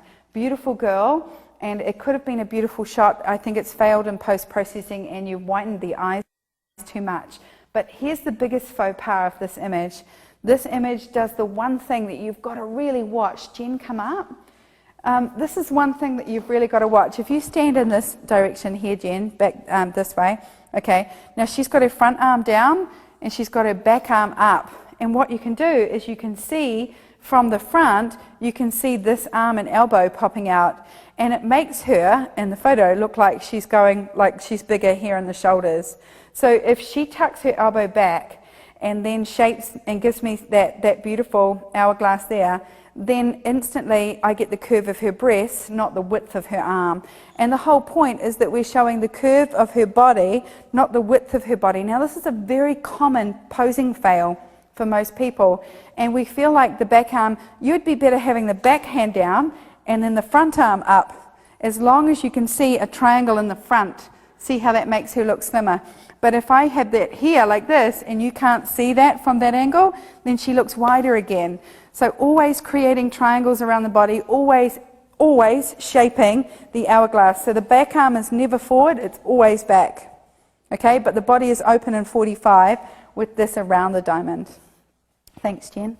Sue, can I just ask you a question about cropping? Sure. This is from LA Photo, and who says, I was always taught or told not to crop the fingers or at joints. Who taught you and told you that? What a filthy lie. Can you just touch on cropping a little bit since... You know what? I don't mind. Okay, classic. Look at the next shot. Hands are cropped out. They need to be cropped out. Why would they be in there? You look at where the hands are, and the hands... And where do you decide where to crop the hands out? You know, there's an awkward moment where something looks like it's going out of frame and it's cropped off. So if I was dancing like this and you'd just crop my hand off, you'd go, where's her hand? But if I was up close doing a magazine shot and you crop my hands off, you wouldn't say, where are her hands? It has to be relevant to the image. But if you're keeping it there because you think it's a rule, then you're not looking at the relevance of the hands in the image. And if there's relevance, if it's dancing and it's cut off, it's going to look weird. If it's fashion and it's cut off, it's not going to look weird. So tell me where the hands are relevant. Tell me what the body language of the image is and why they should be in there. And if you think that they deserve to be in there, they should be in there. But if you don't see the need, like this image doesn't need hands. This is a beautifully executed image. It's beautifully styled. It's an incredible outfit. She's working her front shoulder. She's got her chin forward. She's got a tiny little smile in the eyes. It's sharp, it's connected, and it's beautifully executed. It's an outside shot, and I love it. I mean, I would take this to the next level on Photoshop and Alien Skin, because I know that there's some filters that would just go on this shot that would just absolutely take this to the next level, but I do not need to see the hands. I wouldn't have liked to have seen more in this image, so I'm really happy with that. So, you know, let's go with that. That's great. Well done, well executed. Okay, another before and after. So we've got chin, shoulder, hands, everything's working in this shot. This is a typical beauty shot for me. It is elbows back. She's at a crop number 2. She's at the top of the head to that belly button. She could have given me a little bit more in number 2. On the middle image, she could have given me top of the head to the belly button, but that's okay, it's just a little bit tight. And sometimes with the tighter images, when people go to buy them, you know, a husband or boyfriend will say, why did you crop her head off? So it's really important that you're not overcropping, but it's a beautiful image. I just feel like in the middle image, her face is slightly turned off the center a little bit, so she's gone to here. I would rather see her directly straight to the camera. And all she's done in the number 2 position is done a full rotation and look back over her shoulder.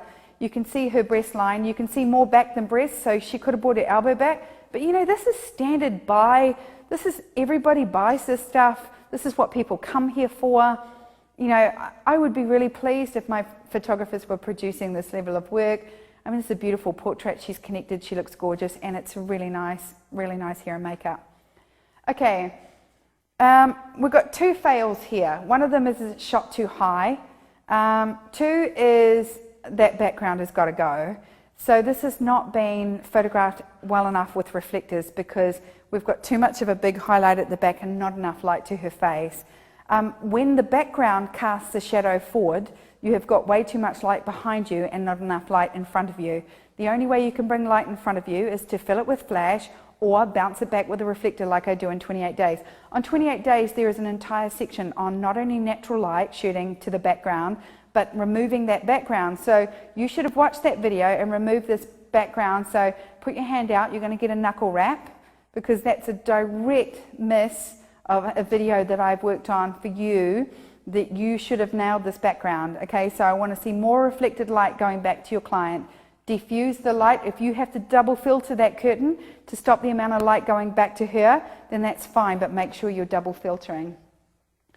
All right, chin, shoulder, hands, hourglass, body language, connection. How perfect would this image been if I had removed this here? Okay, how perfect would this image have been if I'd taken this arm away? Because again, this here is a beautiful body language and this here works for me, but this here doesn't. Okay, it's kind of like I'm touching my breast, I'm feeling the wall. I'm touching my breast and I'm feeling the wall, and both of them feel nice. All right, what are we touching here, people? What are we touching? Because whatever we touch, we look at. So if we touch the wall, we touch it low and lean on it. We don't touch a wall like this unless we're leaning on it, using our elbow, or just have our hand touching a door frame. Why else would we touch it? We would never stand up, touch a wall, and then look back over our shoulder. Okay, so body language is paramount. This image was beautifully executed, but it's beautifully executed with an orange arm poking out the back. Okay, so if you Photoshop that out for me, I would like this image more. I would like to see a little bit more smile in her mouth, but in terms of styling, you've nailed it. Background is beautiful. The chin is forward. Her face looks pretty. The dress is red. It's gorgeous. And don't hold the whole boob from the front. Okay, if you're going to touch the breast, remember we don't flirt and touch our breasts. If you're going to hold the breast, pull the arm away and just touch here. So there's some space between the boob and the hand. Looks better. But other than that, you were so close on that one. All right, chin, shoulder, hands. Really common when people put their elbow up to fall into their neck and lose their neck. She needs to come up and extend through her neck. So this is where I look at my client and I say, lift up tall. Lift up nice and tall, Margaret. Lift up nice and tall, long neck, chin forward. Then you can connect the front shoulder. Her shoulder is working. Everything is working in this image. Okay, I don't know why you cropped this arm out, because if you'd given me more space around here, you would have nailed it. Okay, I want to see this space back in, and I want to see her lifting up tall. So you remember the rule for lift up tall, right? So both of you come in here for a second. When people sit down in front of you, no matter how they sit down, so Jen, you go onto your knees and put your elbows on there and just relax in a comfy position. Nikki, you sit to the side with your elbow on there, and both of you sit in a fully comfortable position, like how you would, not hands forward, but just how you would talk to me. Okay, everyone does the same thing. We all go into this comfortable position, neck position, slouchy position. This is where, as a photographer, you turn to your client and you go like this. Lift up nice and tall, Nikki. Lift up nice and tall, Jen. Okay, relax back down to where you were. Lift up nice and tall, lift up nice and tall. Okay, it's like a puppet. We take that and we say lift up nice and tall, lift up nice and tall, and then we do this. We say lift up nice and tall, chin forward and down. Stop. Okay, and that is when you get people to work up through their body. This woman here is in a fully relaxed recline with no neck. Okay, so it's lifting up nice and tall. So it's a pinch. Now, I will walk up to a client, pinch the back of her hair, and lift them up like this if they don't get it. And then the second time I do it, they never do it again. I never have to do it twice. Thanks, ladies. Okay, everything about this image works for me in the sense that the hand works, it's got a true smile. There's a gap between her back and her arms, so we've got triangles around the body. When there's triangles around the body looks more flattering. The chin is forward, shoulder is connected. We've got a good smile, nice and sharp.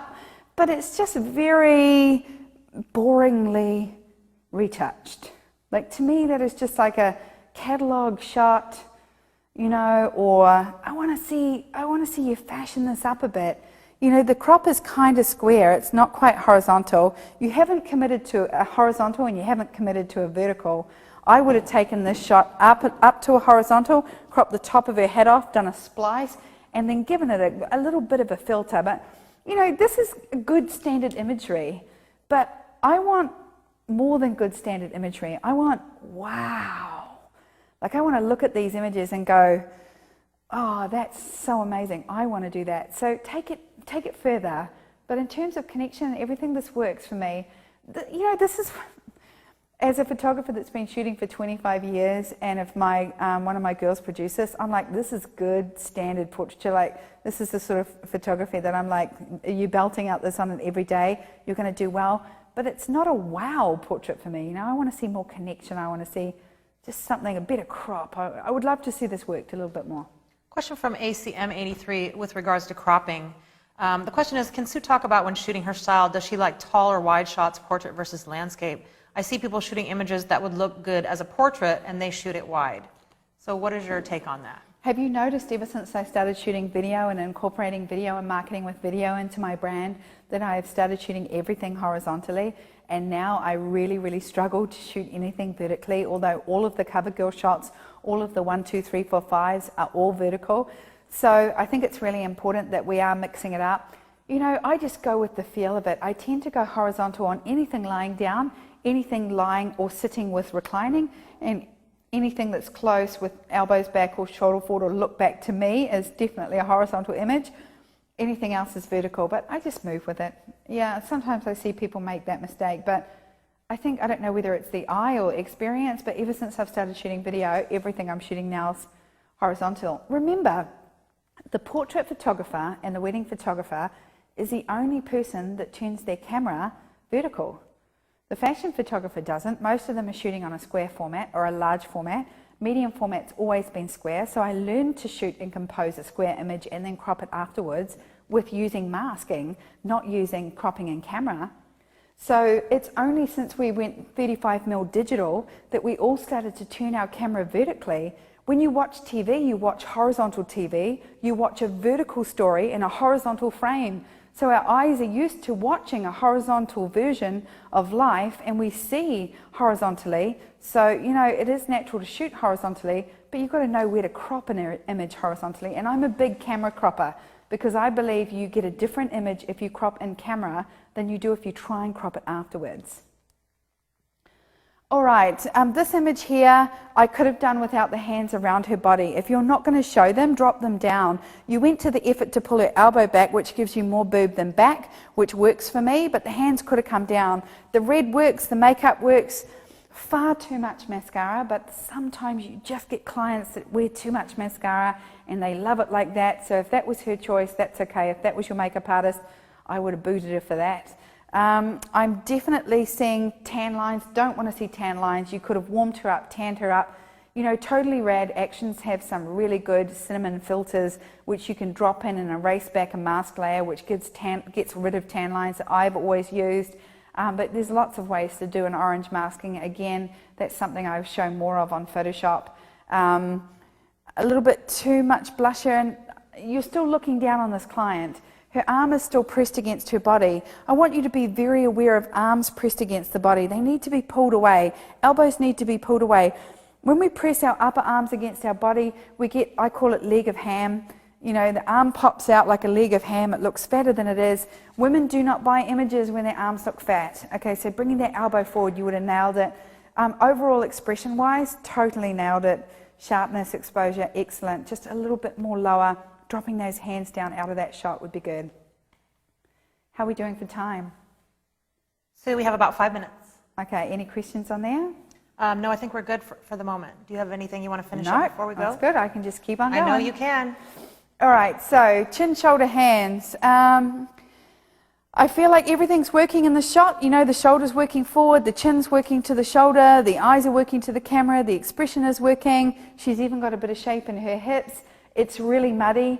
It's really insipid in its editing. So if you'd given me a little bit more contrast in this black and white, I would have really loved it. It's the editing that's really dropping this shot down. Would have loved to have seen it in color. But other than that, the essence of that is perfect. It's really good to see a lean body with the elbow back, and we've got a good shape in the waist. So everything there is working for me. Just pull back a little bit, not too cropped at the top of the head, because you've cropped to the belly button, which means you're shooting at number 2. Or number 3 actually, and we want to pull right back to number 3. We want to give a little bit more to the top of the head so that your client's not saying, why is this overcropped? All right, so from here, we're not sharp for starters, and we look like we've tried to save this image by sharpening it. I know what you saw when you were trying to save this image because it's definitely got a mood and a movement to it, but you unfortunately have pushed it a little bit too far. So I need to make sure that you're not, that you're shooting a little bit lower. You're still shooting down because you're shooting down on that chin line and down on that shoulder line, and a little bit more connection from the chin to the shoulder. But the only thing I can really complain about in this shot is you've pushed it a little bit too far because I can see how high the grain is. So you're either shooting at a really high ISO or you shot this underexposed and tried to save it in Photoshop. And it's got great connection. It's got great connection, and it may have even been an image that sold, but it does have some fundamental errors. But you know, this is a cute shot. At the end of the day, her expression wins over everything, and I really, really like it. So a question from Paige Pugsley's, who's asking if you can please elaborate on filters and if that's the way you bring a shot from good to wow. Is it using filters or? Really, I'm doing my post-editing on Alien Scan. My post-editing on Alien Scan is just putting that color strand through the image that doesn't look like a normal photo. I'm always trying to, even if it's at 20% or 30%, I'm trying to add a color filter in some way that takes it towards the mood of an image, that takes it away from being a real image. Yeah. Any other questions? I think that's good. We have about 3 minutes. Do you want to do one more? You want to go to break? Let's do that. All right, everyone. We are going to take a 45-minute break. So I just want to let everyone know that basically this is the most intimate hands-on critique session that we've ever had at Creative Live, and it's really one of the best and most effective ways to grow as a photographer. So we are going to take a 45-minute break. I want to read a couple quotes here. Christelle in New York says, "This is fantastic. Thank you for doing this critique for everyone in the CL audience. You're talking from real non-Sue portraits is getting the bullet points of your 28 days." So they really appreciate that. Everyone, this course is $199. If you already own 28 days, then you already own today. If you don't own today's course, then the course is $199, normally $299. So purchase the course while you can, while we're at break, and we'll see you back here in 45 minutes.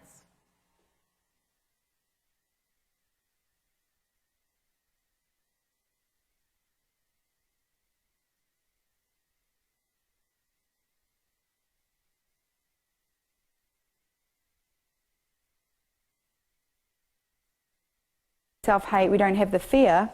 Oh no, guess what? We don't have any excuses to be what we want to be, what we really want to be. Oh, I love this. What do you want to be? I don't know. Oh no, I like this one. I don't know. I don't know. You know, people they don't move their mouth. It's kind of like, you look like a growling dog right now. Why are you doing that? I don't know. Welcome back to Creative Live, everyone. This is 28 Days Critique with Sue Bryce. We are excited to have her start again with the critiquing. We've been through quite a few images. What was the number we left at? 84. 84. And there's been 7,154 critiques on the website. Wow.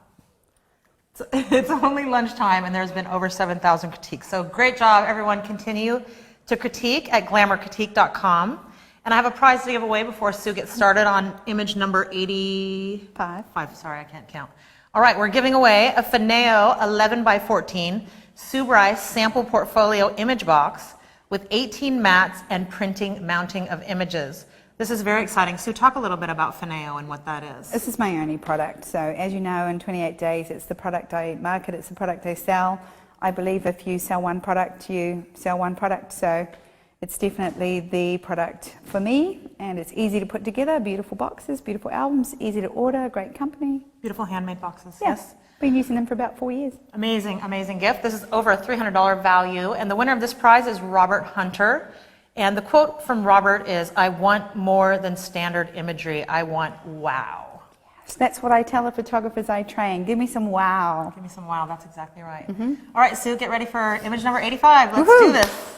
All right, so I think it's really important that we keep working through exactly what we're doing wrong as we're critiquing, because this is all about learning and it's about flipping it into learning. Slide number 85, if you're following me along on Glamour Critique, we are chin, shoulder, hands. So another classic example, I've talked about this twice. I really enjoy this image for a couple of reasons. One is she's got a very soft expression. Two, her eye makeup is pushing a line for me, but that's okay. Again, when it comes to makeup, there's a lot of personal choice in there, so I can't always critique that. I would love this shot more if that right elbow was moved into the center of the image, because then it would take her waistline right down to the center. Everything else about this is fine. If you put the elbow out and lean the head, you're going to get a tilt on the head. If she had brought her elbow in and just touched down the side of the face, it would have been more of a beauty image. It still works, but this is one example. When we were talking about cropping before, about not cropping into an arm that's going out of frame, the left arm works on the cropping, her right arm doesn't so much work on the cropping because it's too much in frame. So just bring the elbow across, taper right down to the waist. Other than that, it has a general beauty and softness that I really enjoy. So it seems nitpicky, but try that elbow in. We've been correcting that all morning. Okay, never at any time do I put people side on to the camera. The only time you will ever see anybody side on in my frame is when their shoulder is forward and they're looking back over their shoulder. So that would be as close as I would ever get to a side on frame. Everybody else is 45 degrees. So this is a classic mistake. I'll bring up both girls for this because it's a double pose, and I'd just like to show you a couple of things. Never at any time have I ever gone back to back, so you'll never see this image from me. It is so much better doing front to front and doing the face shot. So we do the love heart, which we did earlier before, where they put their arm around each other at the back and hold elbows. Then their faces go out to their shoulders, and then their faces come together. So don't come together with the chin. Bring in top of your head, Jen. That's it. So we create this love heart. But if you want to make this more of a fashion style shot, then what you can do is cut it off here, shoot it horizontally. Let's get a frame so we can frame them up and have a look. So I'll just put this one down. Oh, sorry. So we can frame them up nice and square, and we can crop it in nice and close. Faces nice and close to the camera. Now, if you want to crop in even closer, you can come into here, but just do a number one with them. So that's cropped to the top of the head, nice square faces, making sure the faces are the same distance apart. It never works with back to back, but let's try Nikki turning her back to Jen. So if Nikki turns her back to Jen, and then you can just touch her elbow, which brings your shoulder in, you drop your hand down onto your hips, so slide down, Jen, so that your hand's, on her arm. There it is. So if they're sisters, they're connected there. So you could crop it there and there. So Jen, bring your face in now, and as long as the faces are engaged and you crop to the top of the head, that's where you want to be. Back to back never works, because if you go back to back, ladies, then the first thing that happens is neither of them can get their face back to the camera, which is what this shot is suffering from. So either connect one, connect both, but don't have them back to back, because I would never, if you walk away, I would never shoot a girl on her own back to back, tip back, looking back. Okay, so what I'm doing with both shots is connecting two girls in one image and connecting them to each other. Okay, so unfortunately that's a fail for that reason. All right, chin, shoulder, hands. Why do we place our hands on our body? Because we look at what our hands are touching. Her hand is touching her thigh, I'm looking at her thigh. It's a shame, because if I take this out of the image, if I take this hand out of the image, or if I take it around her waistline, I look straight at her face. This is a beautifully executed image with a photobomb hand. Okay, so what's happened is that hand has ruined that image because it's photobombing down through the image and going, hey, look at me. And you know, hands, jazz hands, are so naughty because they want to just take over, and they just want to say, like, you know, the little fist comes in, or the little claw, or the little T-Rex hands. But when it's a photobomb hand, it's kind of like, look everybody, I'm down here, look down here, look down here. And I've stopped looking at her beautiful face. Her shoulder's connected, her expression is excellent.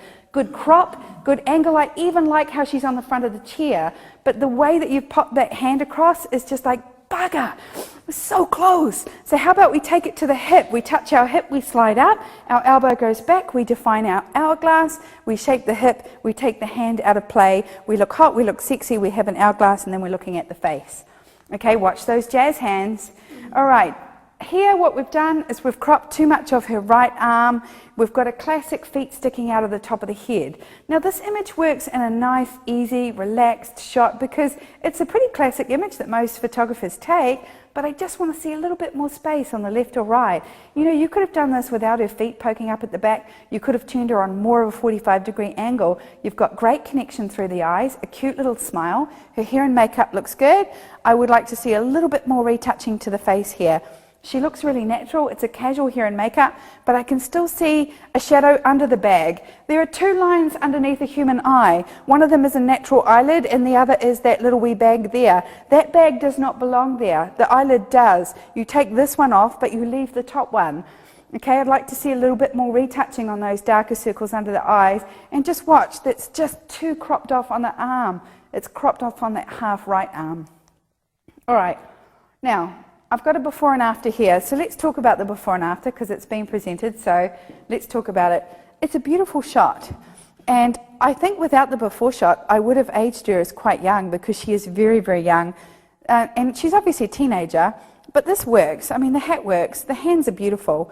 She has very, very feminine hands, which is great, and not many hands work in an image like that. She's got great nails, and it works. We've got a little bit of a dark dip under Globe. You know, we wouldn't be here without you. We so appreciate your participation in the chat rooms. I mean, it's just been incredible today, and we just can't thank you enough for being part of the Creative Live experience. So shout out to all of you. Thank you so much for joining us. We'd also really love to thank the Creative Live crew. We have so many people behind the scenes that make something like this happen. To our camera guys, to our behind the scenes chat moderators, to our producers, we love all of you guys. So just want to thank our producer, Aaron Anderson, and our line producer, Lacey, so much for this workshop. It's been incredible. So thank you to all the crew. I love Creative Live. So Aaron had produced 28 days, and it started, and we started preparing for that mid-January, and I haven't seen him take a day off since then. So it's July. I don't think Aaron does July. take days off. Oh, wow.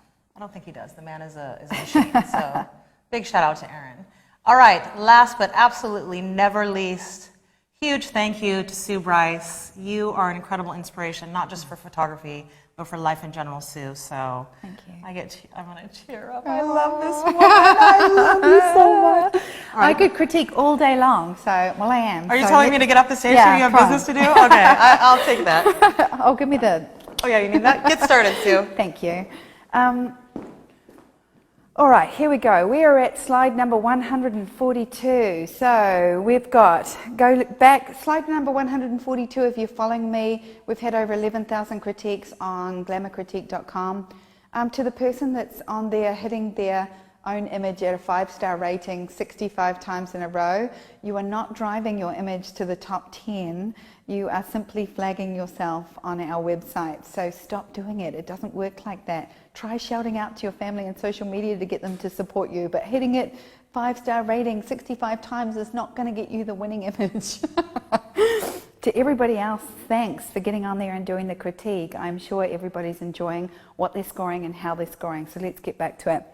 Chin, shoulder, hands, hourglass, body language, asymmetry, connection, focus, expression, composition, Photoshop, hair and makeup, and overall rating.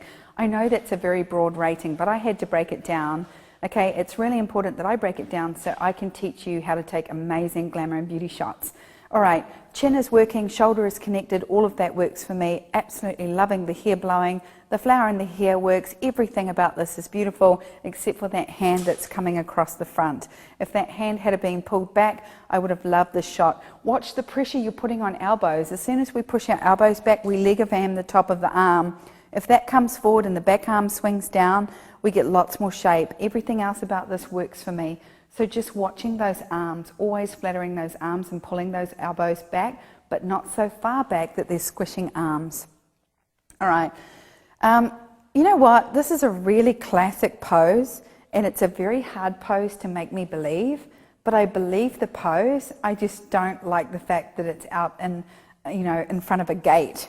So had this been done just shot straight into the light or into a white net curtain straight into the light, I would have absolutely loved it. It's really hard to get hands relaxed like that. Remember, this is the bottom of the colletage. I call it touching the bottom of the bra. It's very common in my posing manual and in my 28 days, but it's not something that many people use. So when I see it, I know that they've studied my work or they've got my posing cards, because this is a really strong place to put the hand placement. It's not a hand on the belly, it's at the bottom of the breast line. So big props for that. Hands in this image are outstanding. I just don't like where you've shot into that gateway. You could have shot straight into the green and you would have done better. Also, just watch that your highlights aren't too high. This is very high key and blowing out. We just needed to bring your recovery down, bring your exposure down just a little wee bit. All right, chin, shoulder, hands. All right. So interestingly enough, we've got such a strong directional light, we've got a big shadow coming up through here. So we need a stronger reflector and a flatter light. I can only see one catch light to the side. With my reflectors, I put in a catch light on this side because it's coming in nice and close. There is no connection between the chin and shoulder, but fundamentally it's quite a good portrait because it really connects the subject to the eyes. Just watch that back hand going straight up like that. It's confusing as to where the arm starts and where it finishes, but good touching to the throat as opposed to the side of the face. I like the earrings. A little bit more connection through the chin and shoulder would have made that really beautiful, really, really beautiful.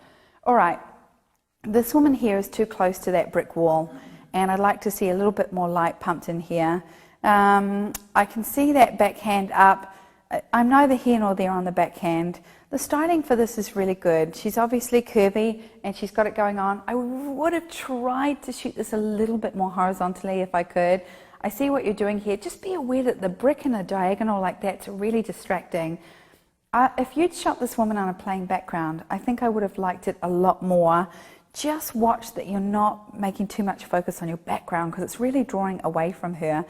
You know, when that hand leads off and it's cropped off like that, that doesn't bother me too much, but this shot potentially looks a lot better when it's back in a horizontal frame. So just be careful that it sits where it's meant to, and just watch your brick doesn't go on the diagonal, which means you need to tip your camera a little bit to the right so you're not so pulled away. Her eyes have a really strong focus, which is important. I would love to see this before and after. I would have loved to have seen it as a before and after. Okay, I love this shot. There's so much about this shot that is absolutely beautiful, and I definitely love this pose. The look away, it's very modelly. I would have loved to have seen a connected image. This bothers me the most. If you had control over this image, I would have liked you to straighten out this little bit of fabric a little bit more so it wasn't so much up into her face. This one doesn't bother me at all, but I'd just like to see this one a little bit tighter. Also, just watch in your post-processing, when you go through, up your recovery to take your highlights back, so you take a little bit of burn off, you can actually jump in your darkness and contrast a little bit more, and your blacks will go blacker, which means her eyes will pop through there.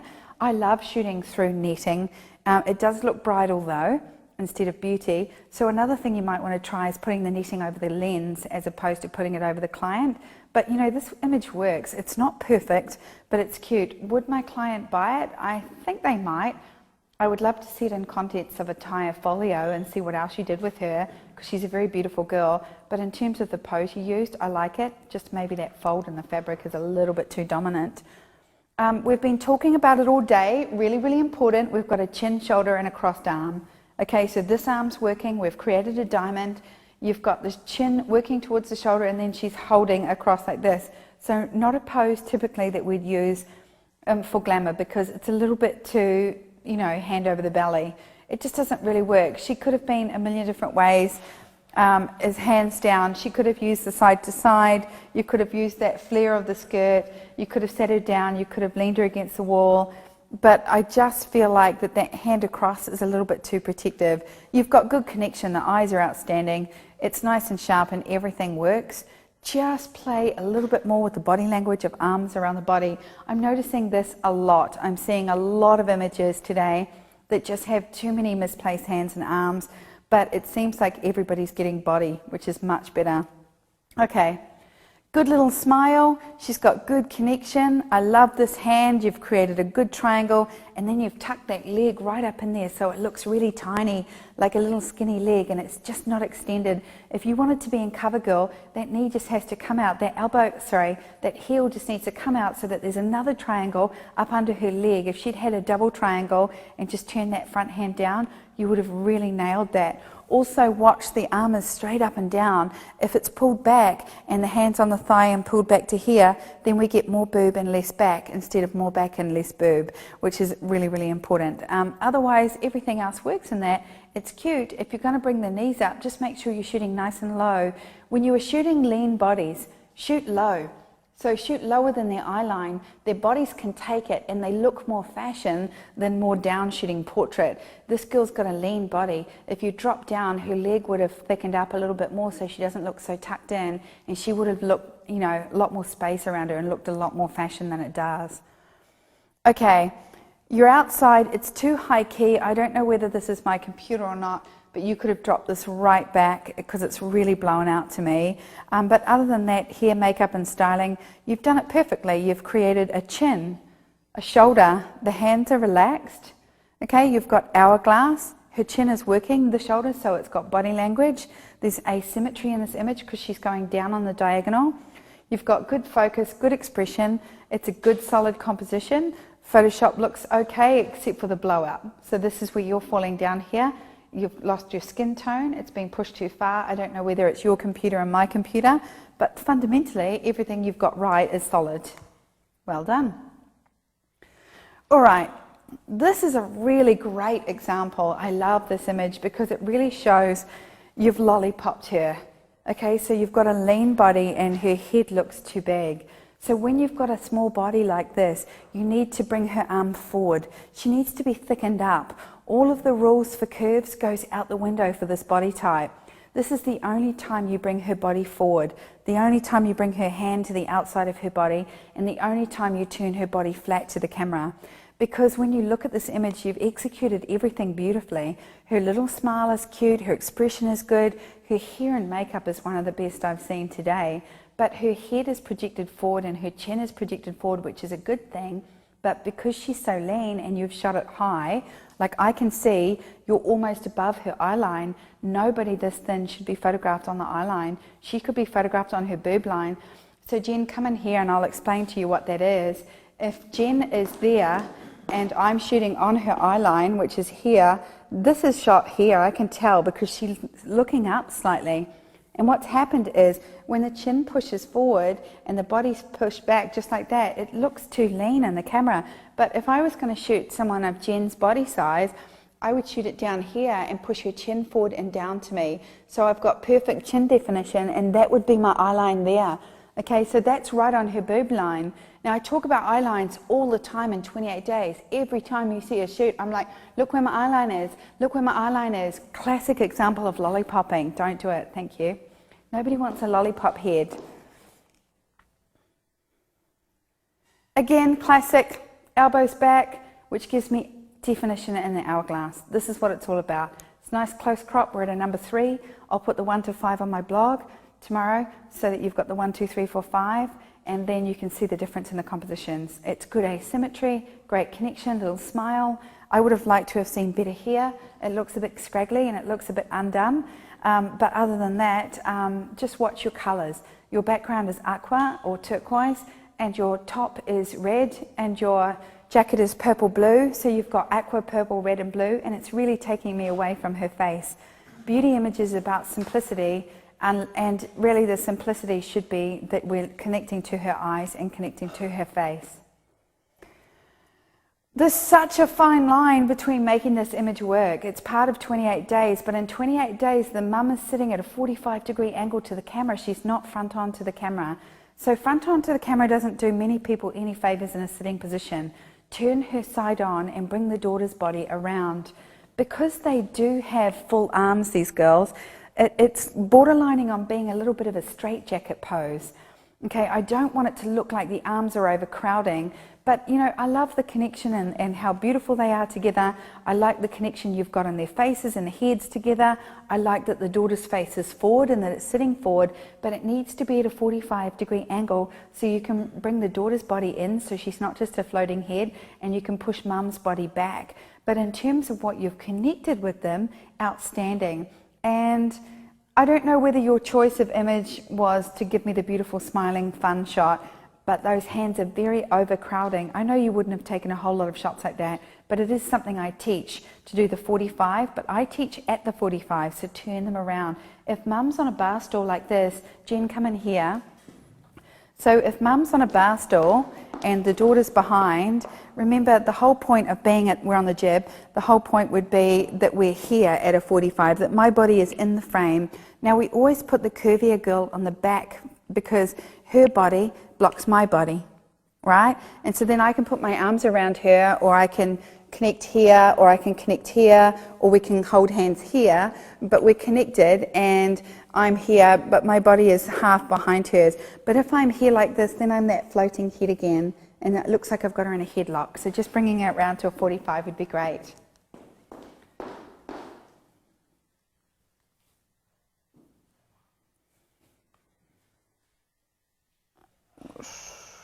Okay, A, we're not sharp, and B, we crop too close. There's more arm in there than there is, we've got no hairline.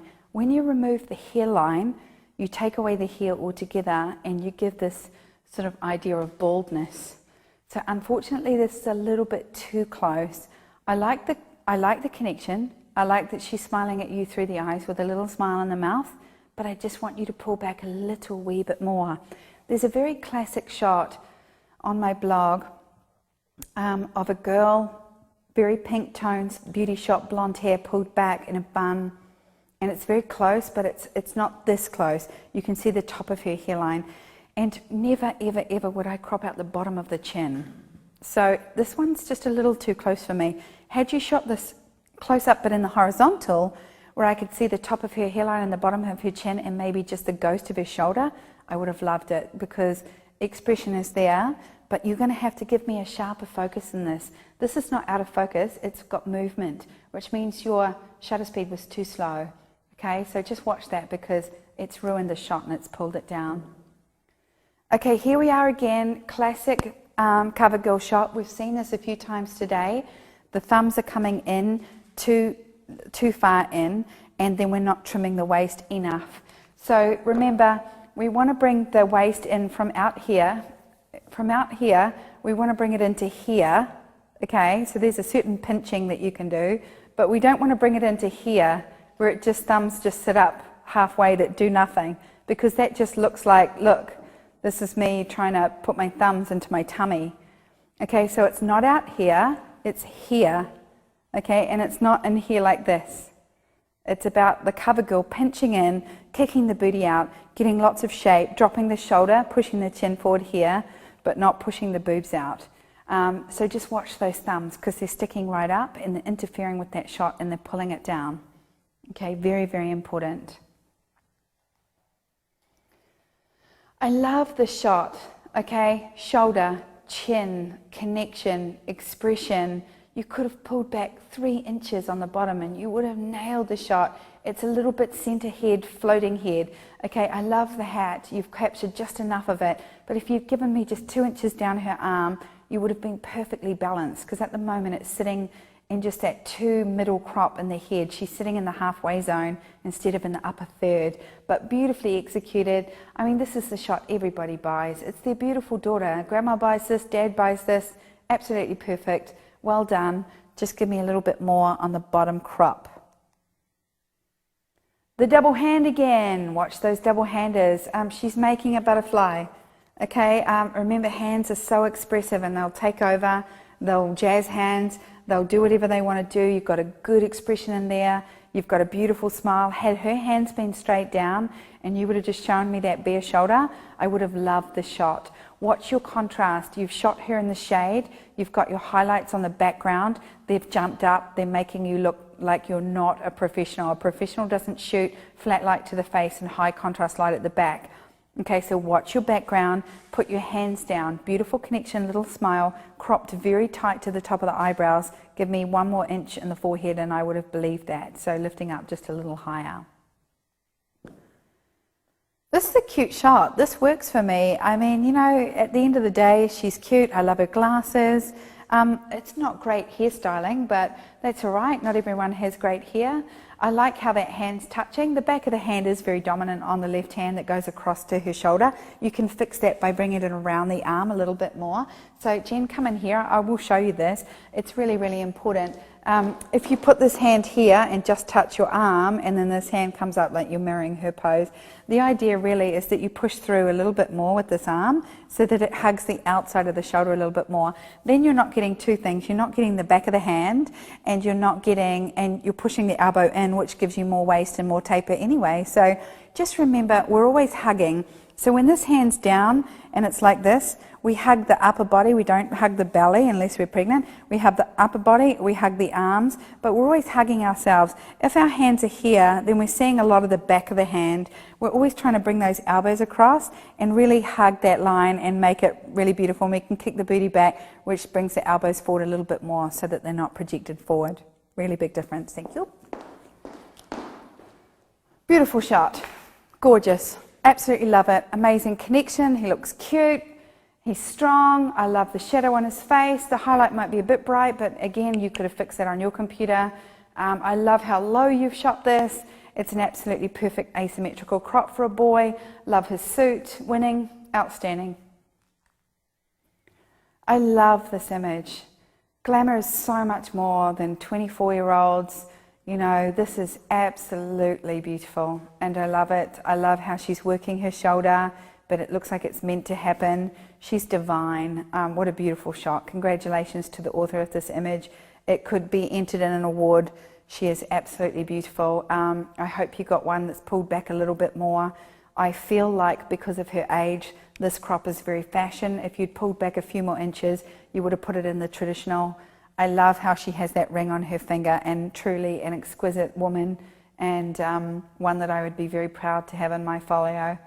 Just that makes my heart warm. You have no idea. Wow. Okay, the claw. That dreaded claw, but so close. This image to me embodies so much. She has the perfect relaxed mouth. I love this movement. You've just kicked back in the hip. I love that her hand's just coming forward. The background is very strong, but it seems to work. But then she's just got that little pinch here.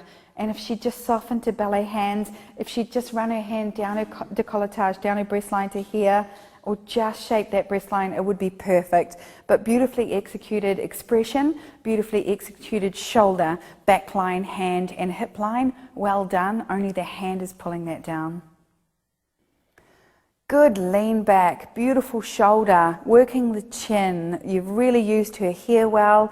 The hands could have been a little better, but I love how she's turned away on the wall. So many people are turning away freestyling, but you've turned her away on the wall. This is a beautiful image, 10 out of 10. I absolutely love, you've totally nailed this girl's face, her expression, cute little smile. You know, there is a big shadow on her right-hand side, but you really are focused on that right eye. And just watch these little armpit lines. They really should go. Nobody ever likes them. Everybody complains about them. But beautifully executed image, good connection, good look back, and good body shaping with the hips pushing forward, leaning back, which is such a refreshing change. Well done. Again, you guys are nailing the shot, which is great. The elbows and shoulders are lined up. You've got the hand around the neck, not the face. You know, it's a good hair and makeup, strong coloured top. I mean, this is a good portrait. This is a good contemporary glamour portrait. It's what people come into my studio for, so it's great. Oh, this is a good one. This is a good one because it's a good mistake, okay, because their arm's going nowhere and her expression's going nowhere. Okay, so I want to do two things to this image. I either want to just change her straight away to holding her elbows so that her shoulder comes forward, or I want to just drop this hand down. So too often we've got our hands up on our hips here, and we've got a big elbow dominating towards the camera when we could just be touching with the bottom of the back of our hand, sliding down the bum, which drops the hand in a back position that's still in a diamond, but it's not out here like this. And secondly, she could have been turned away from the camera more so that she's looking back. But what I don't believe is the way she's looking at you. I just feel like she's caught in the headlights. Okay, so she's looking back, she's got a big wide look, her mouth is open but it's not smiling. So I want to see either the mouth close or I want to see a big smile, but I want to see those eyes relaxed. I also feel like it's very body dominant. So I would have either cropped this higher, and maybe that would have saved so much of the mustard shirt. Crop this higher, and no neck wrinkles, pushing the neck forward, always driving the chin towards the outside of the shoulder, and just watch that the face doesn't get too white, because it's very pasty and it looks like it's been hit with too much highlight more than it's light in colour. You know, this works for many reasons. It works in the sense that you've nailed the pose. You've got a very young outfit and a very young pose on an older woman, which works because she's got a rockin' body and clearly this is who she is. That lipstick is very pink, but again, if that was her choice, personal choice, I can't fault that. This leg's got a big highlight on it, which is very distracting. You can drop down your highlights on the body like this, but I'm more, I think she just needs a little bit more retouching to the face. She needs more reflected like to the face. I can see a reflector in there, but I just feel like, you know, around her nose, highlights and everything are too hard, and just watch the retouching on the face. I can see smoothing again when I want to see softer retouching. I just feel like her face looks a little hard, and I just like to bring it back in the right places because of the shadows, not because of the makeup, but because of the shadows. This is beautiful, exactly the same. We've been doing this a lot. Just one little tip when you're doing elbows back is watch that the hands, you're not capturing them out there. So the easiest way to pose elbows back is to put your hand out like this and then bring your elbows in. And once your elbows come in, then you drop your hands down. Okay, but just be a little bit careful if they're still flailing out like that. Maybe you could have left one out and one in, or maybe you could have just dropped them both down and keep the elbows back. You've really nailed the hourglass. You've got good expression. I like the hair. Just for styling purposes, she is very insipid, so she's got no lip colour on at all. So she's very grey and beige and cream and beige, the whole image, and her hair's beautiful, but I would have either put a little bit of pink in her cheeks, made her eyes bluer, or put a little bit of pink in her lips.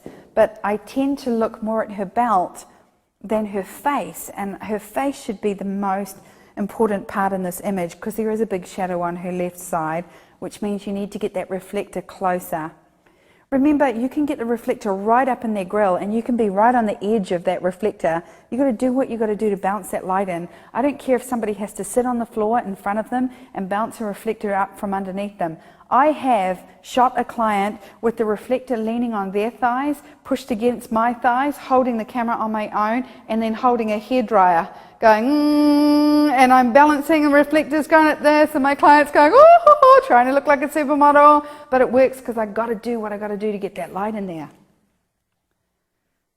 Okay, this is a classic example of you're starting to learn how to do cover girl and you're starting to get movement, but you've just shot this out on a balcony, which is cool. If this is about you learning posing, fine. Drop those shoulders down, lift up nice and tall, bring in a reflector, watch those highlights, and shoot a little bit lower so you're not shooting down on people. But all I see here is shoulders up.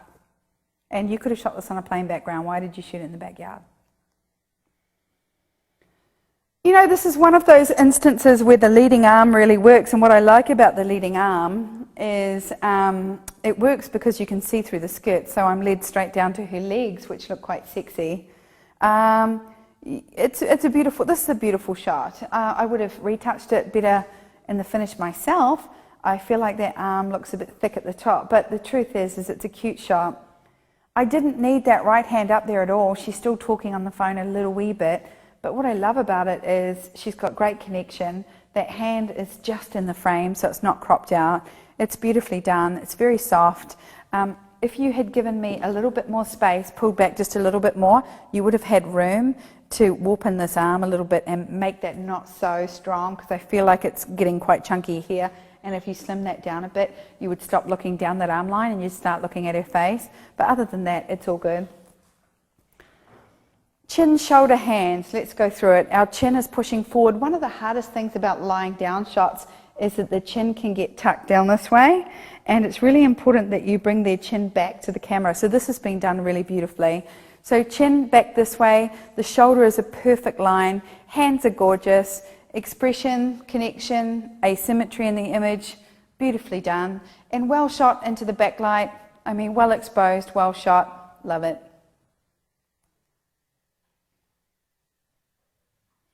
Okay, we've got a floating elbow again. I love her expression.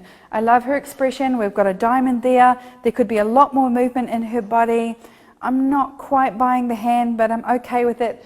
I struggle with this image because I want so much for that hand to look real, and I don't believe it. So I would have loved this image had her hands just been straight down and she was kicking her booty back. I want you guys to start coming back to simplicity. Simplicity is where it's at, and it's just something that just makes everything look so good. Don't try so hard to create diamonds if they're not working. Make them simple. Just drop them down. And I want you, every time you're shooting, to try at least 20 hand positions before you change the pose, or at least 5, remember? So remember, on 28 days, there's 5 poses, 1 composition, 5 poses, and then you start moving the hands around before you change out. Other than that, her shoulder's not working to her chin, but her face is absolutely exquisite. It does look very soft up close, like it's had a bit of a Gaussian blur on it or too much portraiture applied. So button back on the portraiture a little bit if that's what you're using, and just try and give me hands down, simplify. You know, maybe there's other shots in the sequence that are better. At the end of the day, I've got a hand on the belly in the front, which leads me straight down the belly line, and I've got no chin to the front of the shoulder. Okay, so I'm not connected. What I do love about it is the background choice. I love that you went straight into those old woods, but if you're going to shoot her, take this hand from here to here, because that hand is dominating and it's stealing, and it's also taking away from her waistline, and I want her chin to come around just a little bit more and connect.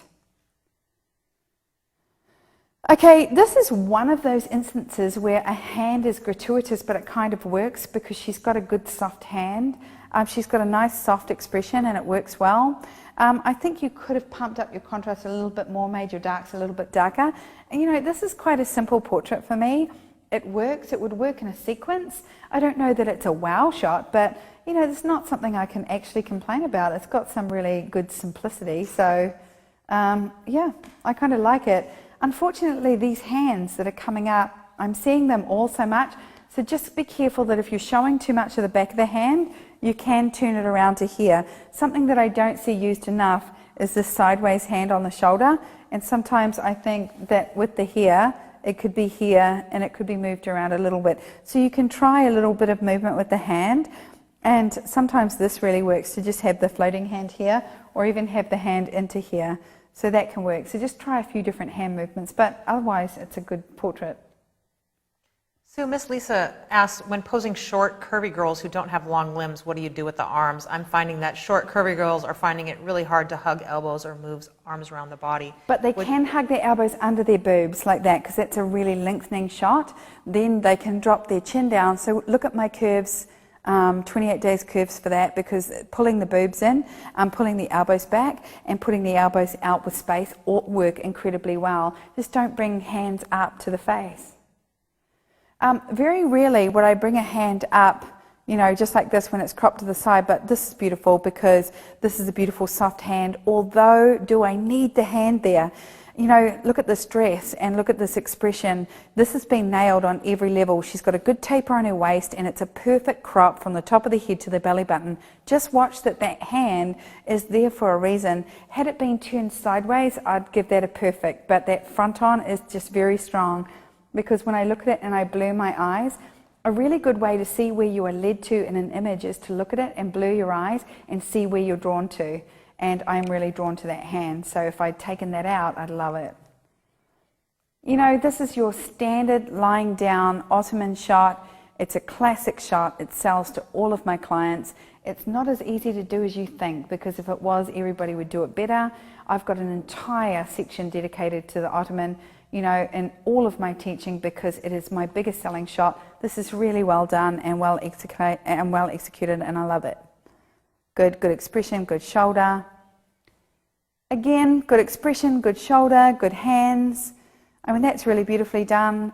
You know, you can really bring hands up like that when you've got a long, lean client like this. You can see the length in her elbows, so I can tell how tall and lean she is. She's got beautiful hair, and this just really works. So a beautifully executed image. Definitely a very beautiful girl. She could have had a little bit more of a relaxed mouth, but it's a good shot, and it's good. I like the hands up. And but you know, with a body as hot as hers, I may have pulled back and just shot her sitting on her knees on the bed. I would have just maybe got a little bit more in there, but I would have liked to have either seen her face closer with a really relaxed mouth or just a little bit further away. But I mean, she's a gorgeous girl, and it's a good shot of her. I actually really love this. All right, so we've got a good shoulder, we've got a good chin. I love this connection. Very straight look in her face, but just enough to be fashion. Incredibly beautifully styled. I like the wrap, I like the backlight, I like how this works. This is going to be a great folio shot, a beautiful voucher shot. It's gorgeous. Well done. This is a good shot. It works because she's cute, and it works because she's got a cute body, but that hand is misplaced, but it's okay because it kind of works. It could have been a little bit lower, but it didn't have to be moving at all. But I do like that it's pulled back, and I do like that she's against the wall, not just freestyling. I like her expression, and I love the way this has been styled. So I just feel like that hand's just popped straight up there. So maybe if it was dropped down, it would be better. But again, good shot, cute. All right, so this doesn't work for two reasons. One of them is she's a floating head in the center of the image, and two is because that elbow is going nowhere and it doesn't belong anywhere. You don't see where it comes from. So, you know, what is it? It just doesn't look right. But she's got a good expression and she's got a good face. So if you drop that hand down, I would have believed that more. I like what you've got going on with her styling and her eyes. All good connection, but it's just misplaced with that arm that's just floating out of nowhere. So you've done a really good job of styling her, but I just don't believe those elbows up, so be really careful with those elbows up. This is a good shot. It's a little bit too retouching software around the face because I can see too much softness. I would like it to be a little bit sharper, but I don't know if that's my plasma or not. I'm loving the colour choice to shoot that yellow mustard straight into the line. The flowers look good. I mean, there's been a lot of flowers today, but then I shoot with a lot of flowers, and I do a lot of flower shooting. I do a lot of backlight shooting. Looks always good with the flowers. I'm not worried by that. You know, I think it looks really, really good. That hot spot under her arm is a little bit distracting on the screen, so maybe take that down. But that's good. I maybe crop that a little lower onto the head and just show a little bit more bust line. And is she leaning forward or is she lying down? Because if she's leaning forward, I just want it to be a little bit more upright, pushing her chin forward and down. It's an interesting crop choice, this one. You could have gone wider on your horizontal or gone to vertical, but you've absolutely nailed the shot. Her chin is forward, it's beautifully styled, cropped to the top of the head. It could have gone a little bit lower, so you could be showing me her bust line, but she's a beautiful girl. She's been well shot, she's been well made over, and I love her expression to the camera, so that's a great shot. All right, so this is not retouched in how I would retouch. I think her eye makeup is very dark, but that's okay. That could be her personal choice. The blusher is very strong and it hasn't been retouched under the eyes, which I don't like. But just be careful touching the face. So I think this is probably being call of the day is about the face touching. It's pulling the hand down. So it's not so high. It's not talking on the phone. I want to see more body language and less placed hands.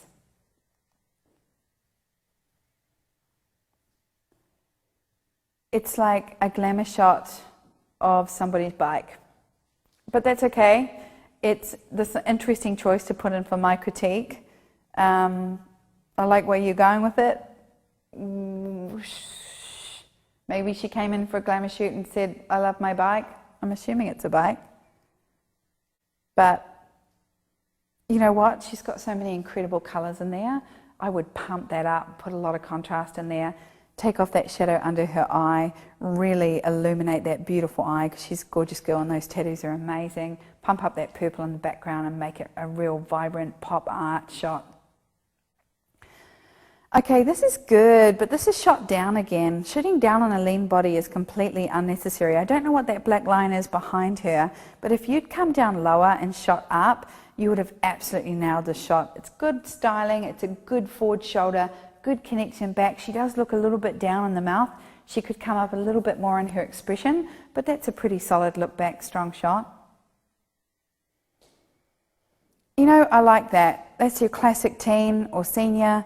Her hair looks good, you've got movement in her body, her elbows pulled back, there's definition in her hourglass, she's connected to the front, you've got good hands, nice and relaxed, asymmetry. She is a little bit too far to the right, you could have brought her back into frame, but that's a pretty standard, good, solid shot from there.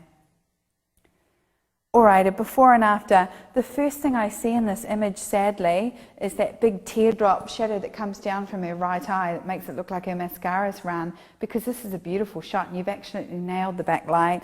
Put that hand down, doesn't need to be there. Again, too many hands up over the head with just normal expressions. Instead of, if you're going to do the hands up over the head, you've got to do that real supermodel expression, that one that looks like they own that hands up over the head. Otherwise, pull them down. It would have been just a beautiful shot with the hands down, and more importantly, I would have really connected with her incredible eyes because they're bright yellow. And just watch that your before shot is not too happy, because she looks like she's having a great time in her before shot and then not a good time in her fashion shot. But if she was just smiling sort of nervously and like, look at me getting my makeup done and then really working it, then you would have absolutely rocked that before and after. So this is your classic model line where the chin goes higher and there's no connection to the shoulder because you don't have to. Very rarely, in all the years I've been shooting, do I get a body line like this. The difference being is because you've posed her like a model and because you've shot it with flashlight instead of natural light, it looks like a catalogue, not like a portrait or a beauty portrait, because the focus is on her body. To me, this looks like she's advertising a dress, not a beautiful shot of her face, although in terms of her being a beautiful girl, without doubt, you've captured a beautiful girl. But this is classic what I see. I see a beautiful shot that to me looks like a catalogue or a fashion shot. That to me is not a beauty shot. A beauty shot is when you can't stop looking at her face. I would have loved to have seen this in a more natural light that's not in a filled light, and I love the movement that you got in the blowing of her hair, but I just feel like it's just a little bit too catalogue for me. Maybe it's the flash that's doing it. And maybe you could play around with some colour filters and take them into the blues and pinks and see if you can make it look a little bit more portrait in that way. But I feel like you've taken a beautiful photo of a great dress on a hot body. And see, that to me is more of an expression to the face. I love the shoulder, I love how it's working. I love the connection in the dress. You've got a good elbow pull back. She's got definition. This is a beautiful shot. This is a very well executed moving shot. You know how hard that is to move. One of the most important things you'll do when you start swinging dresses is people swing their elbows out all of the time. So it's really nice to see a moving shot where she's got a good hair blowing and she's got elbows in with her dress out. This really works for me. We haven't seen a lot of dancing shots today. We haven't seen a lot of moving, and this has been executed beautifully. Interesting choice to go square. I would have kept it horizontal, but that's okay. I'm assuming it was shot horizontally. You've got a good 45 connection, elbows forward, slims out the arms when the elbows go. She's got a good tight expression, and that's your really typical standard lifestyle portrait shot, and it works for her, so I like it. I wouldn't change anything about it other than the crop. Okay. Really classic example. You've done a beautiful job of lining up their hands. You've done a beautiful job of getting her close to her. You've done a beautiful job of sitting them up nice and tall so their shoulders are over their elbows. But they both look terrified of you. They look like they're going to burst into tears. Both of them need to come out with their chins and then together so that they're not like this. And both of them look like they're kind of concerned. So I just love this, but the expression, it's very hot on the face in terms of flashlight. You didn't need to crop it so tight to the red head, top of the head. If you just got a little bit more expression in there, I would have really liked it. Be careful with your backdrop. It's very dating. I think it's very boudoir. I don't know that it's very glamour. I feel like it puts you more in the 80s category than it puts you in the 2013s. So just watch that one and just square up the faces a little bit more and a little bit better expression. But everything else was executed really tightly in this image. If I was to look at this image, I'll be really honest and say, I feel like I'm looking at an old school photographer because I feel like it's old school executed with old school mistakes. Rupi had a question with regarding to skin tones. How important is it to you to get really true skin tones? Oh, I don't get a true skin tone at all. All of my skin tones are cold. I prefer cold skin tones. I always go away from red and into cyan. It looks more fashion. But as far as other people that maybe choose the opposite aesthetic, skin tones to you are it's not the most important thing as far as knock yourself out. Thank you. That's what I wanted to hear. Yeah, my choice has always been to go to cold tones. I don't know if you remember shooting in the early 90s, but when we were still shooting film, we were shooting a lot of E6 cross process. So we were shooting tranny film cross processed in a C41 processor, which gave us this incredibly blown out white skin, cyan tint, magenta tint through all of our images. What it did give us was that cold look, which was very fashion. It also blew out in the dark so badly and looked really muddy, but in the high key, in the highlight, it was outstanding, although it is very dating looking. So what I love about that cross process was we were always shooting towards cyan. So as soon as we went to digital, I was always had this propensity to go towards cyan when I was photoshopping. I still do. It takes the red out of images, which makes it stop looking like normal photography. To me, it's the only way I can describe it. It's quite weird. It makes it colder, which makes it look more fashion and edgy. Very rarely would I cover a model's face and shoot in it. This kind of works. It kind of works and it kind of doesn't. In the context of a folio, the feathers actually kind of look like her eyebrow and hair, which is a little bit confusing, but it's actually a really beautiful shot. I would have actually loved it if it was cropped a little lower and with more hand, because it's a beautiful mouth and eyes. So this works for me, but it's just cropped a little high on the face. Like I feel like if you just shaved the top off it and shown me a little bit more hand, then I would have made that work. Okay, cute shot, young girl, you know, but she looks pissed off. So she looks like your typical pissed off teenager.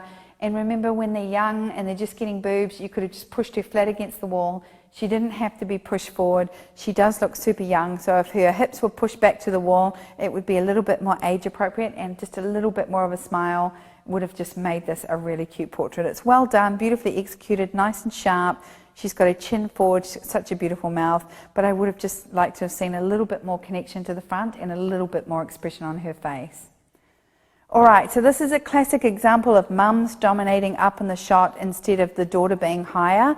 So mum should have been sitting in a chair, daughter should have been standing. They shouldn't have both been sitting. If they are sitting, I don't know, maybe they're both standing. If the mum was sitting, she should have been slightly lower. Let's get this right, because none of the posing twos have been working out today. So I want to see a couple of things. Let's have a look at this. Nikki, you jump in the chair and you go behind her, Jen.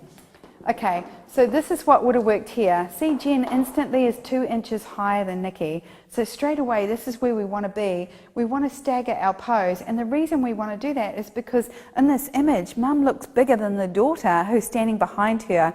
And it doesn't work to be bigger than the person that you're standing behind, because, just step back, Jen, because the mum's down here like this, the daughter's down here behind her, and mum's dominating the image, whereas she should be dominating the image just slightly here. I mean, you can have them almost equal there and there, turn straight back to the camera, but just not that lower crop. So what's happening is you're drawn down the mum's frame and not together. But if she's slightly taller than her, then if her hand goes back to here and they connect there, she leans forward and then they bring their chins to the front of the camera there, then see, you can connect their body language by tipping her head back this way. Beautiful big smile, ladies. And there it is. So right there, just like that, we're connecting them. Also, mum is turned side on. So she's turned side on to the camera this way, and I'd rather see her slightly open, 45 degrees, and have her body coming around, then that would have been perfect. Thank you, ladies. So a clarification question from Frances Marie.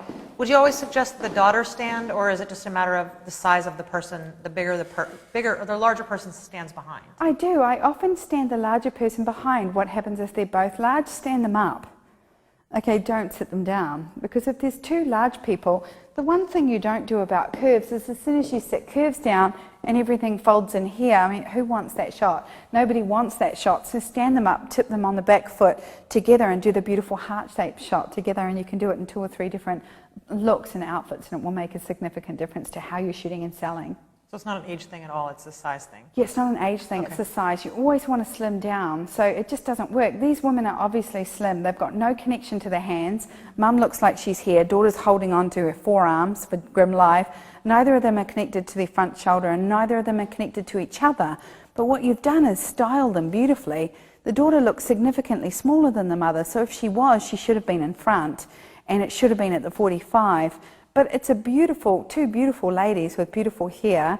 I just want to see them connected with their face and their expression more. Okay, so if somebody is, sending in an image from 20 years ago, this is what I'd say this is. So at the end of the day, it's Gaussian blur, it's soft focus, it's an old-fashioned outfit, hairstyle and jewelry, and I mean, it just, it doesn't work. If it worked, it worked. It worked in 1990.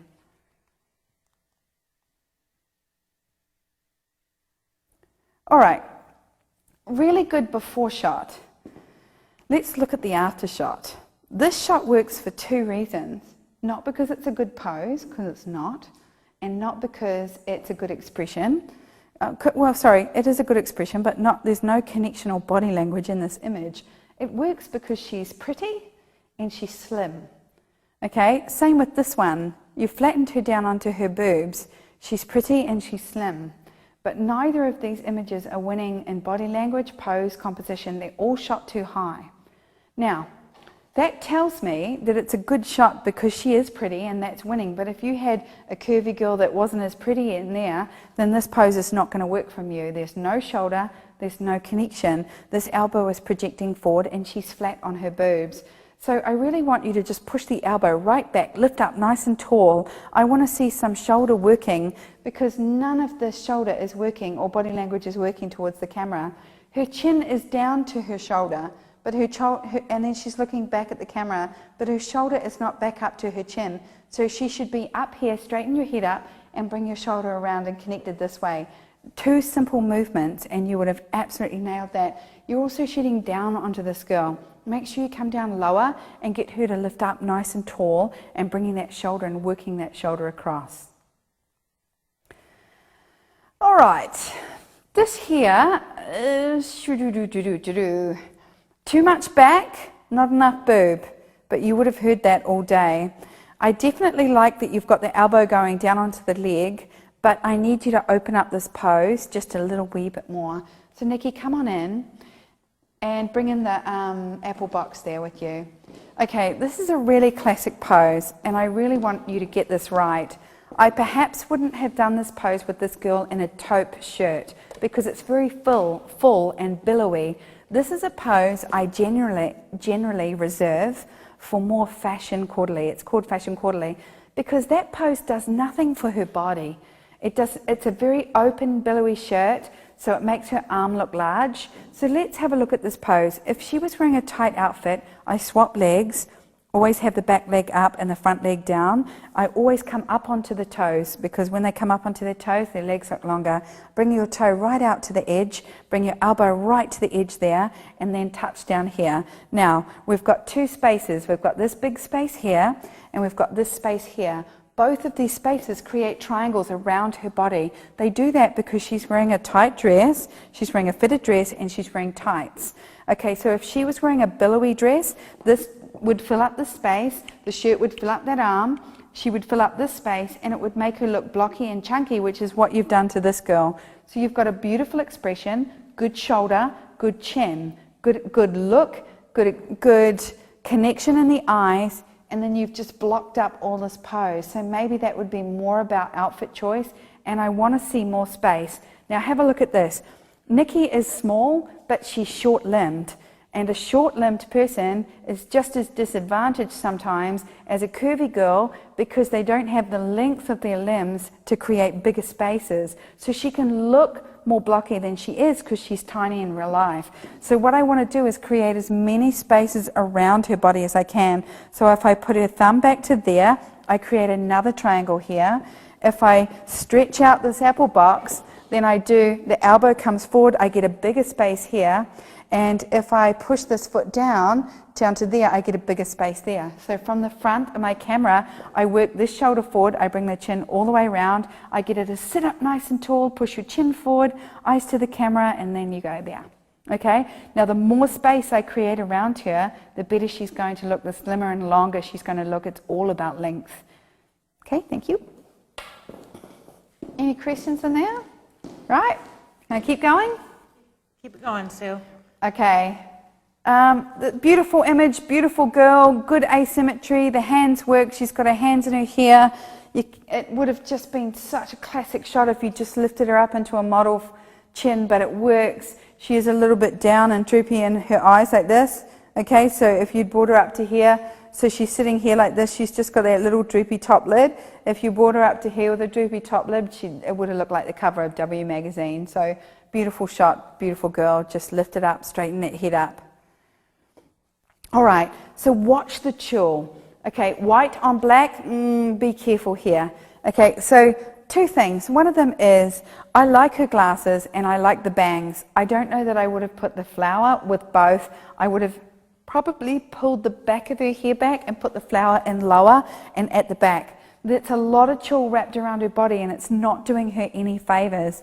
It's executed well, but in the sense that it's just a little bit too wrapped up in tulle, okay? It's too big, it's too out there. So, I mean, you can pull it back and her hands are locked into her belly like this, which is awkward. Okay, if she was going to hold on, she could hold on to the bottom of her breast line here, and that would have worked. Okay, so just keeping beautiful hands, making sure we're not locking down into the belly, and just, it's a bit tulle-y. All right, so I like the polka dots and I like the blue. I like how everything's been executed, but what I've got is leading hips, no shape in the body, and I'm looking at this part of the image here. So I'm more drawn to her mid-frame than I am to her body. And the reason I'm doing this is because her mid-frame is projected up and down in the camera, whereas I want her back on her back foot.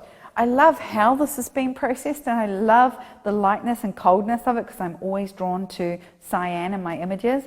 But you've just got a bit of a fail on the body shape. There's no shape in this leading arm. So had this arm turned a little bit more this way, had this elbow come out, so we touch the bottom of the bum with the hand here, elbow forward, we tip down the wall, we engage the chin long, we take this hand back and lift it up. That would have been a perfect hourglass. So whatever this situation has been photographed in has been beautifully executed. I just want to see more shape in the body away from the camera. Go to 28 days, go to the wall shaping, all of the wall poses for this one, and nail these wall poses. It's a definite seller in your studio. So another question from Tough Toodle. Is it valuable to teach yourself how to pose so that you can better explain it to your clients? Should I spend time learning and practicing posing myself? Absolutely, 100%. You should be able to explain or do the poses yourself. Even the guys, when I teach the guys how to shoot, I always say, ham it up. You know, do the pose, show them. You know, just get them to mirror you. It's all about mirroring. All of my posing is about mirroring. Okay, I love this girl, how she's styled. I love her hair, I love her makeup, but it's a passport shot with shoulders at 45 degrees. If you'd given me that front arm and connected that shoulder, I would love this shot. You know, short hair is such an interesting pose because short-haired people often have that little pixie face. I would love to have seen her going diagonal across the frame with her chin back like this. I would have loved to have seen her side on with her shoulder working up like this. But she's opened up in a curvy girl pose, and yet she's obviously lean, and you're not doing her any favors. You should have given me body language. So beautifully styled but badly executed in your front shoulder. But if you'd created that front shoulder, you would have given me asymmetry, body language and connection and expression all in one go. So the movement of one shoulder is so important, and I really want to see it shifting, bring up. I want to see rotations. And why shoot down on a lean body? Okay, I want you to get below her, make it look more fashion. I like the tight crop to the head. It should have been right at the top frame, looking back this way, or even pulled back straight to the camera, lots of shape, and her body would have absolutely rocked this girl. Okay, so this is our classic shooting down. We don't need to shoot down. It's very 90s. It's a 90s way to shoot. We need to come down and open up. This is a beautiful girl, beautiful connection. It's just that whole downwards movement just dates this image incredibly fast. So lower, lower, lower, lower. Think Vanity Fair, okay? Not family portrait, Vanity Fair. Because she's got all the glamour going on. She's got beautiful jewelry and pearls. She's got the frilly, look at those great boots. She's got great jeans, and you've just shot down. It's a little family portrait. Okay, and remember, in 28 days, never once do I shoot down on anybody. I think once when the curvy girls are on the wall, I go above the eye line, but you're talking 2 or 3 inches, but this is way above the eye line. This is the one time horizontally where CoverGirl hands do not work. Okay, they're too wingy, they've got 2 triangles poking out, she's tipping down to the left, which doesn't work. So let's make a few things clear, and we'll do it with curves. I'll do it with Jen as well. Jen, come and stand with me. Let's have a little look about hip movement. I'm going to take my shoes off. Take your shoes off. Oh, you're in flats anyway. So it's very hard to move your hips when you're in big high heel shoes like me.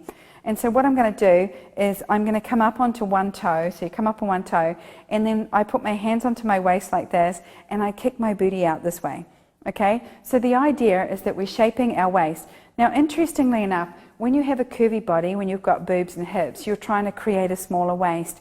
So you create the hourglass in order to get this beautiful curve into the waist to show movement. When you've got a lean body, she's already got a little waist, so you're trying to give her hips and boobs, because we all want the same thing. We want to go out, in and out. We're all different sizes, and that's fine, but what we want is to create the same shape, and that's always to try and create this hourglass. So one of the biggest mistakes that we all make, so kick your booty more toward, that's it. That's it. So it's a sideways movement. Now, if you have to go down into a little bit of a squat to get it, it's okay, as long as you're kicking something out and you're getting movement. But the truth is the only way you can do it is to bring this foot up so that you can rock out onto that hip and really move it. The biggest mistake everybody makes is they put their hands up and they tilt forward. Okay? So never at any time, like this shot, you're tilting forward. Now, I love your choice of color, especially for her vibrant top. She looks very comfortable in front of the camera. If her hands were down and she was laughing, or her hands were on her body and she was doing this pose, so if she was like this, I would have loved the shot. But I just feel like it's like, and now I'm going to walk around with my hands on my hips, which a lot of people are doing, and it just doesn't work. Okay, so watch the tip. We're not teapots, so we don't tip like I'm a little teapot, like this. Okay, we kick our booties out. Okay, not our elbow, so as much as you can, either side. All right? Question from Anjani, Seattle. What do you recommend to do to avoid Thunderbird hands with elderly women whose hands are sort of clawish? Or maybe if you have arthritis, or maybe it's harder for you to have ballet hands, and so you naturally just do more of a Thunderbird. Not really. Arthritis hands are ballet. Oh, okay. Because arthritis hands aren't like this. Arthritis hands are knuckled. You know what? If you're photographing a woman with old knuckled hands, show them. They deserve to be there. They're beautiful, and show them. You know, I'm never saying hiding hands. I'm just like, make them look good. And if she doesn't like her hands, put them down and hide them. People always tell you how they feel about their hands. It's such an interesting part of the body, because people will say, I hate my hands. And you know, often you get big nail biters, or people that think their hands look old. For some reason, they always complain about their hands. But unless they've got really big bricky hands, I just take them, I bring them up as often as I can. But if they've got big bricky hands, I just take them out. I take them out because nobody likes big bricky hands anyway. Thank you. You know, this is a classic example of how I do my normal wall recline. It doesn't look very sharp, but that might be my screen. The shoulders dropped. It could have been at a little bit more 45 angle, meaning the photographer could have stepped around a step.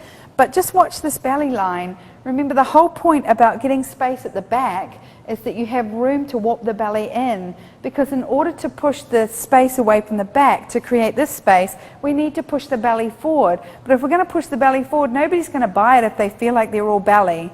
And secondly, if you're going to go to the trouble to push her belly forward, make this hole bigger so it makes her waist look smaller. You can do that by stepping around 45. But other than that, you nailed this pose in terms of it being a recline down the wall, 45 to the wall, just step around yourself. Okay, passport photo, smiling. All right, middle crop, center crop, too low, no shoulders, no direction. We've seen this 3 or 4 times today. Passport shot, smiling, pull back, give me a shoulder, lift up nice and tall. We don't throw the chin back and laugh. Okay, make sure it's up, forward and down, flattering, leading towards the front shoulder line. Little bit of a problem here. This is very similar to the wall shot where we lollipopped a very lean body. She's little, this girl, and she's lean. I can tell the length of her body. It's shot too high, which makes her head look too big for her body. If her elbow was extended out to the edge of her knee and it was shot lower, which would lengthen her body, then this would have looked a lot more fashion. You're so close in this one, you're just not quite there. You've just come up a little high and lollipopped her. If you've shot this on a 35 or on a 24-105 or on a zoom that has a slight wide, then I suggest you pull back a little bit more. Or if you haven't, just watch how high you are. You're obviously above her eye line. If her shoulder was working and you were lower and you were lengthening her body, it was exactly the same as how I just posed Nikki on the bar stool. Okay. Epically wrong on the before shot, okay, because she looks like she's going to hit you, and then in her after shot, she looks like she's going to hit you again. All right, so don't fold the arms. That body language, 45 degrees, is me turned away from you, looking at you like this. All right, not cool. That's not good body language. Okay, the before shot is a beauty image like this. Chin up, hands by your sides, even smile, clean beauty image. Okay, and then the after shot, beautifully styled, no connection to the front chin, beautiful dress, and then that look that looks terrifying. Okay, soften through your expressions, soften them through their eyes, soften them through their mouth, make them work for it. A little bit better retouching to the face on this one, but essentially, if I took away the expression because I don't like it, you've done a really good job of capturing this image. You know, her shoulders sitting in there in beautiful light. If she'd turned her face towards me and had a smile, you would have nailed it. Incredible, incredible light all over her, nice and soft. She is really green, yellow. That could be, again, my screen. What I don't like about it is that it's just a little bit too of a passport shot with 45-degree shoulders. Again, this is an old way of shooting portrait. It's a close crop 10, 15, 20 years ago. We used to shoot headshots like this. Nowadays, the crop is top of the head, pulled back, straight on, asymmetrical, shoot lower, fashion this up. This is a beautiful girl, and it is a beautifully lit shot.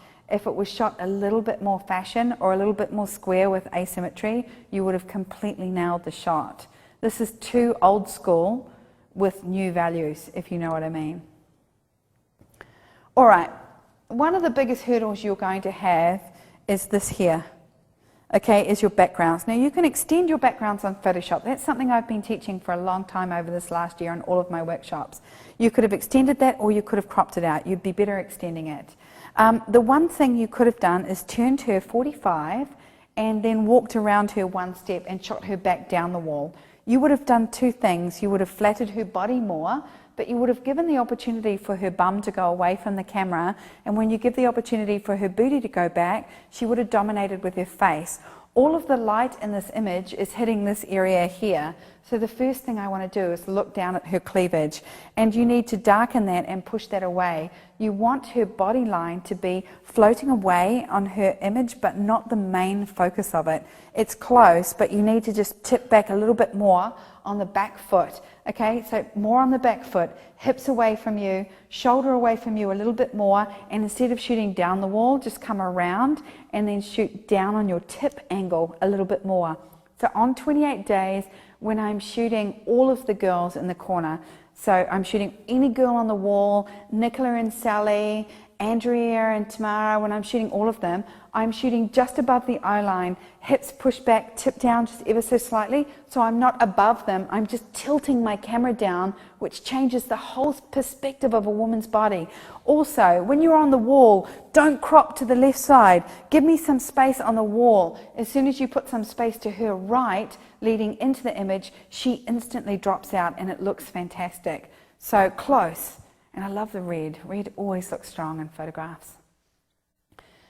Okay, just be careful here because she's standing in a very simple pose. It's not a particularly fashion crop. It's just straight up and down. You've got the whole body in there. She does have a very light makeup on and it just looks very passport shot again. Okay, how could we have made this look a little bit more punchy in fashion? I think you could have put a little bit more contrast in it. I think the highlights are sitting high and your lows are low, but I would like to have seen a little bit more of a relaxed expression because this is just kind of classic. It's very straight up and down and it's not making me feel wow at all. But essentially, all the fundamentals are there. You know, she's connected, she's got a little bit of a smile. It's kind of boring. I'm kind of bored. So I want to know why. Could I have pulled her hair forward and blown it with a fan? Could I have given her a little bit more oomph in her body? Could I have pumped a filter in there or pumped a bit of contrast in there to make it a bit more fashion and tried a few more crops? Could I have maybe worked her body a little bit more? But it's just very straight up and down, nice smile, pretty frock, you know, and it doesn't make me kind of go, ooh. Okay, this is a beautiful shot, very well executed, holding the elbows. We haven't seen a lot of that today, and that's something that I've always taught, something that's really, really popular. But I feel like her shoulder's working beautifully. I just feel like her expression is just a little open-eyed. If you drop down those eyes just a little bit, I would have loved it. Everything else about this works. You've got a good back line on the body. You've got a good lean on the wall. Maybe you're too far to the right. If you stepped this way and had the space to the left-hand side, be aware. Always have the space going behind somebody, not in front of them. If you have space going in front of them, they're going to walk into it. If you have space behind them, they're not moving. Makes a really big difference. Try and move from left to right and see if you can tell the difference when you're practicing this week. Really well executed shot in the sense that it's exactly how I like to do this, elbows back. 3 things wrong with this shot. 1 is it's shot down. Okay, 2 is you've got a dark green dress, a red head, a dark brown background, and a massive white flower, which doesn't belong in there. This shot would have looked way better without that flower. That gold belt was enough. Remember Coco Chanel? Coco Chanel said, get ready to go out for the evening, walk up to the mirror and take one thing off. There's always one thing too many. Take one thing off. That red head has already got green eyes. The green eyes complement the dress. The red hair is complemented by the gold belt. It's neutral background. Get rid of the white flower. It would have worked so much better for you. It is shot too high. The chin is sitting too high. And at the end of the day, she's doing this. Okay? I don't believe her expression. I think it's a little bit startled. I would rather see her chin down a little bit more and a little bit more like this. Okay, so it's just a little bit up. But you almost had this because it's such a beautifully arranged shot in the sense that that dress is amazing. She's a beautiful girl. It's just that white flower is just too powerful for me. Okay, I don't know whether this is clear cut, but it looks like it is. Okay, so it's over flashed, it's clear cut, it's cropped too high. It looks like it's shot somewhere else with flash and then coloured in the background. So I don't know what's going on here or what you're trying to do there. If you're looking at expression, you've done good with the eyes, you've done good with the mouth, you've done really good with the shoulder, but you've got a long way to go in how you're lighting your images. So I don't know whether you're trying to shoot flash and drop in that background. It looks like a really clear-cut line around here. So just bring it right down because whatever you're doing, there's too much of it. Okay, I've got a 1, 2, 3, so let's look at what works. This is cropped too high, so I would have had a little bit more on the body. This works in the sense that you've got his expression, but she's got a "ooh, don't touch me" look on her face.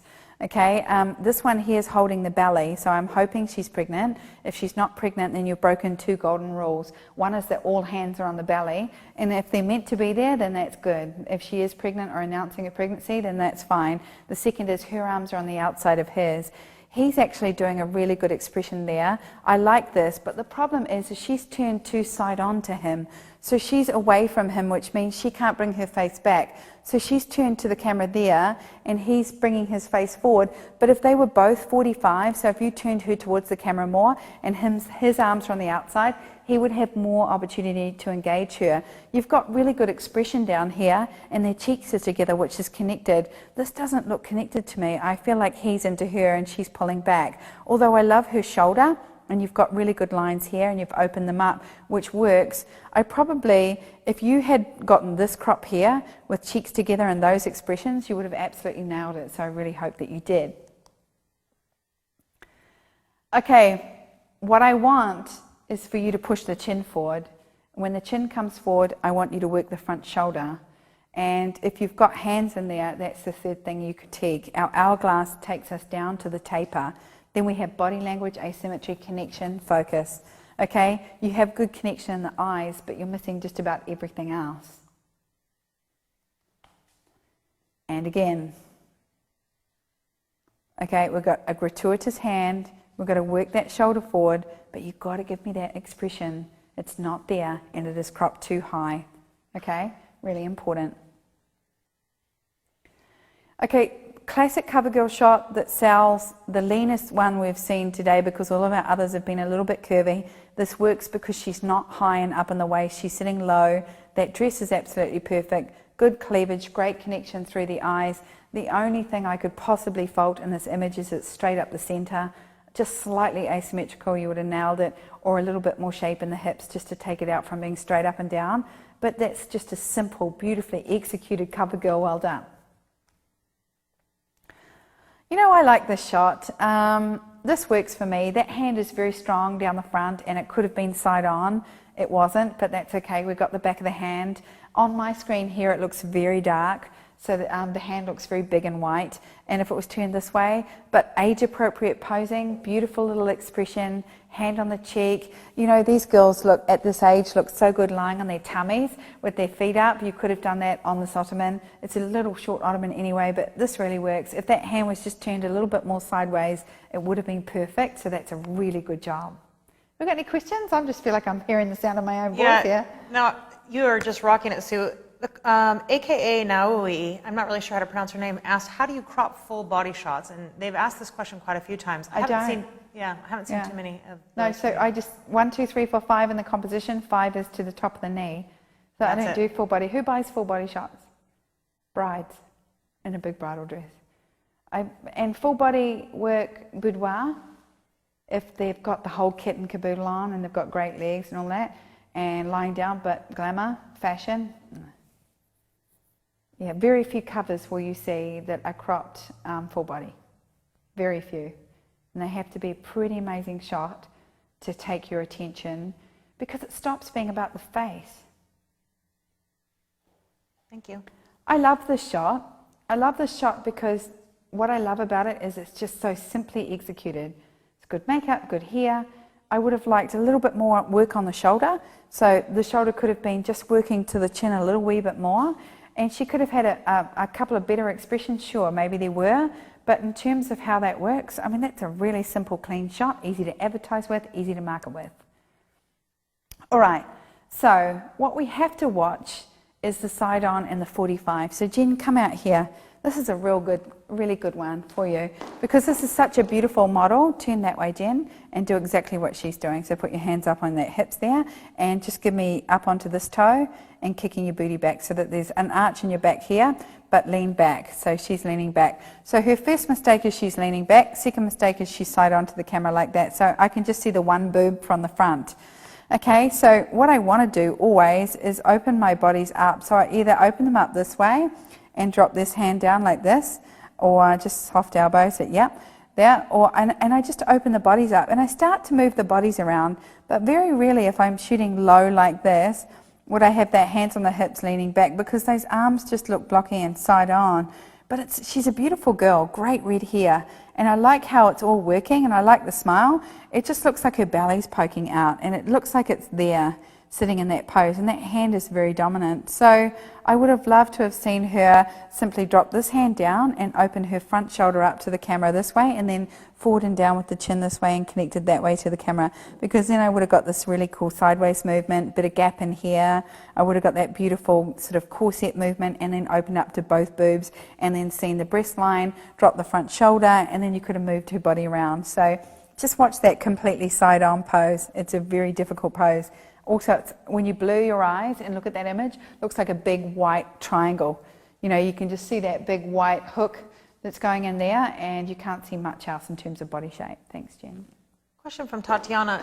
How do you act in the situation if a client is quite difficult in posing and gets tired really fast when it's difficult to get a relaxed face or look in the eyes or posing, etc.? Do you have a go-to that you do when people are difficult, or do you just keep working with them? You know, at the end of the day, it's really hard because I take control and I want to be assertive. I want to be assertive and take control of them so that they feel comfortable. But at the same time, I know that the power comes in being assertive, but also being maybe positive reinforcement really helps. So I can get really short when I'm shooting. I can get grumpy. You know, if I feel out of my comfort zone and my client's got that nervous laughter or something, I can snap them out of it really quickly, because I can get quite short with them, like stop, mouth closed. Like I can be quite like that. And the thing is it works sometimes, but I know when they feel really like I was really uncomfortable. And I get it, I get they're uncomfortable, but mostly they just want you to take control. So there's a fine line there, but this is something that somebody came up to me in San Francisco, Sabrina did, and she said, you know, the best gift you gave me was good girl. She said, because I feel like sweetie, darling, gorgeous is not my personality. And when you said good girl, and so you're like, lift up nice and tall, work your shoulder, chin down, good girl. She said, I started to use that, and I feel like that positive reinforcement is stronger than any compliment I could give them. And when I say good girl, they really respond to it. So I think it's really, really important. Listen, I feel like now with the critiques, I'm at 217, I'm being repetitive. For the next 82 people who have lined up on this, or 84 people that are lined up that I didn't get to, I would have loved to have got through all of them. I feel like I am repeating the same thing over and over again. I am going to go to the critique website in the next 3 days, because I'm going to leave it up for a whole week, and I'm going to go through and personally put my critique into all 300 images. I'm going to monitor the top 10. I'm going to blog the top 10 images at the end of the week. I really want this critique website to be a consistent website. I want it to be able to be something that people are loading images up to every week, and that every week that's holding a new set of images for 7 days. I would like more public and photographers to be weighing in on this critique, so we're looking at this standard and really watching our standard. This is not about just getting a pat on the back. This is looking at where you went wrong. Sometimes I think it's so hard to be a critic for your own work. Some of the images that I've loved my whole life, images that I've photographed that I think I've done such an exceptional job on, get 100 likes on Facebook. Other images can get 2,000 likes on Facebook. I always wonder why. I know when I'm connected to a client and their story, I feel very differently about an image and how it translates to perfect strangers. I love that if you put on this critique, that you can get the feedback on where you're going wrong. What happens if you critique 4 images in a month and you find out that the connection is down on every single one of them? That you can get a printout report of your critique so that people can see where you're critiquing and how you're critiquing it. So come back to this website if you didn't get through all 300 in the next 7 days. See if you can put your critique in the critique and finish it off, and then I can monitor what everybody else is thinking. I think you're all doing an exceptional job. You were so brave to put yourself out there. I feel like that was one of the best things you could have done. Did you see the consistency of what everybody was doing wrong? I see a lot of inconsistency with Photoshop. so I can do more Photoshop videos for you online. And I see a lot of inconsistency with body language and hands. To me, the expression was excellent. There was a lot of stuff that I'd like to see more of, a lot more images I've seen go on In Bed with Sue that I didn't see today that I would like to see more of. And I think now that you've opened up this critique and you've seen this website, you will be braver to put images in over the next few months, and we'll work together on getting you up to a very high standard. I am currently creating a website that is going to launch an international marketing campaign to selected glamour and beauty photographers around the world. I need to tell the women of the world that glamour photography is back. Woo-hoo-hoo. I've told photographers, I've spent the last 18 months training you. Now I've got to tell the rest of the world that it's back, and I need you to be at a level where I can shout you out all around the world and say, look at these people and look at what they're doing, because it's so awesome, and it's something that I just dreamed my whole life of. Oh, I can't believe how excited I am. So I'm creating videos and stories and documentaries and interviews of women of all ages that are going through this transformation, and how beautiful it is and how awesome my job is. And I want to throw that out to the world, and I'm not going to do it until you guys are kicking some butt. So get in there, practice, do your critique, make yourselves better, earn money, build a business model, enjoy this, give this service to the world, because that's what it's all about. Awesome day today, Sue. Everyone, glamourcritique.com. Please go to the website. Do you want to talk any more about the website? Okay. And I just want to say Sue's just enthusiasm and just how exhilarated she is by all of this. This has been absolutely an incredible day. I just want to read a quote here from Florabella, who said, "Love it. I logged in and was curious to know how much this course was until I realized it's free. Love 28 days. It keeps getting sweeter like Sue. Thank you, thank you." So I just want to let everyone know this course was free if you already own the workshop 28 Days with Sue Bryce. Otherwise, you do need to purchase the course in order to get today. So having your photos critiqued is one of the most difficult things you guys could have done. I'm so impressed with everyone for submitting their photos as well. It's an amazing way to learn how to improve. But if you really want to improve your photography, then you're going to need the actual workshop 28 days, and you're going to need to watch all of those videos and practice them as much as you can. Rewatch, practice. Shooting, posing, marketing, selling, the posing guides. I mean, it is just absolutely comprehensive. You're not going to find a more comprehensive workshop with this many hours invested, all for $299. But if you purchase it right now today, it's $199. Today has been absolutely incredible. Sue, I just don't know what to say. It has just been so much fun watching this process, and you guys have just been amazing. So thank you so much for participating. Thank you, Sue Bryce. Thank you, Creative Live. Thank you to the internet. And everyone, that is